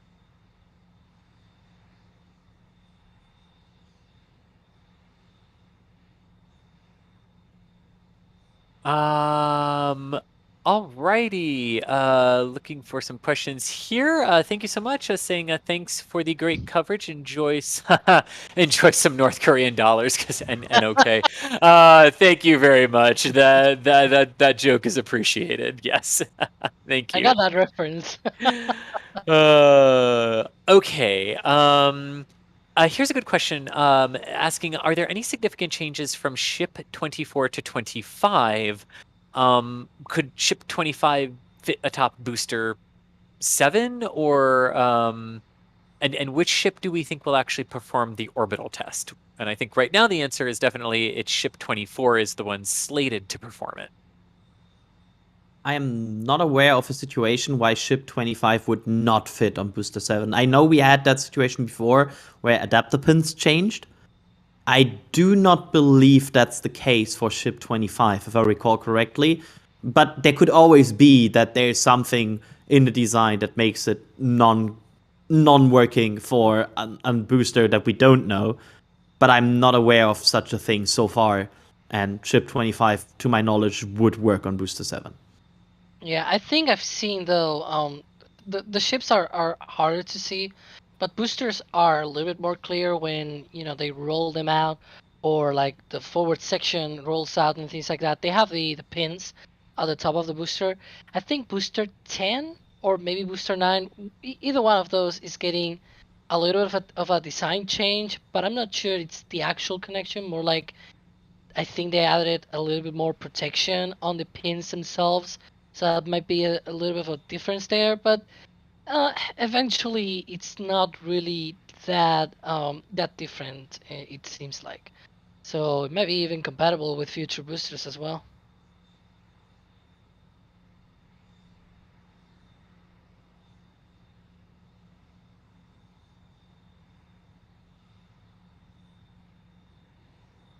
I am unhealthy close to the screen right now. I can tell you that. I'm looking at the methane and the LOX subcoolers. You can see them right now in the view you have right now. That's the methane side of the tank farm, and there is activity. It's not spooling up or anything. It's not like we are at the brink of something big happening here. But you can see it there. There is some action in that general area, and I'm looking at basically every of these vents and look at if they spool up or anything, or if they get more. Yeah, it's right now it's this waiting game and this spotting game where you search for any indicator that would indicate that they are going again and they are really in a flow. I feel like we are at this point in a situation where the booster seems stable again, like basically where they detanked, everything is back to zero. So now the next question would be for me, move they into a full never flow. That would be, I think, the next thing, because I don't think there's anything in this booster right now. I think the next thing would be a tanking. But also the lock side, you can see it right now on your right side. There's not a huge amount of activity there. You see some venting there, but it's not like that the subcoolers are going crazy right now and preparing for LOX load. So yeah, it's a waiting game. It's really a waiting game right now. Well, the other indicators are the road closure is still there. There are no cars in waiting right now. There we go. We have that view right there, and no vehicles are waiting right there right now. It seems like one of the cars has the trunk open and some people are in there, which is funny. A replacement for the tent, I guess, right, Adrian? Oh yeah, the tent indicator. I love it. Yeah, and so that's one of the indicators that at least we probably have some road closure for a little bit more. And then obviously if they were done for the day, you will think that the chopsticks will go down, and so the cutie arm is still against the tower that needs to be open or more like retracted before they go down with the chopsticks. The chopsticks, I guess, will also need to be closed and moved to one side before they go down, otherwise they hit the booster. But yeah, there's many things right now that will indicate a scrub, but obviously we're also not in the right direction for a fueling a propellant load sequence right now. Yeah. So yeah. There's some indicators that would make you say scrub, but there are other indicators like the chopsticks that make you say, well, if it's a scrub, why is this still there? Like right now, it's Schrodinger's booster. Yeah, it's basically it's scrubbed or not scrubbed at the same time. Yeah. I love that. Some people are saying that they may be trying for a 420 test. I don't know. Prove me wrong, I guess. I would argue that at this point a 420 test would be tight. Yeah. Because we have not the pad vent active right now. So for the people that say it might be a 420 vent, I think we are a bit late. That's just my general feeling. Yeah, even if they start the OLM vent right now, that will mean about 50 minutes until they start the propellant load. So that will mean a test maybe 435, 440. So they're already way off. Gotcha. So some more really good questions coming in. So Dave G is asking, what sort of testing do the engines go through before they are mounted on a booster or starship? Oh, do I have the perfect live stream for you? Go to McGregor Live, and you can see all the testing that goes on there. I'm actually gonna be hold on, Nightbot, McGregor. There's a command for you to be able to get that as well. There's also, I think, MGL. It's also another one. So yeah, there you can see all the testing that happens at a SpaceX's engine facility at McGregor, and they test Raptor, they test Merlin. Sometimes we see even Draco, Super Draco engines being tested as well. There's a lot of testing that goes there. If you're in need of seeing a Raptor firing, oh man, that's your place. You may be able to see 5, 6, maybe even up to 10 tests of the Raptor engines out there each day. This is not like every week. This is like each day. There's so much activity going on down there, and it's amazing. And yeah, that's some of the testing that they do. They test the engine sort of like whatever pattern they might need feed for that kind of thing. Like maybe they ran it for 30 seconds, or maybe they ran it for a minute, and that's enough for them to actually get enough data on the engine. But we really don't know exactly those details. But if you want to, you can watch those tests at McGregor Live. And someone points out Indeed. that there's even long tests as well. We saw a test a few days ago, was like 3.5 minutes, even more than 4 minutes. It was crazy. So yeah, you're gonna see a lot of long tests. Oh, there you go. Hey. Yeah, there you go. You can see some of yeah, what's going on there at McGregor. Today you see two tests there. Today it's being a little bit of a quiet day, and I can see one that is 300 seconds. That's 5 minutes.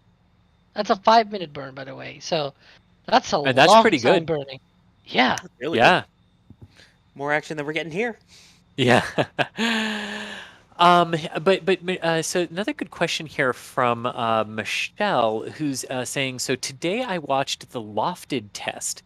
Could it be used on a starship instead of thermal tiles? So first, I'm going to say what lofted is, because this was a really, really cool test. So the Atlas V rocket lifted off from Vandenberg Space Force Base this morning with primarily with the Joint Polar Satellite System 2 satellite, a weather satellite.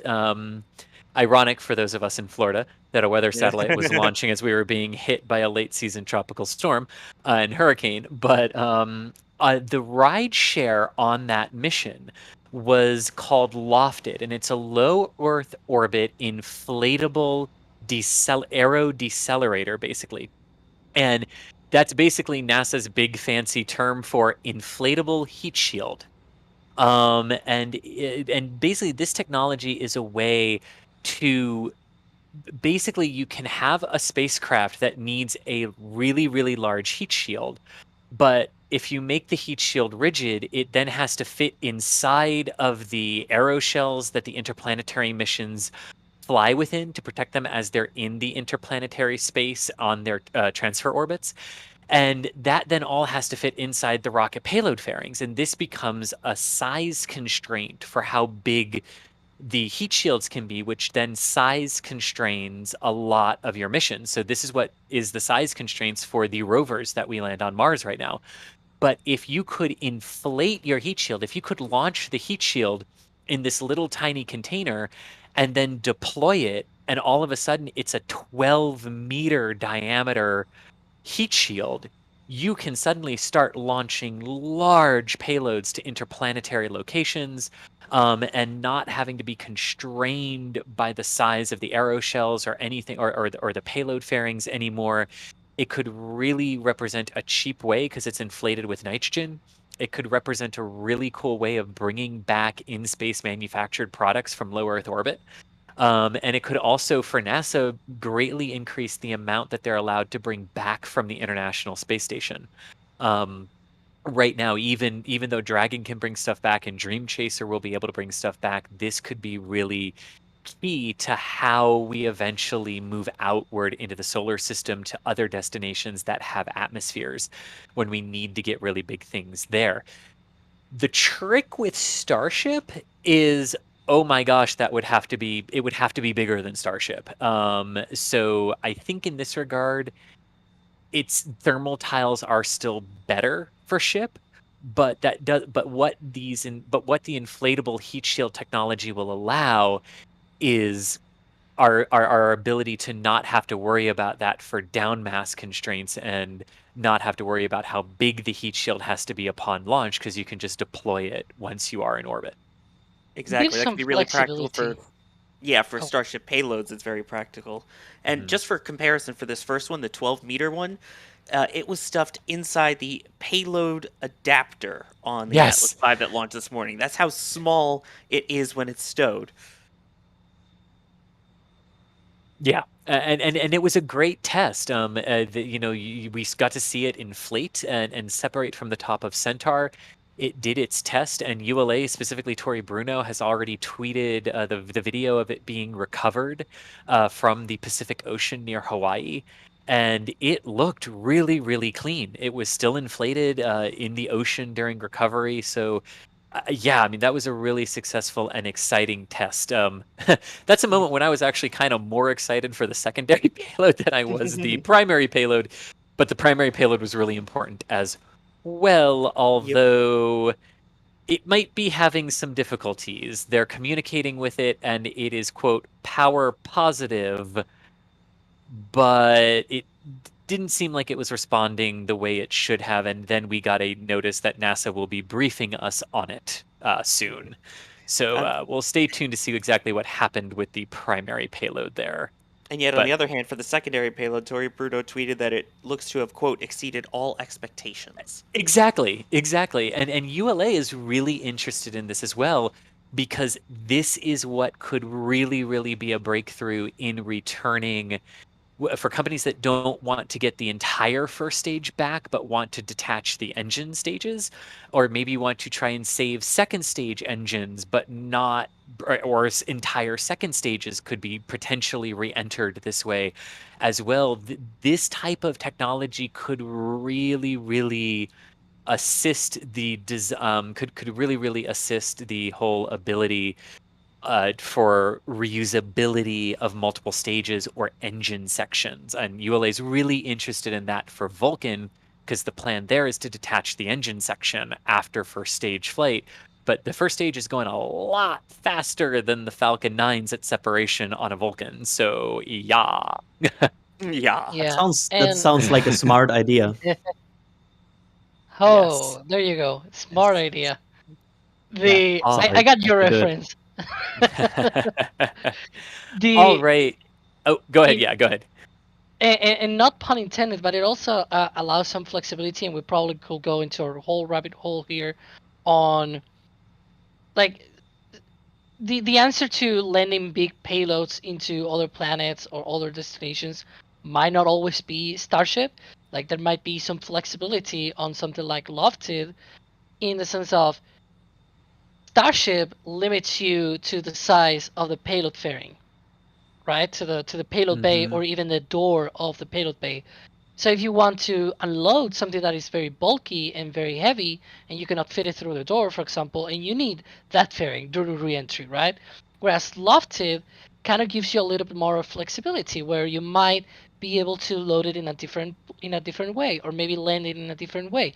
So you have another alternative to land big payloads on other planets or other worlds where they have an atmosphere. So you can imagine using that on Mars, maybe on Titan, maybe eventually, who knows? Like that could be also useful for Titan as well. So there you go.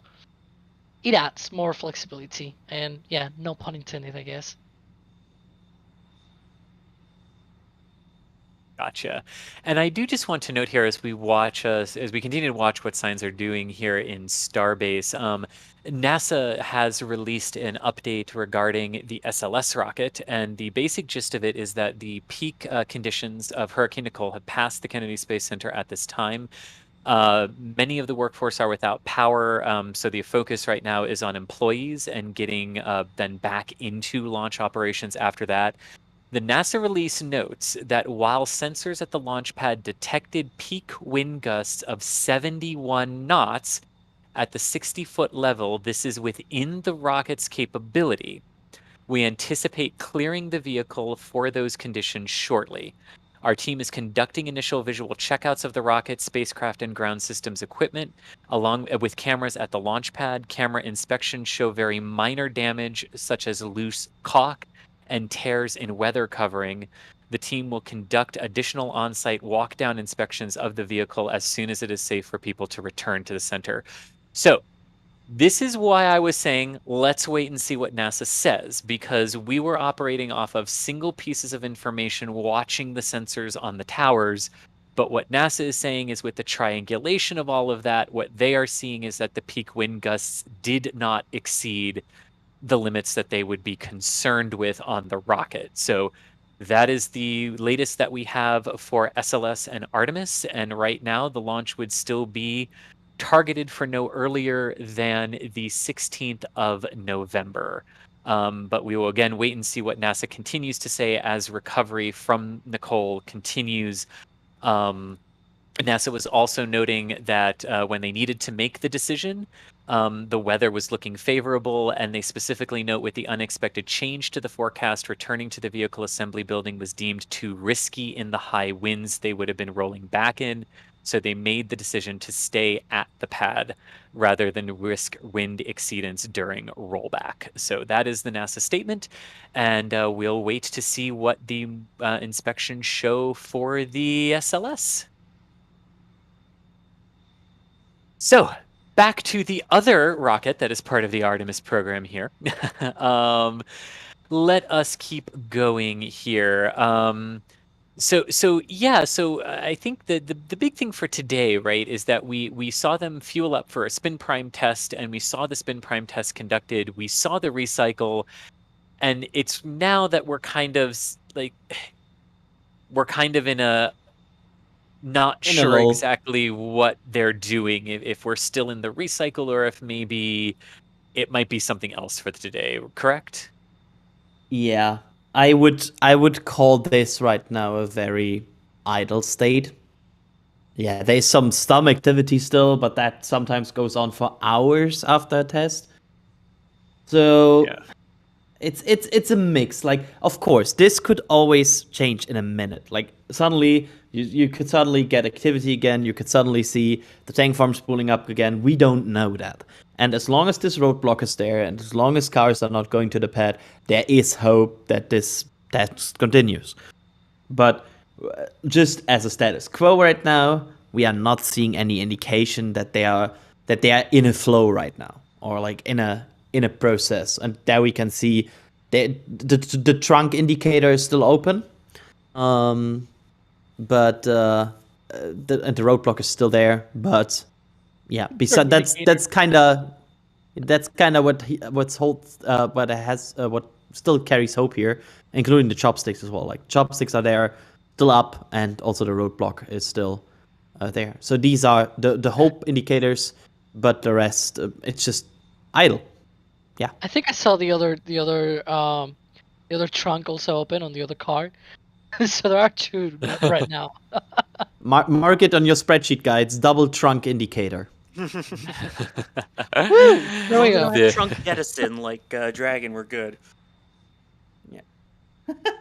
Double trunk nominal is the call out on the ComsNet. Gotcha. Okay, I got a question here from Biker, who's saying, will successful testing of Booster 7 and Ship 24 mean future vehicles have automatic certification, or will they all go through their own test program? I would think that each of them would still have to go through their own testing. I mean, even for the last Falcon Heavy launch, there's already been 3 proven flights, and they still did the static fire ahead of the 4th one. So I think that they would still do the static fires, maybe as they get more and more, down to the routines and get to that eventual goal of the same-day reusability possibly, then maybe. But until then, I think they're just going to do the test beforehand, just maybe not as extensive and not as gradual. One thing to point out, though, is that Falcon 9 performed static fire tests for a long time until they had they first started to delete the static fire test on flight proven boosters, and then eventually they did that for new boosters because they had so much data already that they didn't need a static fire test even for new boosters. Nowadays they only oil invent has come back. Hello. That's new, I guess. Yeah, and also we had a change of sound here. There's something going again. Like, it sounds like if you would release gas in an empty area. Yeah. So something's happening. And so nowadays, for example, for Falcon 9, as I was saying before, nowadays you only see static fires on like milestone missions, or like if they do a crewed flight, they do a static fire test just to make sure, like more like a redundancy thing, for added safety rather than because it's needed. But they do sometimes static fires when they change out some of the engines, just to make sure that it all works together really fine. Like there's no anything different because they change one engine or two engines or something like that. So eventually, I will guess maybe Starship will go through the same thing where at first we're gonna see so much testing in these vehicles before flight, and then eventually, as they learn more and more, they'll cut down some of that testing and just fly them.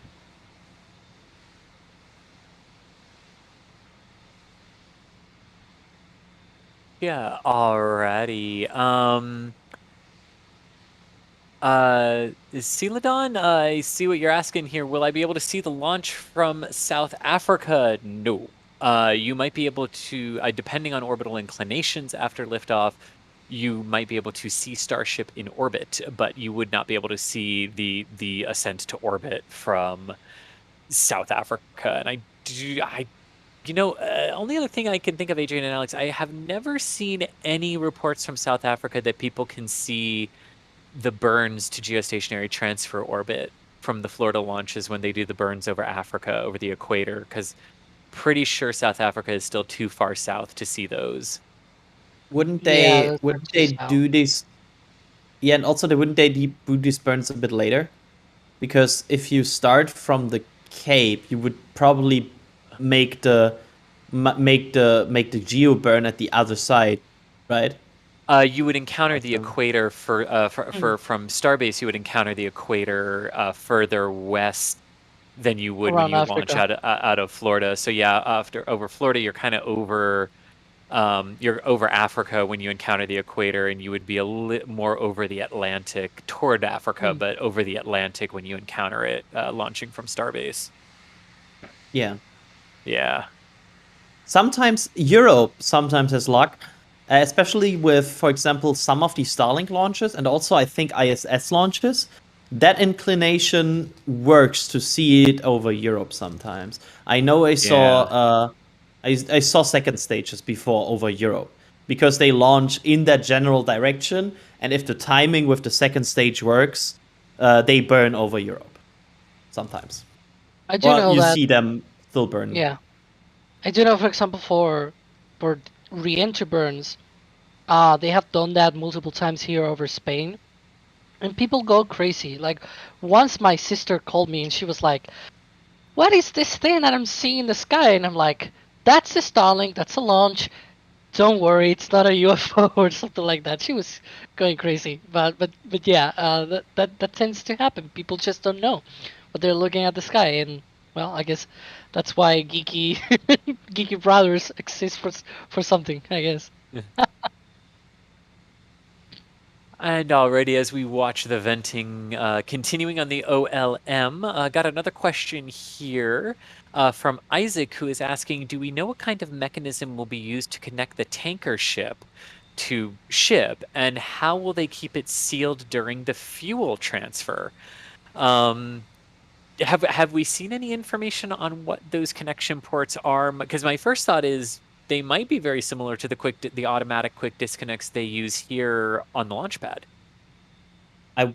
I would agree. Like I would imagine that they are similar, but I do believe that it's in an area of Starship where it is very critical for the infrastructure of HLS, and we don't really know that much about it.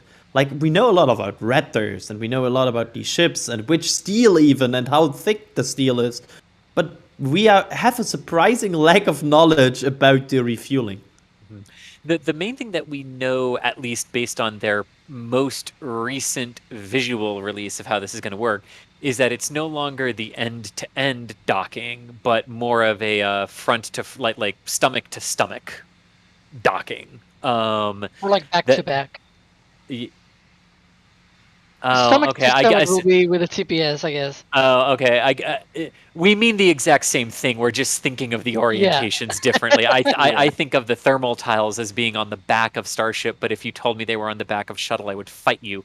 So I see that now. I'm a walking contradiction. What can I say? But yeah, that's about all we really know about it. Hold on, we have an update here right now. We're seeing the QD arm being retracted away from the tower. Well, interesting. And also, no, never mind. I thought I saw the lock site active, but this might be the chopsticks going, right? Yeah, that Yeah, basically why means would we we're be in for a moving? scrub. Oh, okay. So that means so you're saying scrub, Alex. So walk us through this for those who are new Okay. to this. Why would retracting that arm mean scrub? Yeah, so it means that they're about to move the chopsticks at some point, like Ah, within minutes or maybe less than an hour or so. They're probably gonna move the chopsticks down, and the chopsticks are there just for safety. You don't want them up there for when they do a static fire test, right? They tried that once, and that didn't go well for the chopsticks. So since then, they basically moved the chopsticks up there when they do a static fire test or even a spin prime test for that matter. So this, what it points to is an end to today's testing. Now we've not seen them yet going down, so it's not like a definitive thing, but the QD arm going away kind of points to that right now. So yeah. Indeed. But speaking, Another deep press.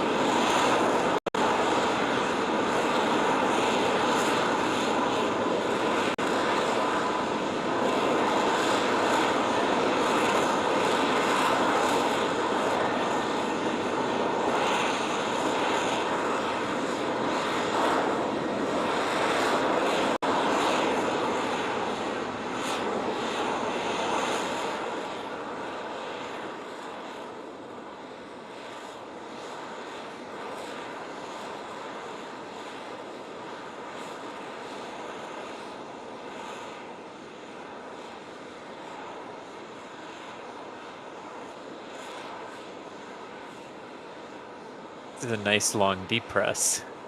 Wow, yeah. Yeah, this feels like a full deep press. I was gonna say, like, this feels like a we're done deep press, right? Yeah, at least everyone Yeah. feeling depressed. Yeah. Yeah, like also the Ba-dun. like with all indicators together right now. And also this pet vent looks, we always talk about it, but this looks more like it's fizzling out, which also is not a good indicator. Like it smells very much like scrubbing in here. Yeah. Well, look at the methane side of the. Can we get the methane side of the tank Oh, yeah. farm in the view? Beach 2, there we go. Yeah, beach 2. Yeah. Yeah, look at that. That's. That might I think be that's also. deep press Yeah. though. Yeah, look at that. It's fizzling out. You can see how it's having less and less force. Yeah. And That's yeah. the tank farm's own deep press vent as well. Does Well, anybody have good news? Like, we need good news right now. It's only well, like, oh, this is I have good depressing. news. I have good news, sort of, and it's that while maybe we are done for today, there's more road closures ahead for next week. We actually, I think I've seen all the way to Thursday of next week, so we have the full week ahead. There's more days ahead. It's this is not the end of everything. It's Exciting not gloom testing and doom. continues. Oh yeah. Exactly, and Yeah, we're next week's gonna a be fun live for that as well. We'll do it live. Yeah, next week should be a really fun week, hopefully. I mean, it really should, based on the number of potential tests that are coming, and also just seeing, Starship progress through all of those as well, and march through those things that it needs to do before ship can be restacked into orbit. They can go, and to orbit they can go is sort of the theme of the new line of merch. For those of you who have joined us since then. We have a new line for Starship that is out here, including the Moon and Mars in the design as well for Starship's primary destinations and its role with the Artemis program, and then for SpaceX's aspirations of building cities and human settlements on the red planet. What I love about the design too that Pauline did is she put the same moon and Mars star on the sleeves, which I think is just a really nice touch, and everything. So definitely check that out if you are interested in that, or if you know anyone in your family who might like that as holiday gifts. Head on over to shop.nasaspaceflight and go ahead and check that out, as well as some of the most other recent designs that we've had, including some for Falcon Heavy as well. But if you liked the Falcon Heavy hoodie and you like this design, again, it is the same style of embroidery and quality as well. So definitely head on over there and check out what we have to offer. And One thing that I should point out, you yeah. know what has changed destinations? The cutie Yeah. arm is now back against the tower. So I was gonna say, yeah, you like- checked it, and now it's back on the arm. I think Van might be able to see that better. Oh well, south as well. There you go. Yeah, it's kind of funny because the tank farm is really showing signs of pulling down. Even that oil and vent is not even indicative of anything right now. It's like more like a little bit of condensation coming off there rather than an actual vent. So I don't know, man. I think they trolled us. You think you think we need to keep going? Let's see what happens. Yes, definitely. Yes, and Mixzilla in chat is saying, good news, the quick disconnect arm is back in. And all I can hear every time someone says good news is I just hear it in Professor Farnsworth's voice. So, good news, the quick disconnect is back in. Exactly. Good news, everybody.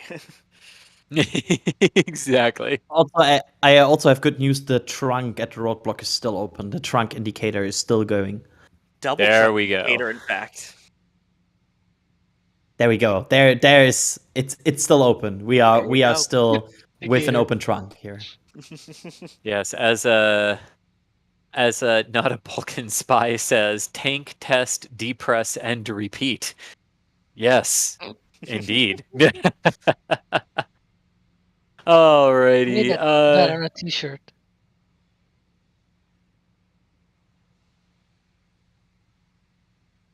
Indeed. All right, Hoodie at Astra, thank you for becoming a Padrat member. That continuous support really, really means a lot to us. So thank you. Thank you very much for that. I got a question here from the chat asking, how will Starship be caught during the landing sequence? Who would like to take that? We sort of have the God angle image of it backlit angelically here to discuss the landing, and everything I think we need to discuss the landing is in the shot. So who would like to take it? Not everyone at once. Sawyer, Adrian, anyone, not everyone at once, folks.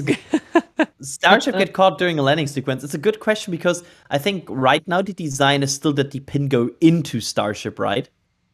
So I actually have a good amount of questions I would love to ask somebody at SpaceX about the current landing sequence for Starship, because I understand how you catch something with pins on the catch mechanisms. I have questions about how to catch something where the catch mechanism needs to get pins into that object, because that, I don't know, it sounds interesting to me. But in theory, what would happen is that Starship would do its flip and burn into the chopsticks and then land on the chopsticks, and then the pins would go into Starship and catch it. But I'm not sure if they would change that to like things that are catchable on Starship and not things that go into Starship in the future.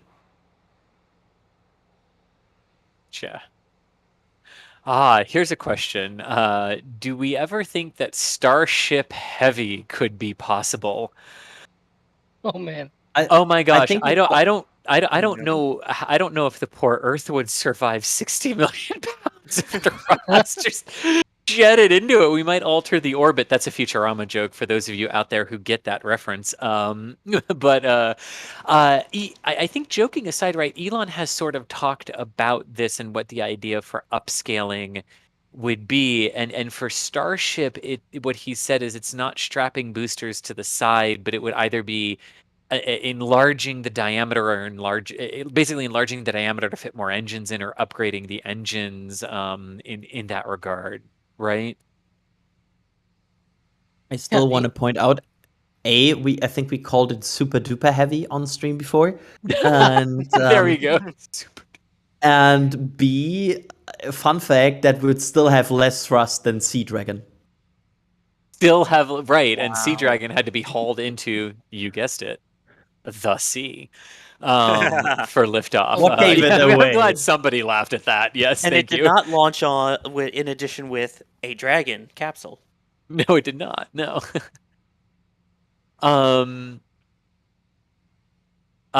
So Chris is asking in chat to what you were saying, Alex, about the pins, right? That the pins go into the ship. Chris is asking, doesn't ship hover? Couldn't the chopsticks secure it with the pins while it was hovering? That's complicated to know, because while the ship can hover, it's also not a good thing to hover because you lose performance. That's a whole different debate as well for the booster. I'm in team no hover, by the way. I don't think they will hover the booster for our landing, and and the same thing for the ship. I mean, you could probably do that with the ship. It's definitely easier with the ship, by the way, than with a booster, and the reasoning behind doing that for the ship could be, for example, safety issues. Like you can basically take it a little bit more slow for the ship. For the booster, since it doesn't carry any crew, or at least it's not supposed to take any crew at any point, you can risk it a little bit more and have it land without any hover or anything like that. And not hovering, it's actually beneficial for payload performance. So the way that they are actually going to be catching Starship is actually not known. While currently they use those pins on the chopsticks for lifting, we're not fully sure that's going to be the way that there's going to be a catch of the ship. It might be different. Elon kind of hinted at that as well, that it might be things that deploy from the ship, actually, in that case, like some kind of arms that deploy from the leeward side, or stuff like that. But again, we don't really have any idea in that sense, and we haven't seen any hardware for that as well. So we'll see. And We'll see what and happens. Chris V saying too that thought that the booster would land on the grid fins, but it is not. The booster will be caught by that pin, right, Alex? Yeah, the pins for the catching of the booster, it's actually the booster that has the pins. It has 2 pins, but as I said earlier in the stream, and I've said a few times as well previously, I do not think the booster landing is more like a catch. It's more like a Falcon 9 landing, where the landing legs are on the interstage, and there are 2 of them, and the landing pad are the chopsticks. So, and while it may seem weird and hard to achieve, Falcon 9 is already very well in terms of precision, and the booster has way more redundancy. It has way more control than the than the Falcon 9. And one thing that the booster has that Falcon 9 doesn't have is that the tower is going to be there always. It's not going to move. It's not bobbing in the ocean or something like that. It's already there. And you can still do a little bit of translation and movement of those chopsticks to adjust to the location of the booster once it comes down. So you still have some leeway there, but I do not think of it as actually catching the booster. Yes, we say it's the catching arms and catching the booster, but in a more technical way, it's more like landing on the chopsticks rather than the other way around. Is it safe to say then, Alex, that the grid fins are there as a kind of backup just in case that they could, in theory, support it if it missed? Well, that's hard to know, really. I'm not fully sure. Yeah, the question is, would they have the power and the strength to keep the booster there? Like, do they? And then, if they have that power, I would have asked the question, why then you land on the pins? If in theory the grid twins would hold it. So Yeah. it's Yeah. Is it? Sorry, oh, yeah. Booster. Didn't mean to I upset got you with the mad at question. you.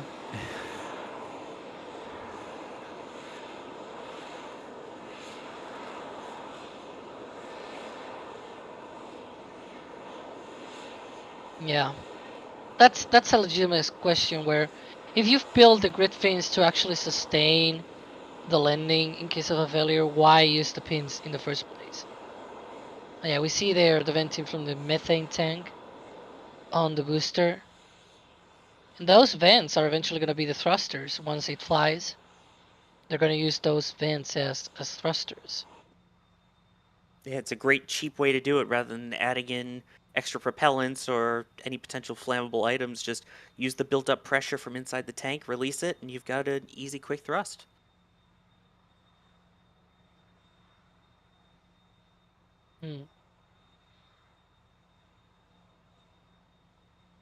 Alrighty. Okay, so Rocketman was saying we should talk about how fast that quick disconnect retracted. I'm gonna start with the joke. Well, they don't call it a quick disconnect for nothing. But yeah, I mean that is the movement, right? It's supposed to do. It detaches very quickly from the vehicle. I have 'Cause it's breaking news. I have you breaking have news. breaking news. Go for it, Adrian. The lock sub cooler started again. Oh goodness. Can we go to Huh. a camera like so, like a camera that shows the lock sub coolers on the right side of the tank farm? Because not the other other one. side. Sorry. Yeah, South. the other sub coolers. They're started.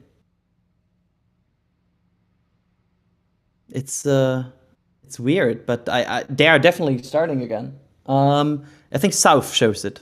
The south camera should show it.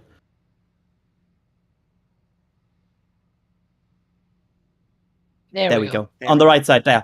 The lock sub coolers are going.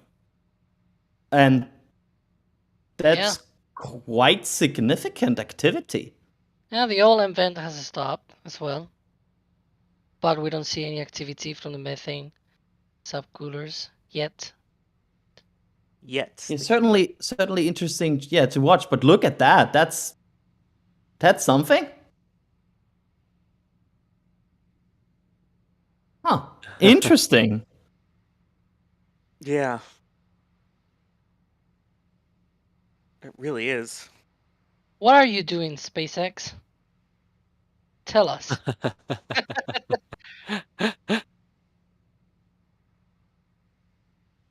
All right. Yeah. Well, I have an update for you, Adrian.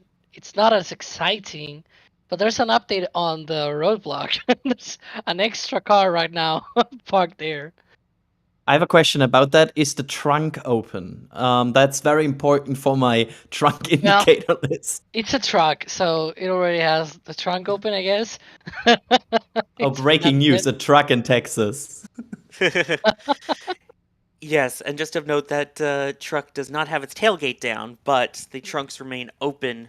It appears the other vehicles there. You see it in the corner there. I believe. I sorry that I've interrupted again. But I believe what we see right now is the ground lines to the booster freezing. Look at that. Yeah. Oh yeah, there we go. That I did not expect this at this point, but this is interesting to watch.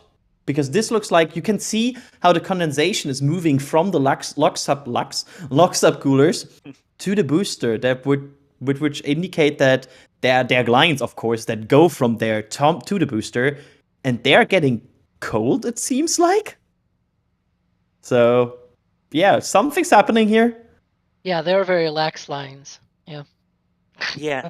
And in theory, hopefully cooling everything down again for maybe some more testing. So all hope is not lost yet. Yeah, I feel like it would get very exciting right now if the pet vent starts again, because this looks more recyclish now. And if now the pet vent suddenly starts again, then I would get excited. That's the thing I would watch now. Like, that's the big thing for me. That should indicate that something is going on. Yeah, so do we just start a chant out, chill, chill, chill? Yeah, that would be good. I love this triple chill meme that we have going here. And also the Pope vent just stopped. Huh. Yeah, it looks like it did from this angle as well. The yeah, someone is just pressing the confuse NSF button here as we try and figure it out. Oh boy. Let's see, while that's going on, if we have any other questions that we can answer here. I know we've got a big queue that we're trying to get through all of, so we appreciate everyone's questions here, tagging us at NASA Spaceflight on those. Let's see.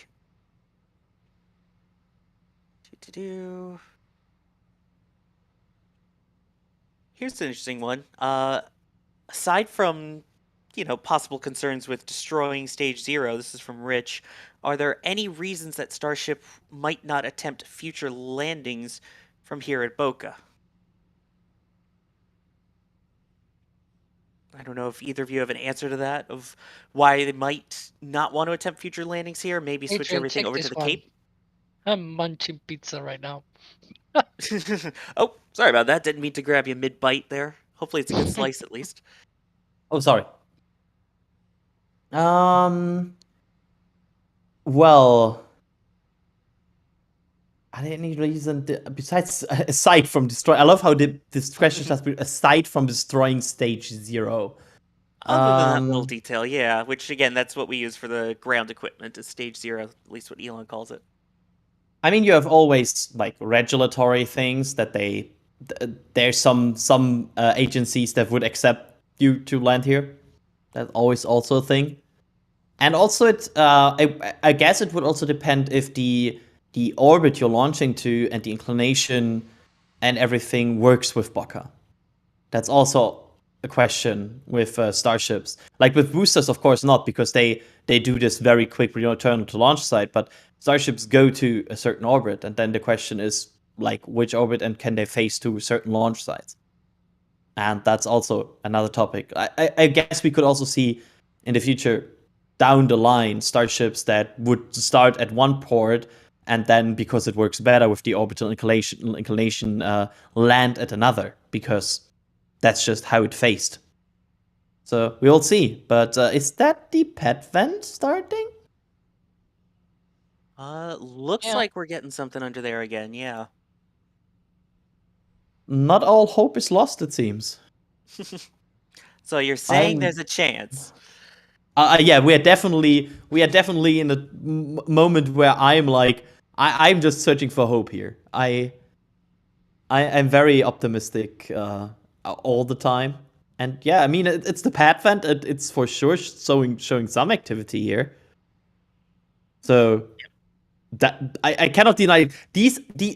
Just to make that clear, like we see ground lines here obviously freezing on their way to the booster.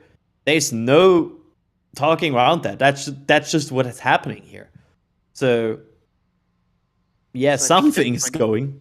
The question might be then, if this is the continued testing, of what exactly this test will end up being.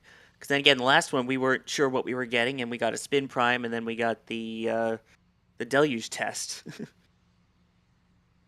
So I think that's going to be the big question now, is once we see all this cooling and everything, what'll be next? What'll we see fill? And then could we potentially see a static fire, another spin prime, just cryo?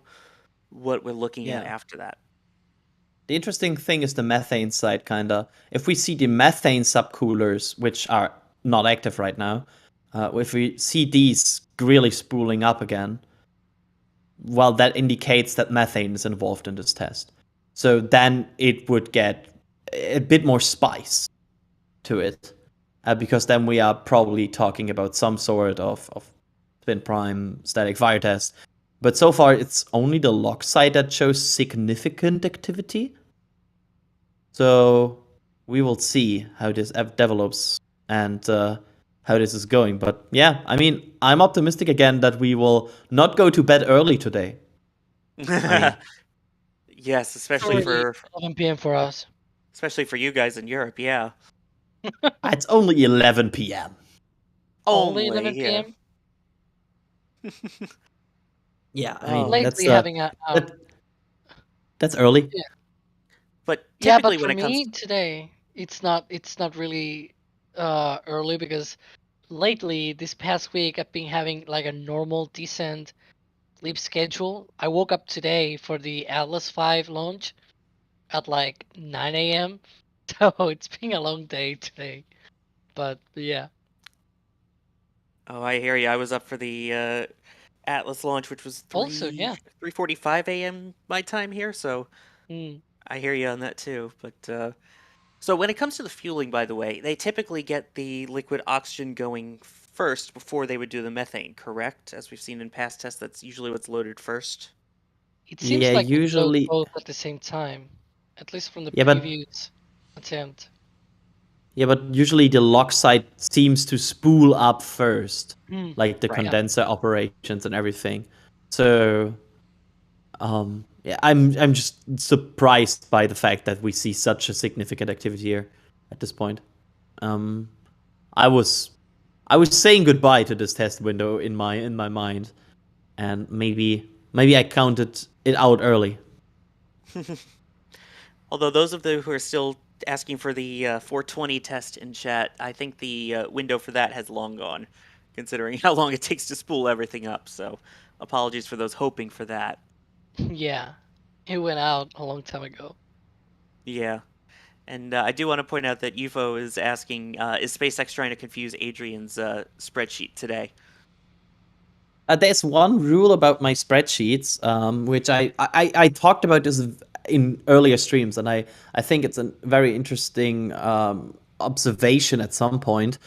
As soon as there's a recycle involved, the data becomes very quickly very useless because the whole preconditioning and everything works differently when they recycle. So sometimes it has some use, but there I saw, especially in the SN 8, 9, and 10, I think, test area, I saw some serious deviation from normal as soon as we talked about recycle. So it makes data very unreliable very quickly. Seems to not change. It's a little bit more deeper into the countdown. Like the initial steps kind of wiggle here and there. But once you go into, for example, engine chill vent, then that is sort of mostly the same when they do a recycle. So it's Yes. not until way later that we can probably estimate some kind of T0 for any test when they do a recycle.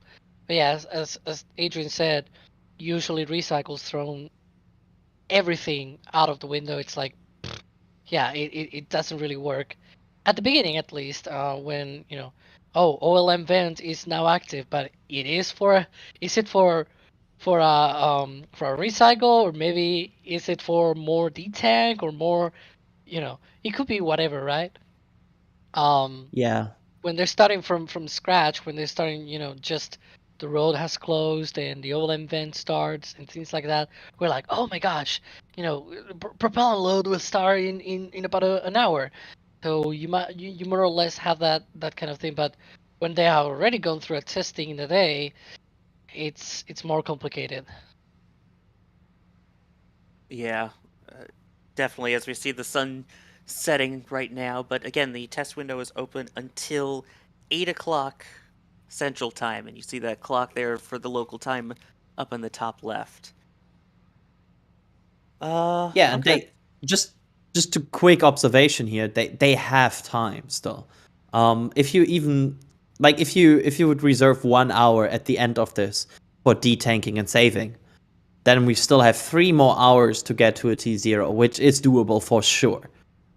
So the time is not, I would say, a big constraint at this point. So at least from that perspective, I wouldn't rule out a recycle. That is true. Again, like you said, everything's suddenly starting to spool up. The SQD moving back into place.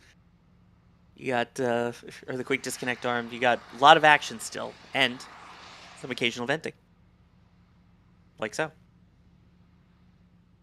I'm gonna throw this one out to both of you, Alex and Adrian, see what you think. Is there any chance that we see Ship 24 and Booster 7 retired, and instead see 25 and Booster 9 take over and possibly end up doing the suborbital test flight? I mean, I wouldn't say no. I would say they are that deep in the test campaign at this point that it would need a significant issue somewhere in the design where SpaceX really thinks that it's worth to move to the next vehicle. But yeah, I wouldn't say it's 100% that these vehicles will do the orbital test flight. You never know what happens, especially since we have still a static fire campaign ahead of us, and we all know what static fire campaigns can bring. That is very true. Your thoughts, Alex? Yeah, well, my thoughts on that is that it might happen that they just, jump ahead and go to Booster 9 and Chip 25.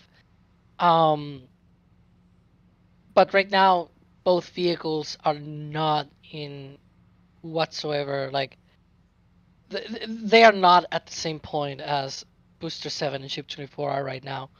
They haven't done any of the static fire tests yet. Booster 9 hasn't even gone to the pad, for that matter. Chip 25 has conducted its cryo-proof testing, but we actually don't fully know if that cryo testing was successful or whether they need more cryo test. Again, a reminder that for Booster 7, we saw it cryo tested, and then it went to the high bay, and we were like, oh, they're gonna install engines, right? And then that leaked photo appeared of the Booster 7 transfer tube crunchy from the test, from the cryogenic testing that they did. So actually, they went back to the high bay just because they were repairing it, rather than because they were going to be installing engines and doing static fire testing. So until we actually see Ship 25 with engines and coming back to the pad for static fire testing, we actually don't fully know if that cryo testing was successful or not, because they could always roll this back out to the launch pad without any of that, just to repeat the cryo test because something went wrong or something. So it's good to keep that in mind. Yes, absolutely. While we're at it, why don't we go through some super chats? Because again, it's thanks to all of you that we can actually do this, and your support, and keeps our cameras fed, our robots happy. Let's see, Keith Carson saying SpaceX spamming the confuse media button. Yeah, they're doing a good job of that today, it seems like, but we're trying to keep up. Brian Owen, thank you for the early days and late nights. Could it be that for a complete test to be considered, it would include a spool down?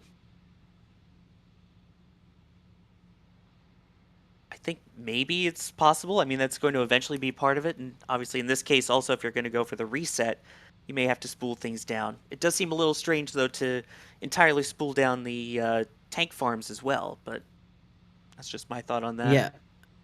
I mean, you would still need to have the tank farm active because you would not expect to completely empty it in a test. So there's still some commodities in there that would need cryogen, like they would still need cooling, they would still need storage. So you cannot shut down everything, right? Yeah, exactly. I mean, I guess you could semi-spool it down, get into sort of like a holding state, but I think to shut it down entirely and restart would be a little too much, even though you do have a pretty large window. It could also be if they're coming back to the pad, for example, for whatever reason, they sometimes come back and the tank farm is active. It's just not like fully active and loaded propellants on board vehicles. So that's one thing. Yeah. Another one from Brandon here asking, how many NASA worms do you think could fit on both the Starship booster and ship? I bet 42. Keep up the great coverage, NSF team. I want NASA worms on Starship. I am very excited to see a NASA worm Starship. Even though I am technically Team Meatball, I'm not against seeing the worm. I I had know, hope Chad's here for gonna a hate me moment, for it. Sawyer. I had hope. Oh no. All hope is lost. Hey, I like both. I'll say that. I like when they are both on it together, like the interstage on a Falcon 9. I enjoy that, I will say. So, What do you think about Wormball? oh my gosh. I hate it and love it at the exact same time. It is so bad that I want it to happen. I agree. I love Wormball in a very weird way. Be like me and just hate all of them. Like, no, I don't like either. Ugh. Wow. Okay, Alex. All right. Yeah, because look, the regular NASA meatball is just like with a lot of stuff in it, and then the NASA worm logo, it's like it's just NASA. Okay, yeah, we get it. You're NASA. It's like what else, right? It's like one if it's full of things, and the other one is too simple. I want something more original. I don't like either. I'm sorry, I'm like that. Hey, Sawyer, you no longer have the worst opinion on the stream. Congratulations. Thank you for that. That's a wow. Yeah, I mean, I guess That just was stick good. SpaceX logo on everything instead then. NASA font, except the swoosh of the X would be with the last Oh A. God. I don't know. Sounds cursed. It's Which, by the way, worse now because on Starship it's just the X. At least on Falcon 9 is a SpaceX on the booster. But now here on Starship, the only thing that they have done is just the swoosh, like the X with a swoosh, and that's it. That's too simple. I don't like it. Like, yeah, it looks cool. It's a Starship. I get it. But man, a little bit more of imagination there. oh man. I So just I think Some someone out cool there needs to decals. someone out there then needs to design a new logo for Alex for NASA and for Starship here, and see if we can find one that he likes. I think it'll be doable. I trust it. I trust our fans out there. Well, Toast of the Toasted just says wormball, so yes. I agree. What Wormball is in a very cursed way the best. Yeah. But here's a good question from Andy.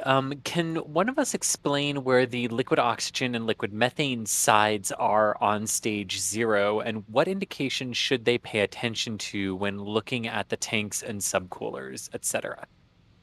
Yes. Can we stay at this perfectly? Because I think it's a great shot to explain it. So you see the orbital tank farm, the big tanks in the middle. To the left of that, where a lot of condensation is right now actually coming from, that are the LUX subcoolers. This is the area that you would pay attention to see if the LUX side is active. And what you can see right now, basically what you want to see is these subcoolers, these, how to call them, like, these kind of round, yeah, they're like coolers. They will emit condensation if there's something cool in them. So that's how you know they are active. And the methane side is on the right side of the tank farm right now, right below the booster. Actually, you can see the subcoolers on the left, in front of the left legs of the orbital launch mount. That's the subcoolers of the methane farm, and they are not active. You can see they are not emitting any vapor right now. There you can see it in bigger. Yeah, perfectly. They are not active right now. They are not really. And there is condensation in the methane side, but it's not coming from these subcoolers that you can see there. So that's where we look at, because these subcoolers are needed to load the equivalent commodity in liquid form to the booster.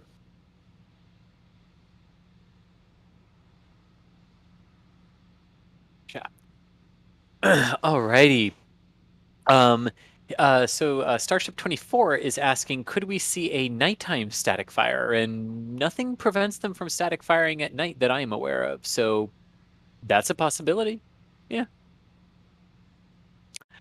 Another question here from Renee, who's asking, do we know what they're doing with the old boosters and ships that are in the retirement guard, shall we call it?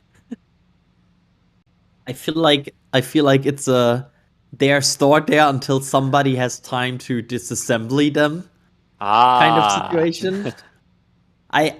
There's basically two ways how you could see this. Either they are memorials and they will stay there, like they want maybe to give them to cool places, and yeah. And the other situation is maybe nobody has time right now to disassemble them. That's the two ways how you could see them. And I'm more team 2. I think maybe there just isn't the time right now to disassemble all prototypes. And Chris with a good question here saying, just joining now, what tests have been done so far today? So what have we seen so far today in the testing with Booster 7? Well, Alex, you want to take that one? Yeah. Okay, I can take that one.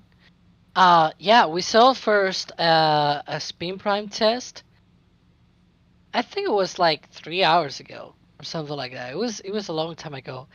And then about 30 to 40 minutes later, they did a test of the water systems that they have to the pad.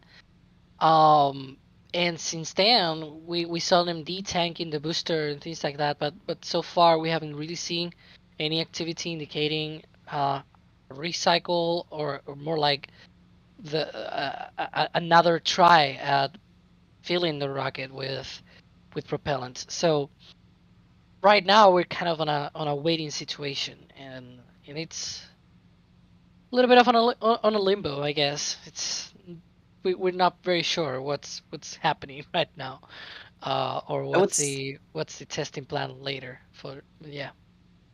I would say the best indicator for something we have right now is the fact that I would expect the road to be open at this point if they are completely done. Like, the fact that the road is not open right now feels like interesting, at least. Oh, as I said, I love how as soon as I said that there's cars going to that area, but they are not going to where I would be nervous. Trunk is closed. Both are closed. The one on the Red left trunk and indicator. the one on the Oh right. boy. They're both closed. But hey, no cars line up yet. That is also true. No cars works, right? Alrighty. So Richard in chat is asking, is the suborbital pad the closest place to swap the dented engine on ship 24, or are there other places that aren't in the Mega Bay where they could do that? Yes, I think it would be the suborbital pad, actually. But if they wanted to swap it, yeah. That was actually one of the things that we were talking about. I think it was yesterday or the other day. During the destack of Ship 24, people were asking us, "Do you guys know whether they are gonna be rolling Ship 24 back to the high bay, or like just roll it out to one side of the launch pad?" And one of the things that I said is that there were no indications towards either, but I pointed out that for them to be able to, not to be able to, more like one of the reasons to actually go to one side of the pad, in this case suborbital pad B, it's because on the transport stand they cannot change the engines, and we know one of them seems to be having some kind of a little bit of a dent. One of the sea level engines on ship 24 appears to have a dent there, and so it might be smart, I guess, to change one of the engines, that engine in particular, for one that doesn't have a dinged engine, right? That doesn't have that that dent in it. And so the choices were either go to the high bay, put it on one of these stands that they put these ships, or more like lift the ship with a stand and everything, so that they can put the engine. They have like special extenders for the feet of the stand and things like that they can use, and so that way they can actually fit the engine underneath. Or the other option, which is closer, and that's the one that we're seeing right here, is suborbital pad B. There's also some people are asking whether that also means that maybe ship 24 is going to be tested as well going forward. Like maybe they're going to test another 6-engine static fire test, because if they change that engine, maybe they will try to static fire again with ship 24, or maybe they will try again the 6-engine static fire test, because in the last one we saw a lot of debris sprayed out from the ground, like the concrete flying and everything. So maybe they will try it again just to make sure that whatever changes they need, or like there are obvious reasons to probably think about that. But so far we don't have any indication. So it could go both ways. It could go either to they just keep it there for just the change of the engine, or maybe they just do a static fire or whatever. But so far we don't have a complete answer to that.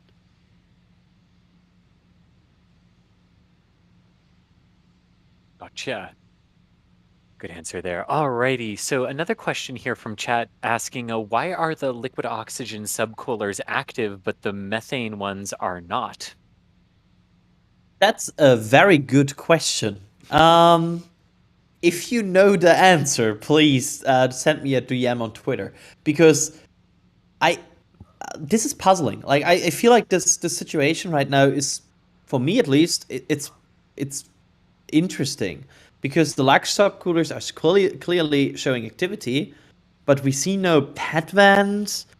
The other side of the tank farm looks more in a like it's cooling down. But then again, the chopsticks are still open, and then we saw this weird behavior of the QD arm. This is a fun test to understand. To confuse your spreadsheet, Adrian, right? Yeah, I basically every spreadsheet at this point is closed, and I'm just trying to understand. I'm looking at like every camera angle we have here right now, and I'm just trying to see indicators and try to see things that I would suspect at this point. But yeah, it's a funky test. I would call it that. Yeah. All right, a funky test. You heard it here first from Adrian, everyone. A funky test. Yeah, today. I like that. Confirmed. That's the name now. All right, John in chat is asking, what about landing on the chopstick barge? Did one ever get built? The reference to Phobos and Deimos, the former oil rig platforms. To my knowledge, that is on hold, and neither of them are being actively retrofitted right now. And I believe they are both in Pascagoula, Mississippi, correct? Yeah, both oil rigs are right now there. Yep. Yeah. Good question And there, John. Oh yeah, go ahead, Adrian. Sorry. One thing. I would just go ahead. Oh, go ahead. I was about to mention that. Yeah. One thing that I will mention from this view right now is, if you look at the subcoolers, they are not fully frosted. The top, which is usually frosted, by the way, when they actually go ahead with any activity on those subcoolers, that frost is not completely all over. So the way that these subcoolers work is they basically have a bath that it's called of liquid nitrogen inside them, and then they run lines of the methane through that through that bath, through that whole cold liquid nitrogen, as part of the subcooling procedure. That usually this is called like a heat exchanger as well. And so that level going down, what it means is that they're probably gonna be draining that liquid nitrogen from the subcoolers, which means they will stop doing their work. Basically, they're not active right now. That's what it means. Excellent. And Josh is asking, do we know how many engines were fired in the spin prime test earlier today? Sadly, we really- don't. Yeah, Yeah. we know it was multiple ones, and we know what was really cool. I don't know if we have the replay that's easily queued, so I'm gonna talk a little bit slow. Yes, we do. Awesome. Oh my god, yes. Yes, perfect. Yeah. Because you can actually see the staggered sequence of the startup in them, which is really, really cool. So you can see the water going there, and then you can see 1, 2, 3, da da da da, and then a whole bunch of them. All kind of go there. But that was the spin prime test from earlier in the day there on the left-hand side of the split screen now. And yeah, I could definitely see the staggered start of them, which was cool. I love how we just learned to count spin prime tests. 1, 2, 3, more. Yes, exactly. 1, 2, 3 more. Yes, this is why I would never be invited on Sesame Street. But yes, indeed, yeah. So this afternoon's earlier spin prime test of Booster 7, and now continuing to watch what it's doing here. SpaceX Can clearly still we- testing. Yeah, go ahead. Can we go Adrian. to the roadblock? Can we go to the roadblock? Yeah. Cars are we lining go. up. That is And usually that's- our telltale sign that we're wrapping up for the day. And that big van, that's the shuttle for the workers. So yeah, those are coming back to the path. Yeah. Usually not good. So we will continue to watch that roadblock, but cars lining up does usually indicate that might be ending here shortly. And of course, once the road is reopened, that would indicate the end of testing for the day. Or I guess rather, I should say the end of anticipated testing for the day. I mean, we saw testing, right? Oh, indeed, yeah. I mean, we saw spin prime testing. We saw, spool ups. Put the plural in the right place there, Chris. Spool ups of the ground support equipment for fueling and all of those operations. So definitely a good data gathering test, if nothing else, today for SpaceX. But just wanted to keep going here a little bit with some of the questions as we wait for the road to formally open here. Deadly is asking, will the Super Heavy launch with the grid fins deployed, or will it fold them down like Falcon 9? And the answer is they will stay deployed like that during liftoff. The sort of resistance that and how that would work against the efficiency of the vehicle is minimized and not all that of a performance hit to climb uphill during first stage flight with them deployed like that. And leaving them deployed then eliminates one of the potential failure points of what happens if one of them doesn't deploy after separating from the ship. So just another way to reduce the complexity of one part of the system to leave them rigid out and extended instead of folding them down for the liftoff. Kurt with a question here. Do we think that they will attach the chopsticks to the booster for the 33 engine static fire to hold it up or down? That is not our understanding. Where they had them today sort of raised up and totally open is sort of their liftoff position.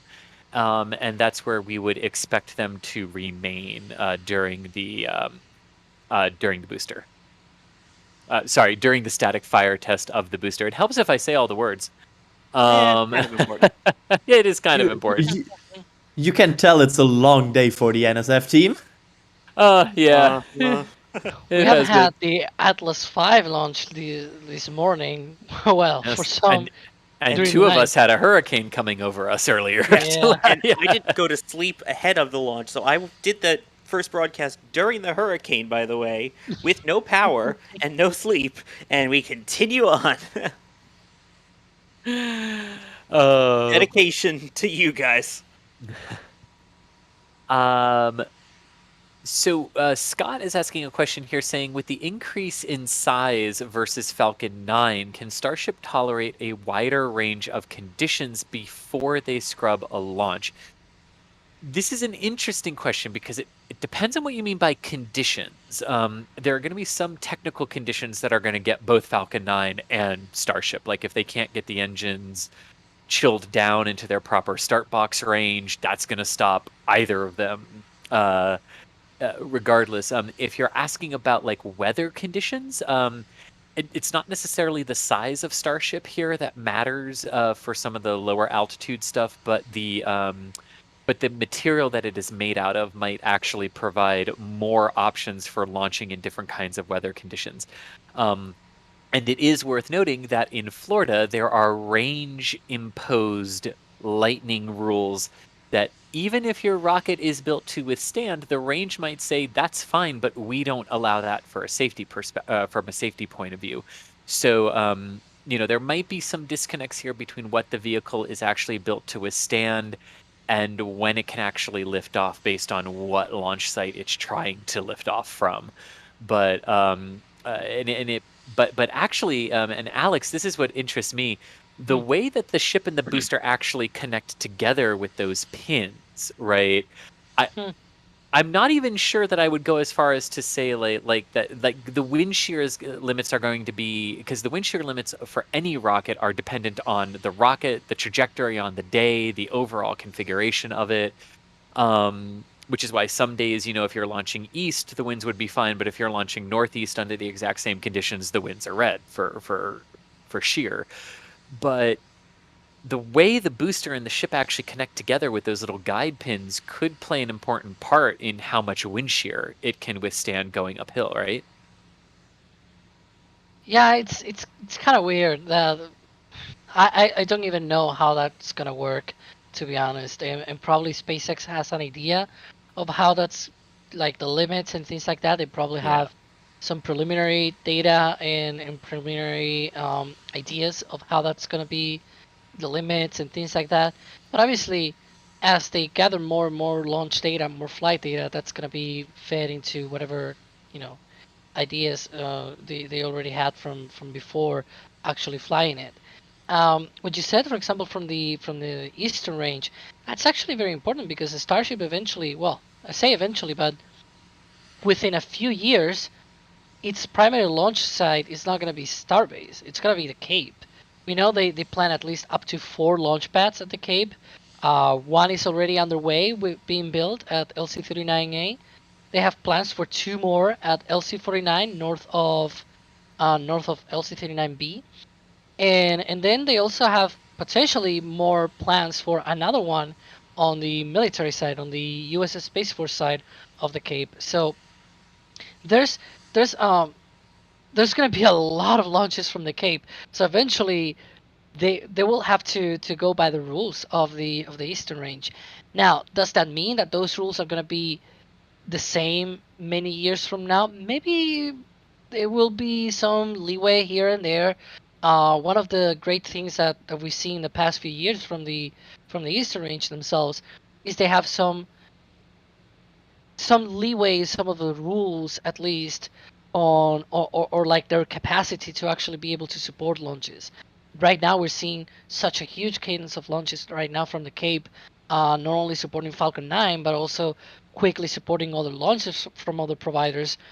So eventually we could see also some maybe wiggle room in those rules. Maybe they go to a vehicle specific lining rule conditions, for example, or things like that. Like, but that's something that will have to come down the line, and most likely SpaceX will have a lot of interest in that kind of pressure of, hey, can you change this thing and that other thing? Like that's some of the possibilities in the future. Just like supporting launch cadence has changed, where the Eastern Range has seen that, hey, we're gonna have a lot of launches in the future. We're gonna prepare for that, and they have been prepared for that.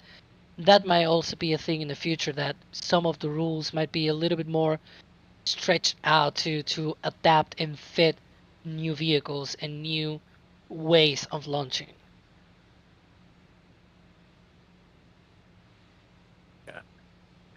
Alrighty. Here's a good question from the Pro241 who's asking, why are most rocket launches done during the night nowadays? Well, the honest answer is coincidence. For most of them, the Starlink missions and missions to the International Space Station that launch at night are just functions of what orbital plane are you trying to launch into, and at what time does the launch site cross that orbital plane so you can launch your rocket into it. And half the time when you're dealing with high inclination missions, that ends up being at night, and it's kind of just coincidence in that regard based on what day you're trying to lift off. You're sort of just tied to whatever time the plane intersects the launch pad. However, for geostationary transfer orbit missions, this usually has to do with the fact that when the payload comes off the second stage of payload deployment after the geostationary transfer orbit insertion burn, it needs to come off the top of the payload fairing either in daylight or very, very close to entering daylight so that it can deploy the solar arrays and get power positive very, very quickly. And that is actually what dictates a lot of the geostationary orbital launches that occur from Florida. And when they occur at night, it's usually just because of how the spacecraft is designed and what the sunlighting conditions are when it gets into its transfer orbit from the rocket. One exception, well, there's multiple exceptions, but one exception will be this Saturday where they're gonna launch to GTO and it's gonna be a day launch, and it's actually gonna be in the morning. I think it is 10:06 a.m. So it's gonna be a very nice time for almost everybody, I guess, except maybe people in New Zealand and Australia. But yeah, it's gonna be nice here in Europe. It's gonna be nice in the US.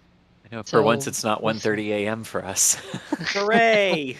I know. Yeah, as a European, the last few weeks that it was always like, hey, this launch is 4 a.m. This one is 5 a.m. It was like, okay, this is like the worst time to have launches as a European because you cannot stay up, but getting up early still is very difficult. Yeah, And I'm looking right they now. weren't much better here either. I have right now the schedule like past and future for SpaceX, because I have my own list of launches and things like that. And the past couple of months, like from since September, like half of the launches have been in daylight, half of them have been during night. So it's not that nowadays they are all during night. It's more like, depending on the conditions, as Chris said, statistically you could think that they're basically 50-50, and that's more or less what you can see looking at the past few launches.